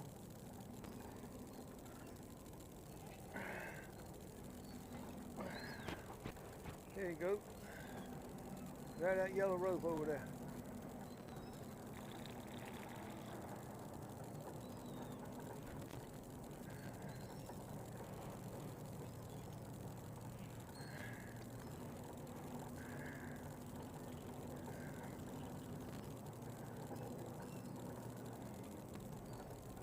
Hey, Andy, that time now, folks, we're going to have to let it re-break it. Got your own will.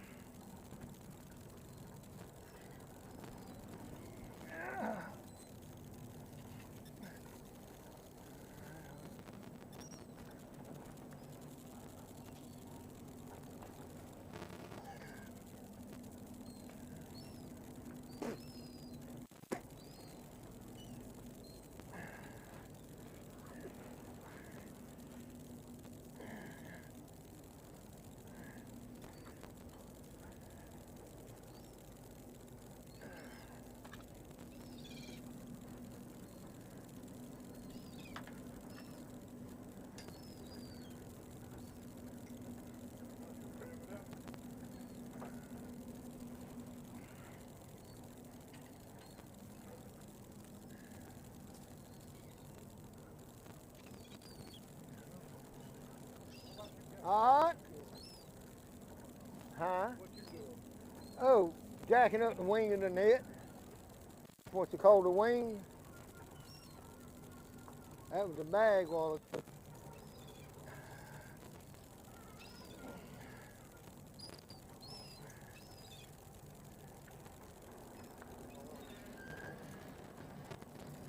Need a color rate?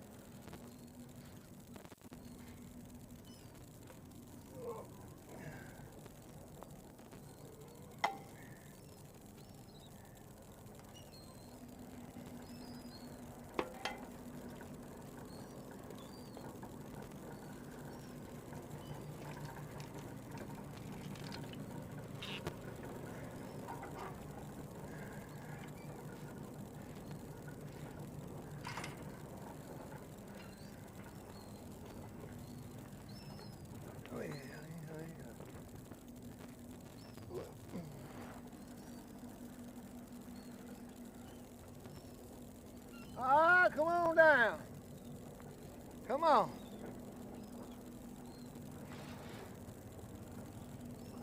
Yeah.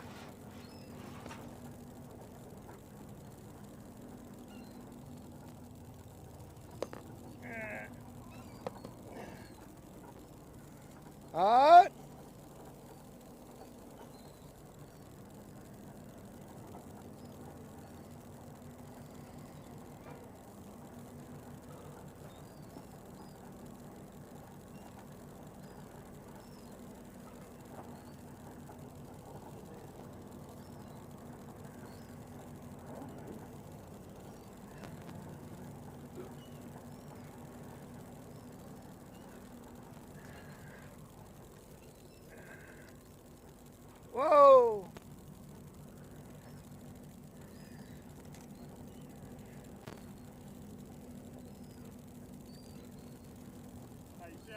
all that stuff over you. Yeah. That's why Jonathan stands on the rail, baby.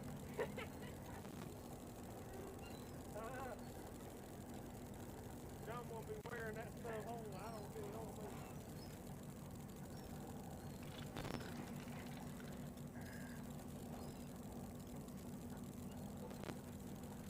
Damn.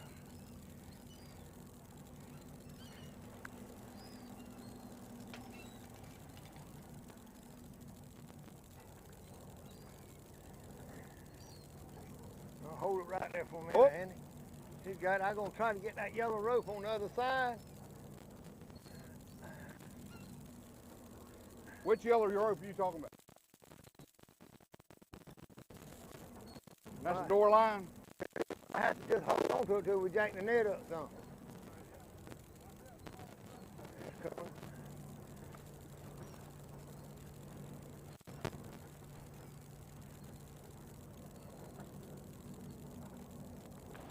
You hook it right there on that pin.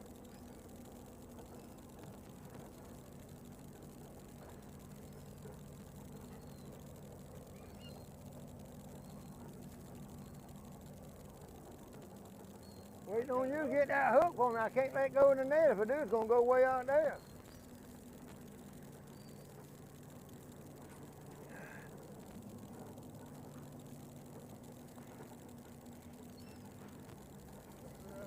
Oh, shit.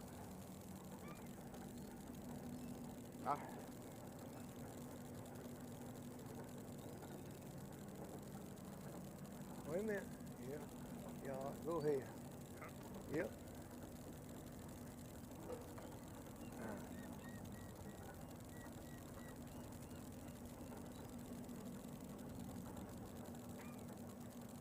He didn't like the way I did that.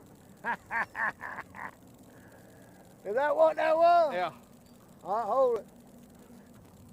Whoa, I got to get them 2 fish out there.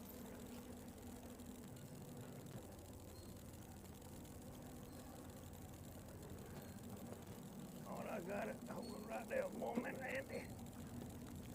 Did it come out? Now you got one more in there, John. Oh, you bastard. All right, let him go. Here you go. He gone. Yeah. Come on up. He ain't gonna come out neither. Hell with him. Leave him out there. God damn it, the moss. Ram at the grass. Yeah, the old brown wool. See, that's one reason you can tell when it's cold. That brown good That grass? grass. Yes, sir. One reason it gets thick as hell, it does.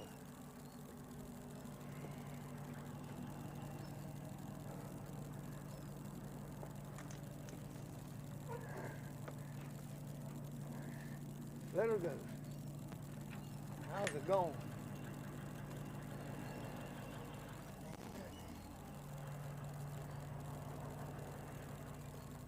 Ain't nothing.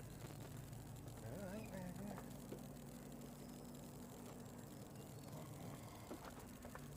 Oh, yeah.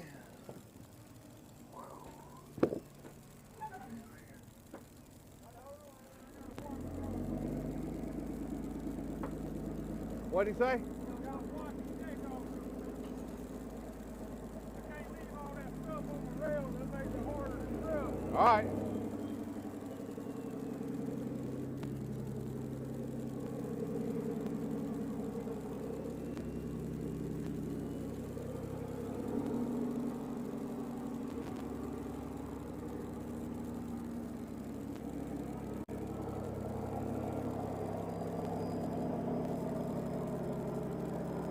Woo! What you got on you? A little grass.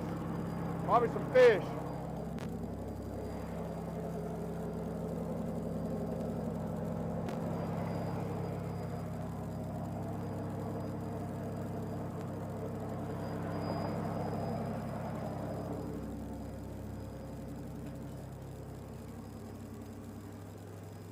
Woo!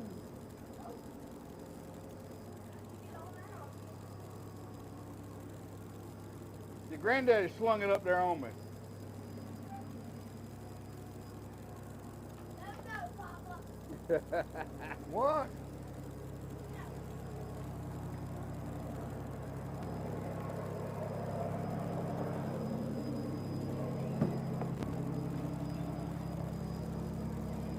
Dick, what are you doing over there?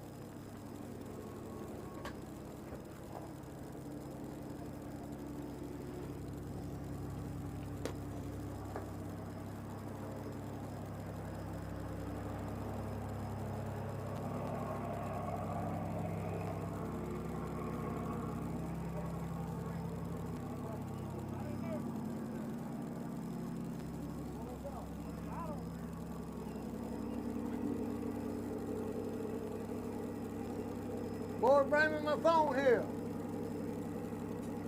Hey!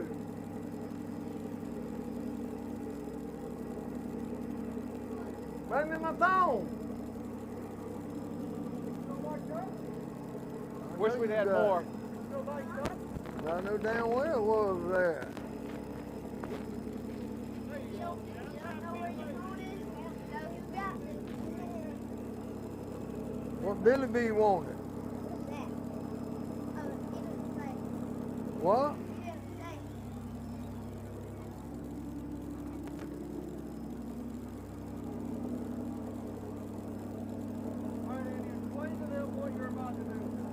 We're gonna go through these shrimp, probably sort through the bycatch and head them.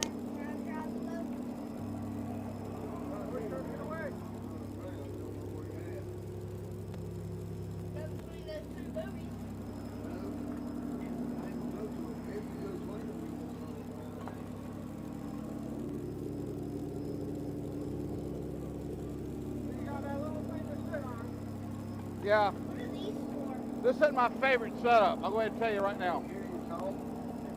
No. I like a table.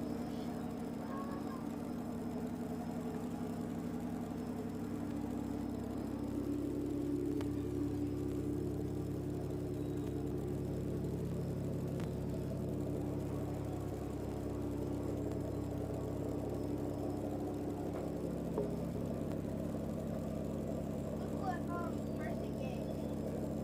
Give me a sticker. It's on my handy. Yeah. Don't tear it off yet. Wait till you get home now. Put it on something close to you. Don't tear the sticker off now. That's over.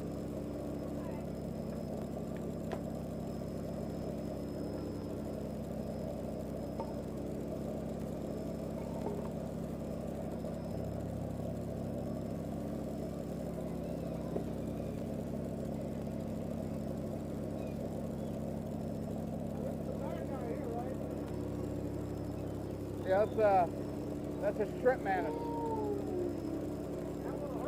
Shrimp mammoth. I mean, I guess they could hurt you.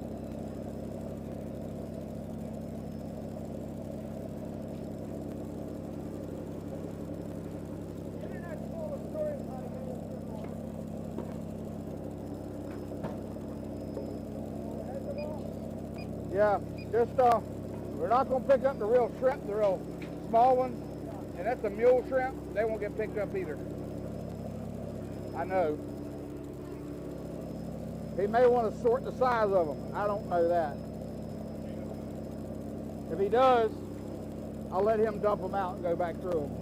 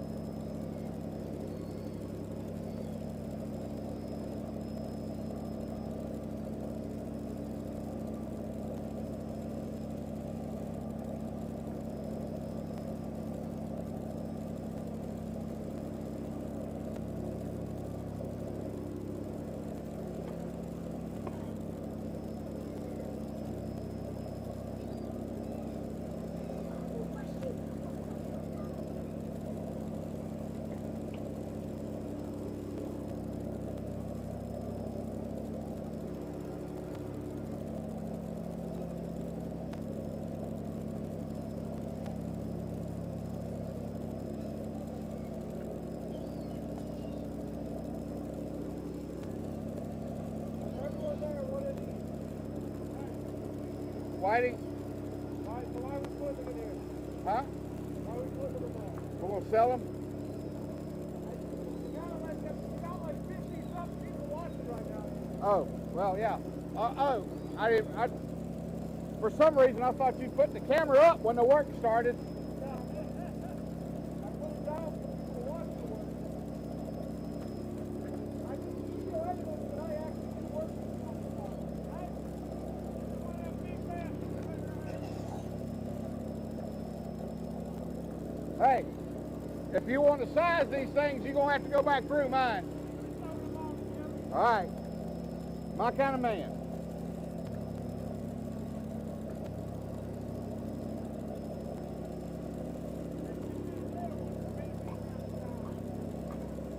Thank you both.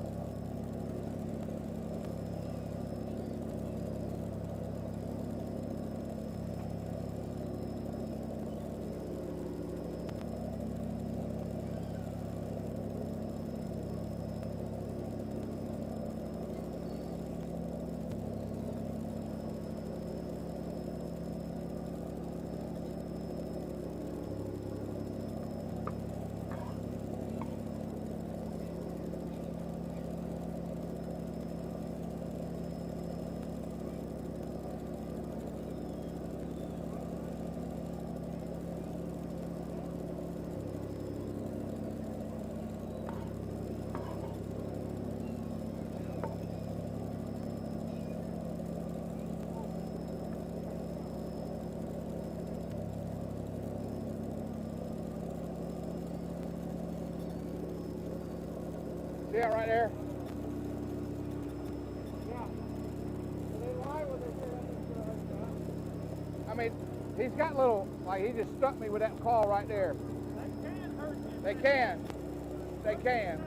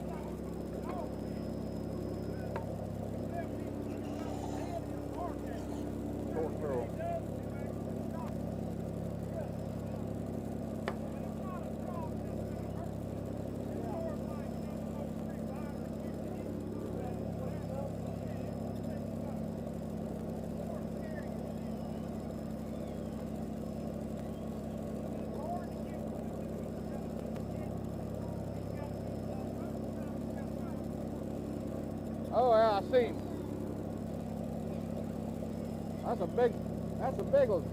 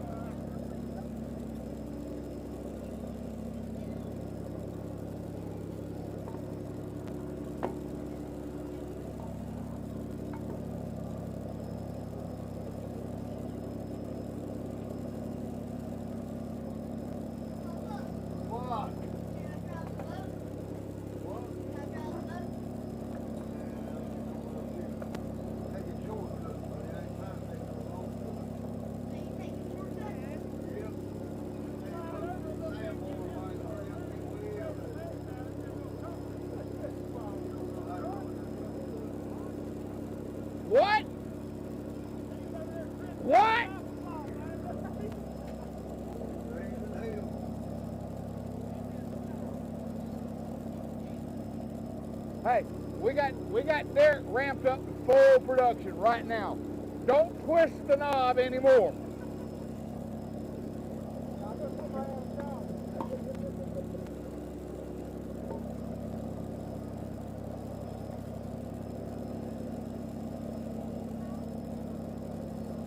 I think that's his way of saying I'm going too slow.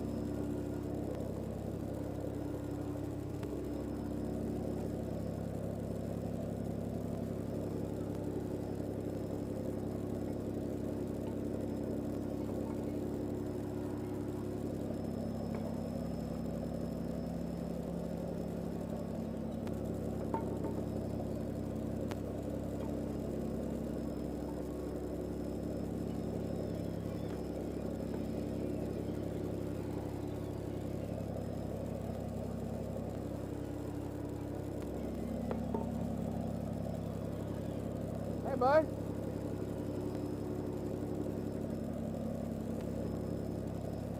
Would you get me another basket? Slide them crabs before they climb down in my pocket. What is that? Looks like a grape. Is that a little sea cucumber?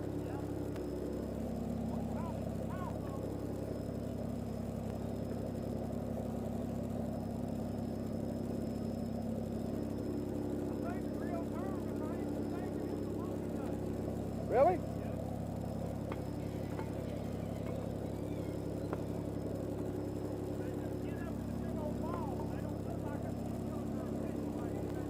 Thank you, buddy.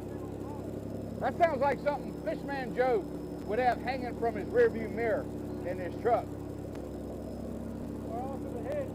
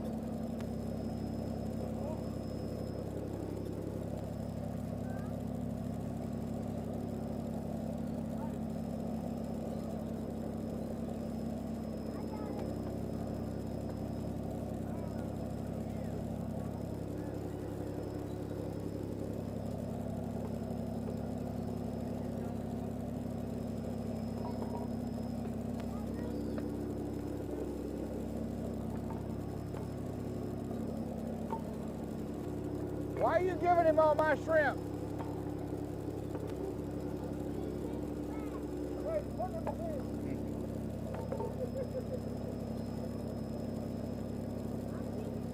I don't need any. Hey, Derek's here. It's purely ceremonial. I'm proud of you, buddy. You got it going on over there.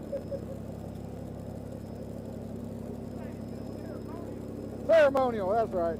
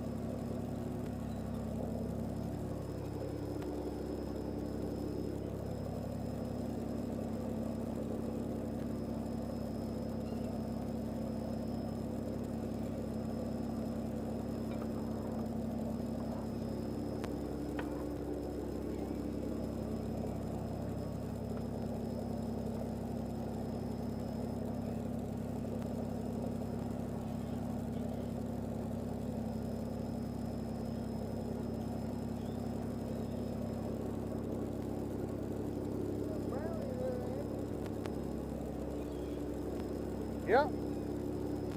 Go brown shrimp.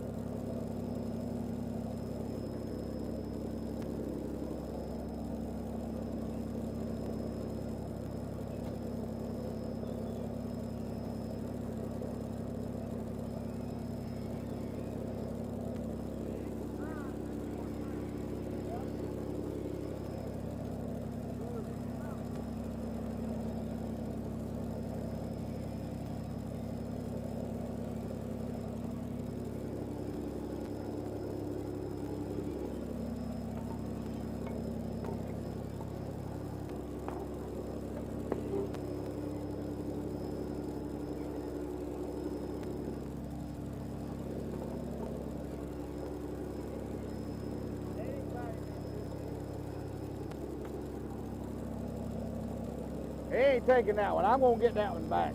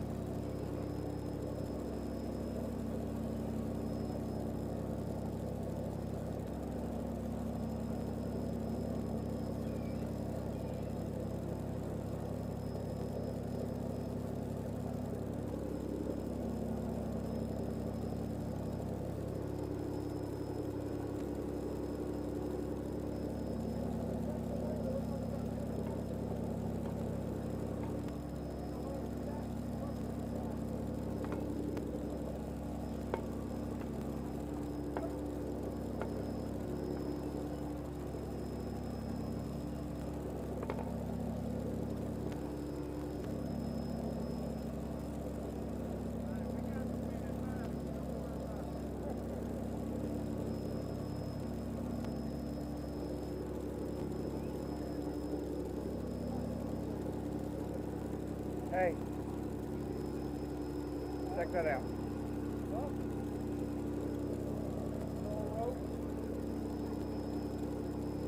Yeah, those shells have grown.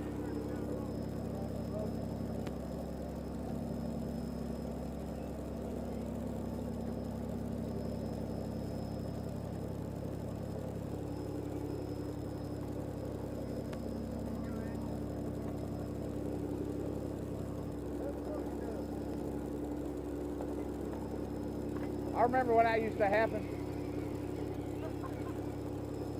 I said I remember when that used to happen.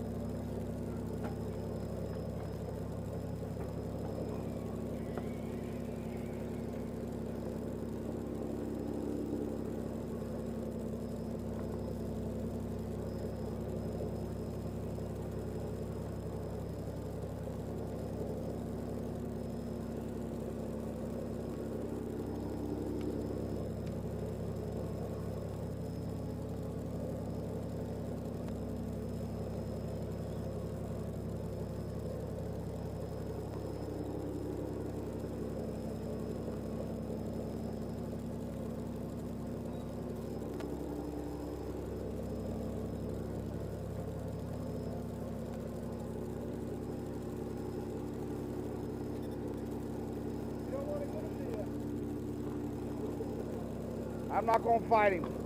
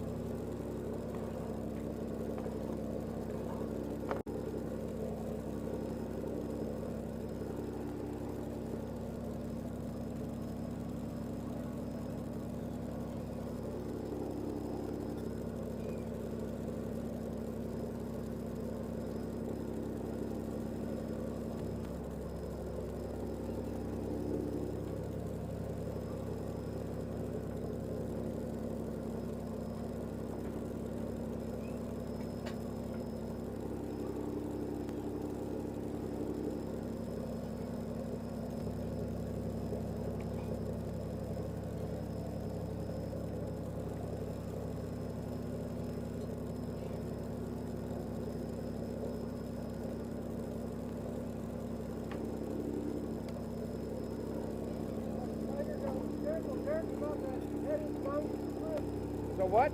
I just said I'm about to head my ninth trip. Nice. Keep on persevering. I just saw you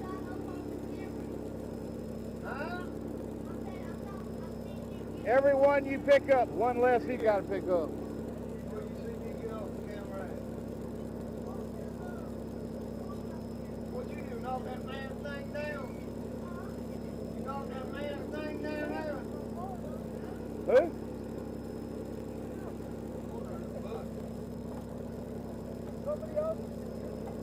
My only saving grace is Johnny Ray come out. My only saving grace is Johnny Ray come out and started helping me. What's this thing right here? Tavern.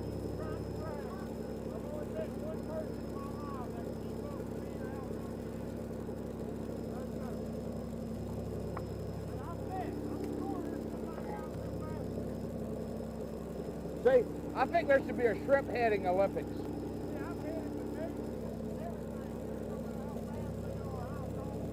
Hey,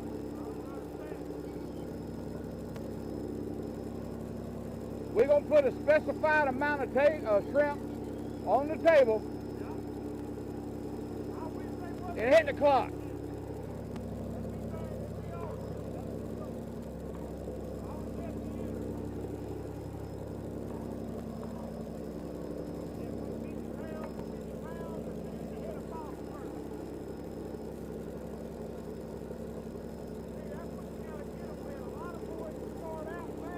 Yeah. Well, you have two kind of competitions. You got a competition where you put 10 pounds of shrimp on the table and do that. And then you got another part of that is, yeah, you got to put 100 pounds in the basket.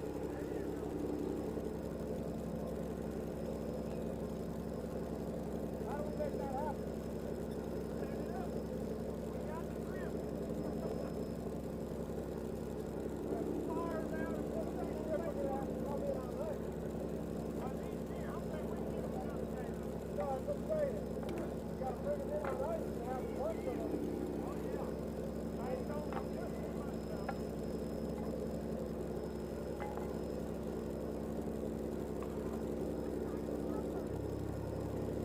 I tell you this, they're harder to head like this than they are after they've been on ice too.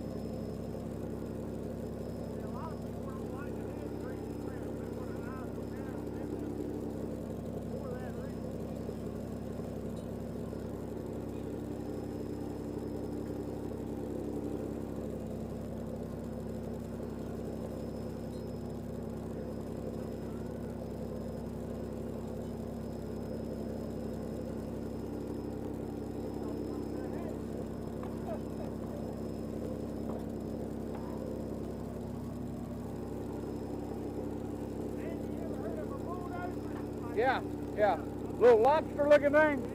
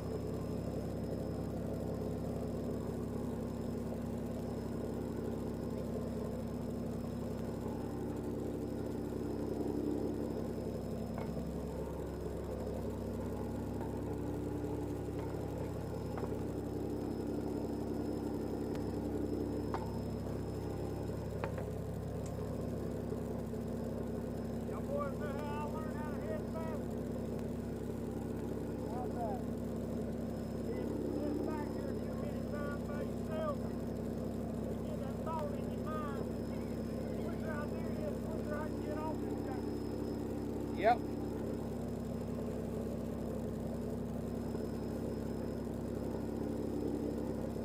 I've been back here since I was in there.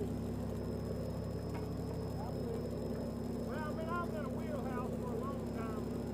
I ain't been there about 2 years.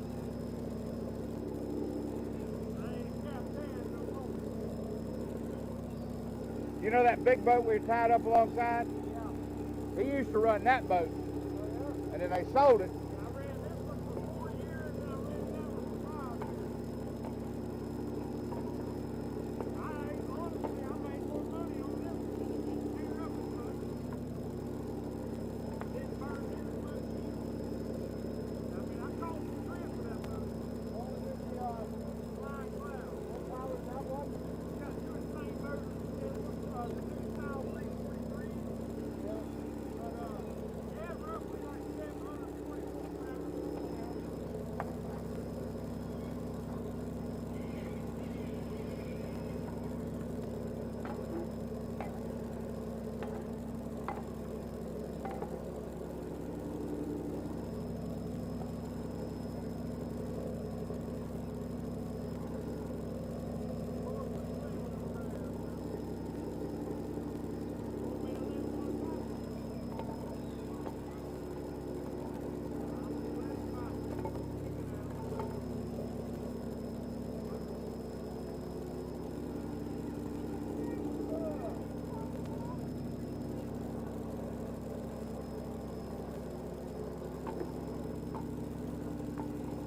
That looked done to me.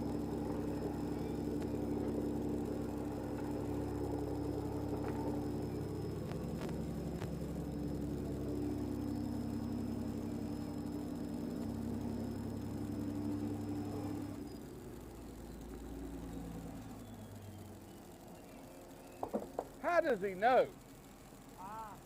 What? He must be up. He's up there watching the camera. Come on, Johnny Ray. Give us just 5 minutes. You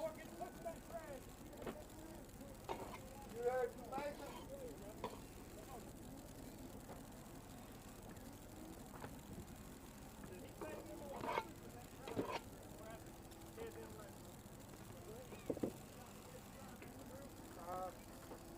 What you say, Andy? Woo! That's a lot like work.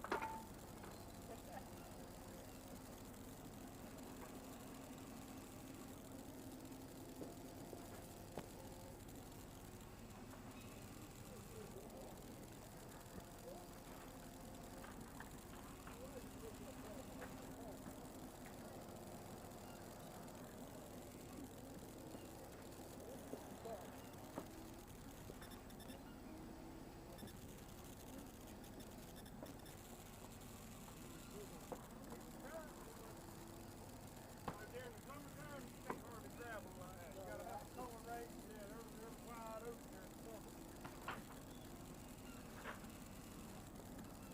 Andy don't know that by now. Yeah, that's the summertime on that. They will get you. They get fast. They get like Mike Tyson fast in the summertime.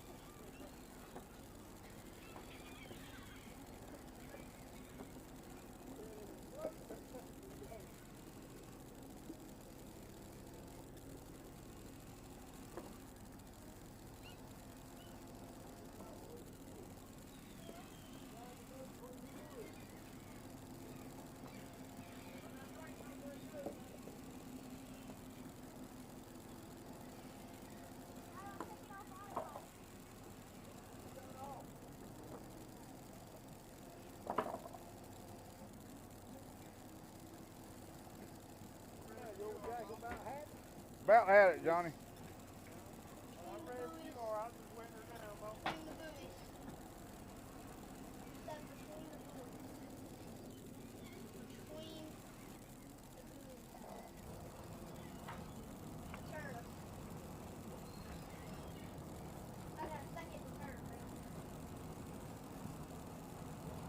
Remember that? Yep.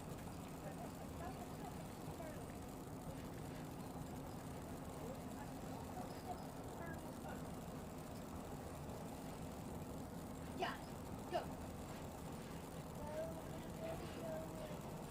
Oh, Jay. Oh, God. Well, let's work the boat. What am I doing? What am I doing? Am I doing this? Oh, God, I am scared to death. Oh, we're leaning. We home? We can't be home. There's no home. Oh my God, is there something wrong?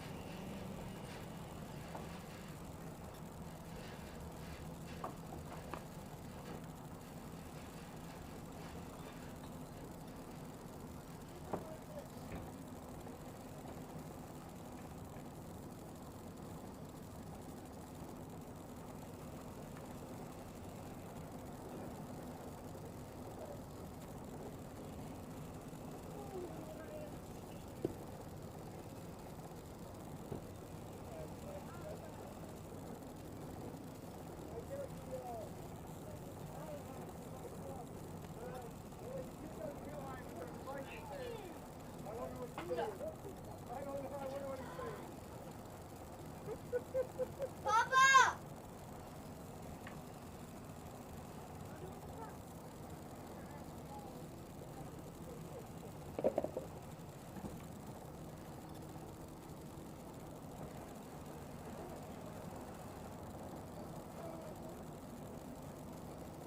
Papa!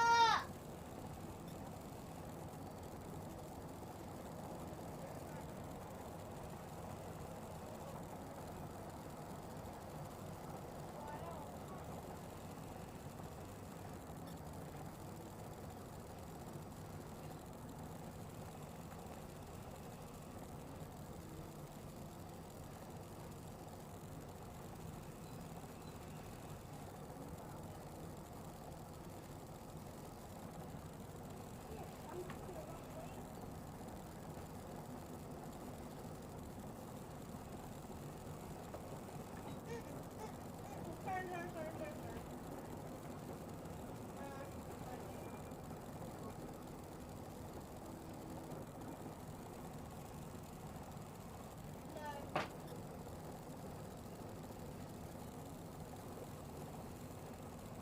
There. There we go. There we go. Papa! Give me a shot.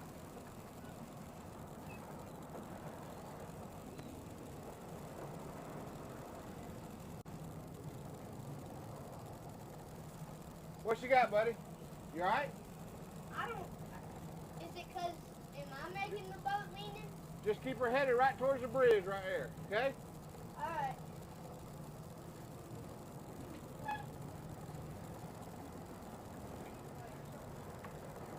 Smile away. There's a mic in here.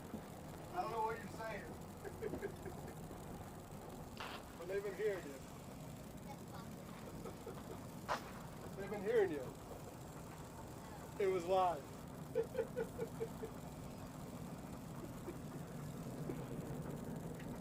I say? I don't know what you said.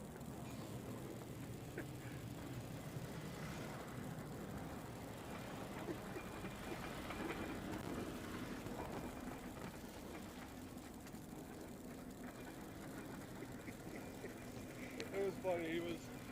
I grabbed it. I'm like, they can hear you. He's like, oh. What did I say? That's funny.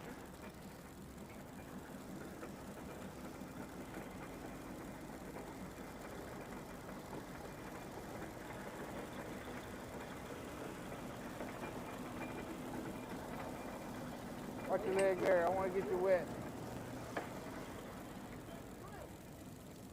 Put him in the basket.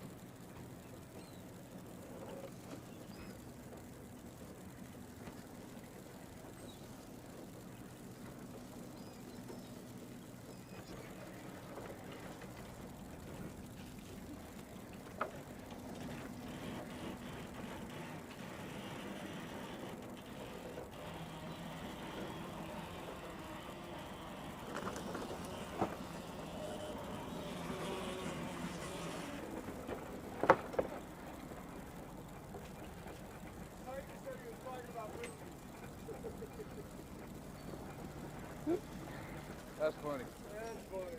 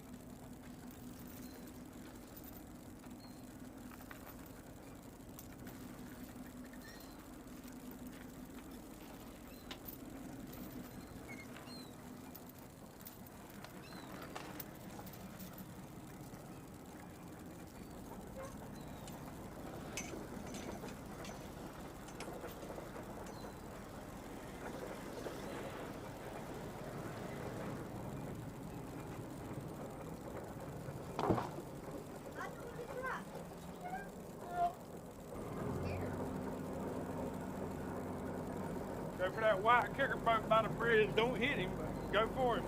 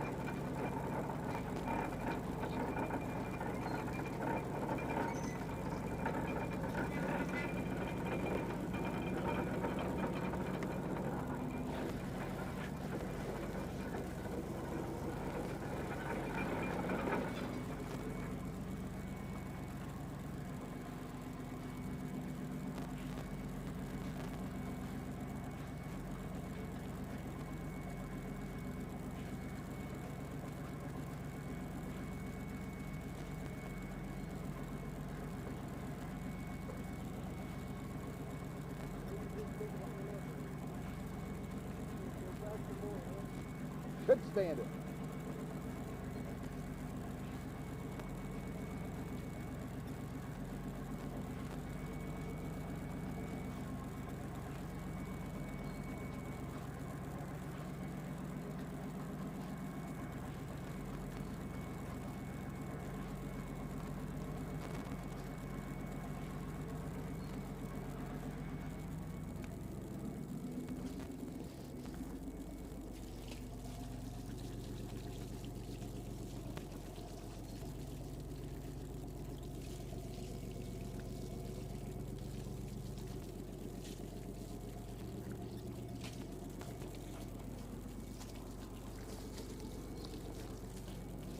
got that bike.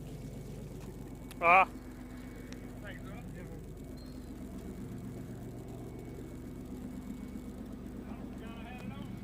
Yeah, that's what I was a little worried about.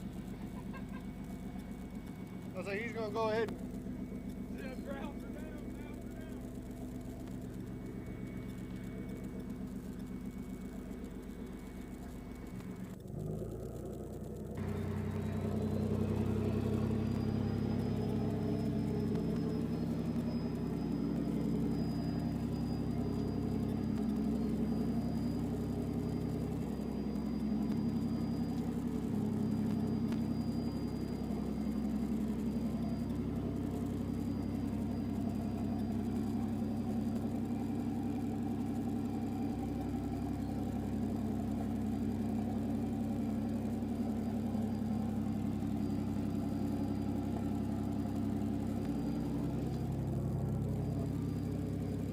Another brown shrimp right there.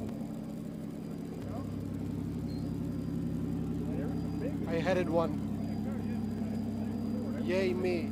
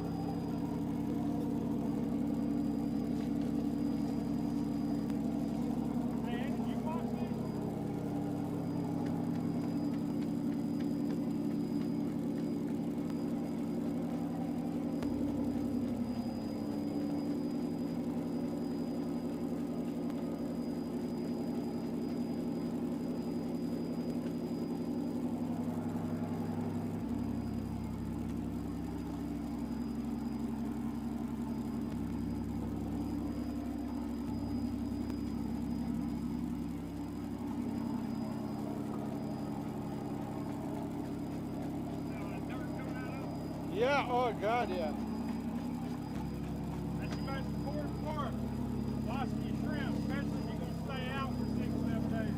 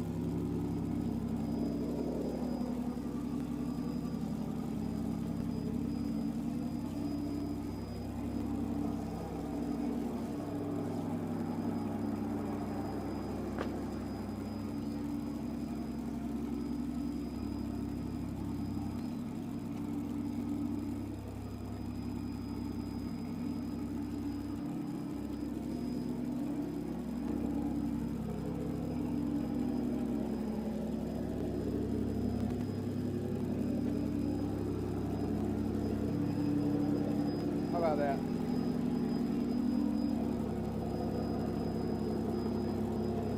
That'll make a nice thumbnail.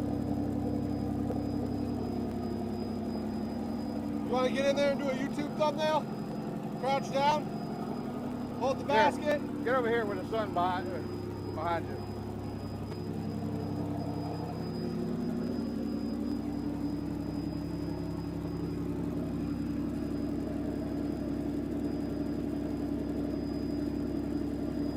I think that's great.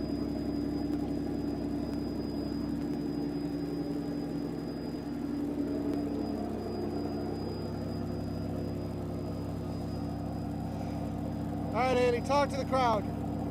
What kind of haul is that?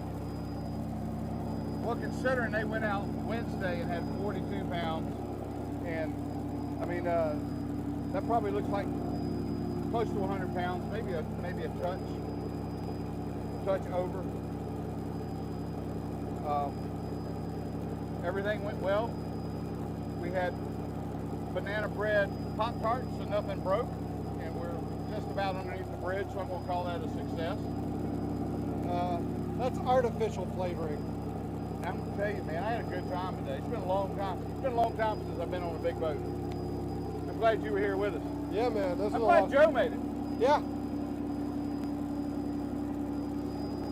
Now, he's been wanting to do this for a while, and we were able to make that happen, and that was pretty cool.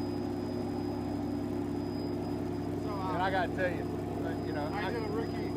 Yeah, I see your interest. I can't tell you how much I appreciate Captain Johnny Ray Bennett and Jonathan for allowing us to make the trip out here, Derek. Yeah, man. Yeah, this is great. They weren't going to come, but they wanted to do this and bring you guys along and be able to video it, and so we can show this so people can look at it and see what the industry is like. And of course, we took the opportunity to talk to them a little bit about what's going on and their feelings on the industry, and I thought that was pretty neat. It was. And you get a guy up there that's running this boat. This boat that's built 1955, loves it to pieces. When I say that, he'll do anything it takes to keep this boat going. He's 2 years older than the boat? Yeah. Isn't that amazing? 2 years. He got older than the boat. It's just his dedication to it and doing something that he loves to do. It's pretty special. And this is actually the first time I've ever been fishing with. Known Captain Johnny for years. First time I've ever been out on the boat with him, be able to come out and do something like this. And I've had a great time. And I'm glad you got to be here and experience. And you guys watching, I'm glad you guys were here to be able to come and do this. Just a fabulous, fabulous event. But as the bridge kind of sinks behind us,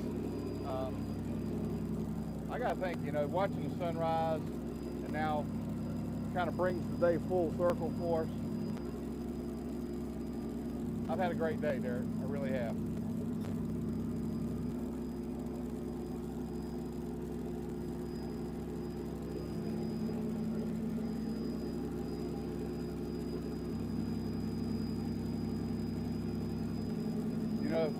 Over here, I don't know if you guys can see those over.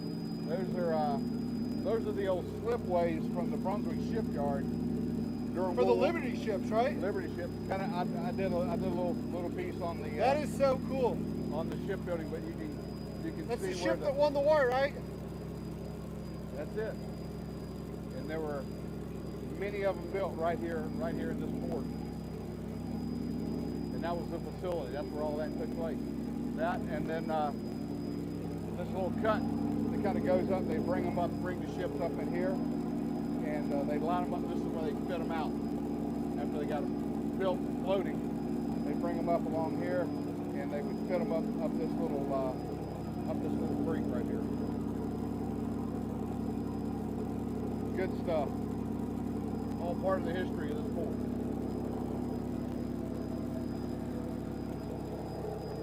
Well, I think it's a great day, Derek, and I want to go up and talk to Captain Johnny a little bit. Let him know how much we appreciate this. Are we trip. staying live or are we gonna? Let's go talk. Let's have a closeout with Captain Johnny.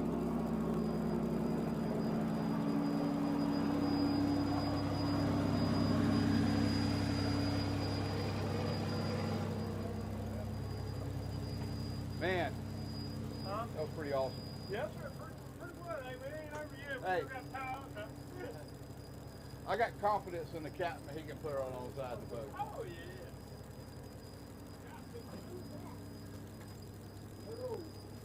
No more gallons.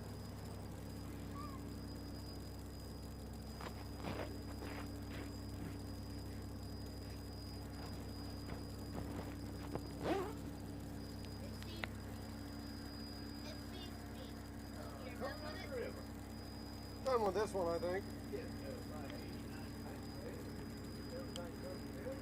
Done with that camera? Yeah, you're on that one, Andy. No, that's Okay. not all together. If I took them out 636 and 3139, I wouldn't have about 5 or 10 pounds. Huh? Yeah. I said I would have, but I ain't called a shit thing. We ain't found nothing. I had 47 one time, and that's been it. Huh? Middle flue, smokestack, the bell buoy, side the channel, back up the bell buoy, back out the smoke. Every damn way. What the hell it is? Hey, tell them if they've been watching YouTube, they'd know where we were dragging. Oh yeah, it's a little roll on, it's bad. See two boats over the rock study dragging. Yeah. We took Andy and them out there where we'd be out there where they could see what's going on with that man.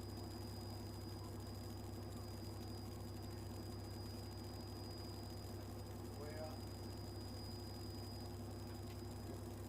they said something, I said, well never mind, I said, I ain't telling y'all shit, I ain't saying nothing else, I haven't y'all bye. Marty and Bubba Clone. Talking about they just put water in it, didn't leak. I said, well, go ahead and do whatever y'all want to, bye. They don't put some kind of pressure on it to find out and see, that's what they're going to find out.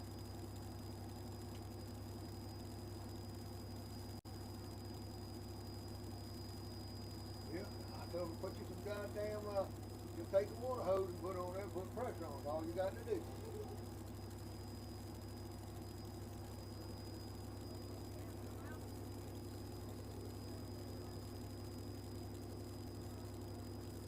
Yeah, but it still leaked though the next day. Oh, the old well. Oh. Well, I told him, I said what it was, and you did too. I ain't telling them nothing else. I said, don't ask me nothing else. It'll rust and get holes in it.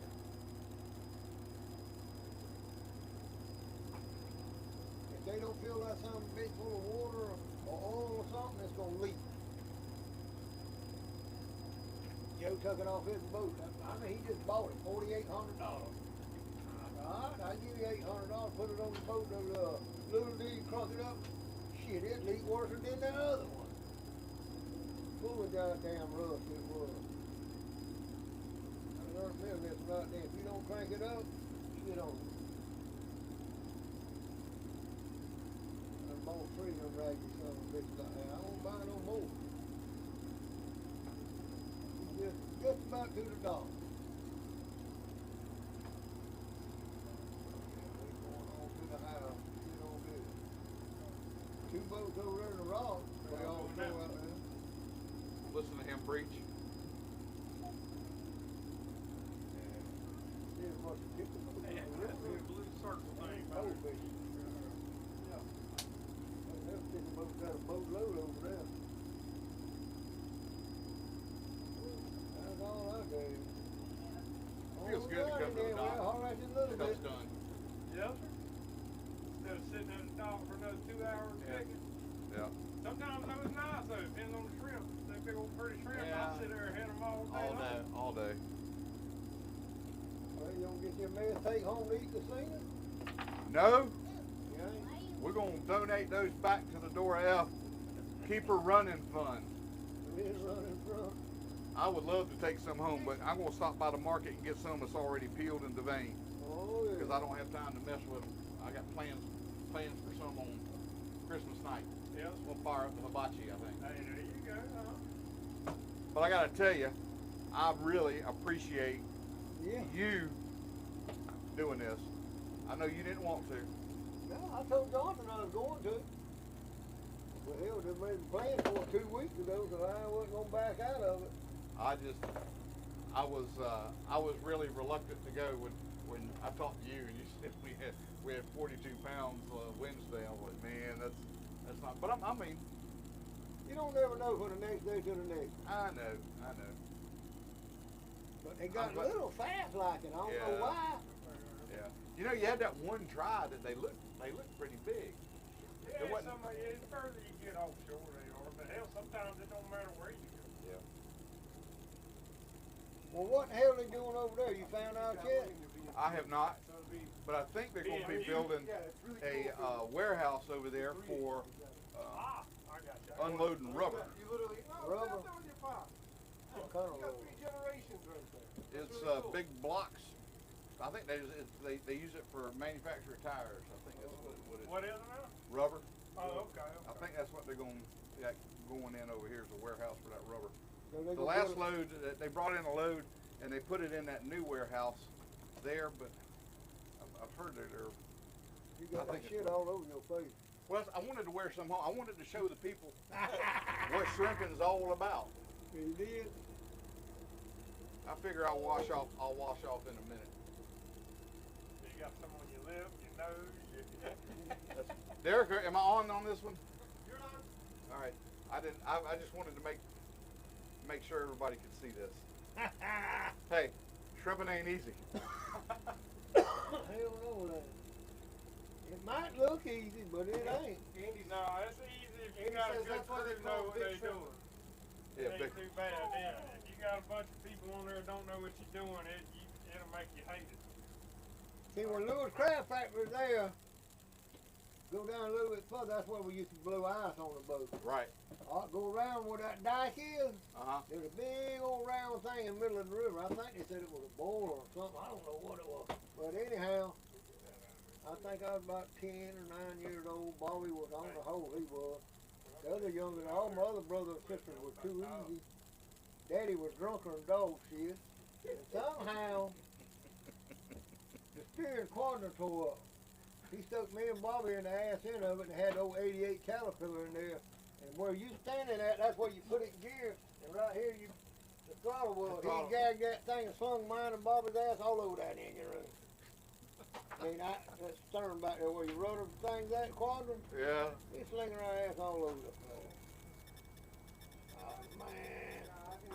We was a little old young. Mama said we all went on the boat when we was young.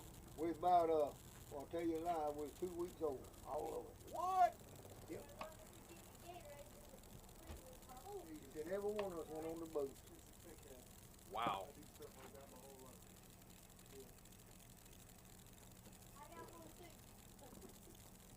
But you know how, say so here. I remember being on the boat little. We was all about his age, or younger. Daddy would grab us and sling us over it. You'd either drown or swim. You Learn little son of a quick, bitch. huh? He said, drown or swim, you little son of a bitch, is what he would tell us. Right there at Lewis Crab Factory. See, my daddy, back, I'm going to say in them days, when he used to fish for Lewis Crab Factory, that's when Red first bought that fish house uptown. You remember when he bought that one? Not the new one he got now, but the other one. Oh, one, yeah. The old one by the fire thing. We, what you call panhandle back then, 5-gallon bucket pools at the time. Daddy and them would go sell them and buy beer that day. Thurman Daddy done it, all of them. All the fishermen, as far as I know, did. That's how Red got started. When I was a youngin', I'm gonna say in the 80s now, this same boat right here. The big shrimp that we caught back then, 21, 25 headed, Lewis was paid $1.25 for. Really? Yep. That was in the old days.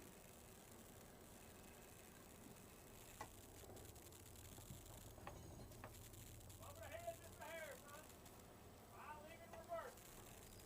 But, that's what I was gonna do. I tried to talk everybody in it, Kent and Bubba Daniels. I didn't get none of that money, me and Bobby did back then. Come on back with it again. And, Back her on up. and I told everybody, I said, we all want to take our money there and donate it and buy a little crab for it. That'd be enough to buy it. We would have got it because it was giving all that money away back then. And we could have got all the shrimp boats. People would have owned their own fucking dock. They could do what they wanted to. Had a co-op. But they didn't want to do it. Well, whatever the hell y'all don't Yeah. want to do. Yeah, you better put that in your pocket when you lose it. I got it right there. Well, I thought that was mine, wasn't it, or that's yours? No, that was yours. All right, guys. Well, I sure appreciate y'all ride. Captain Johnny Bennett and the Dora F. Guys, I've had a great time. Thanks for being here with us today. I know we had a little bit of difficulty, but wow, it turned out great. Thanks for joining us. And as always, we're going to tell you, you guys be safe out there. We'll see you. Excellent. Yeah, anytime you and him won't ride, you're running road.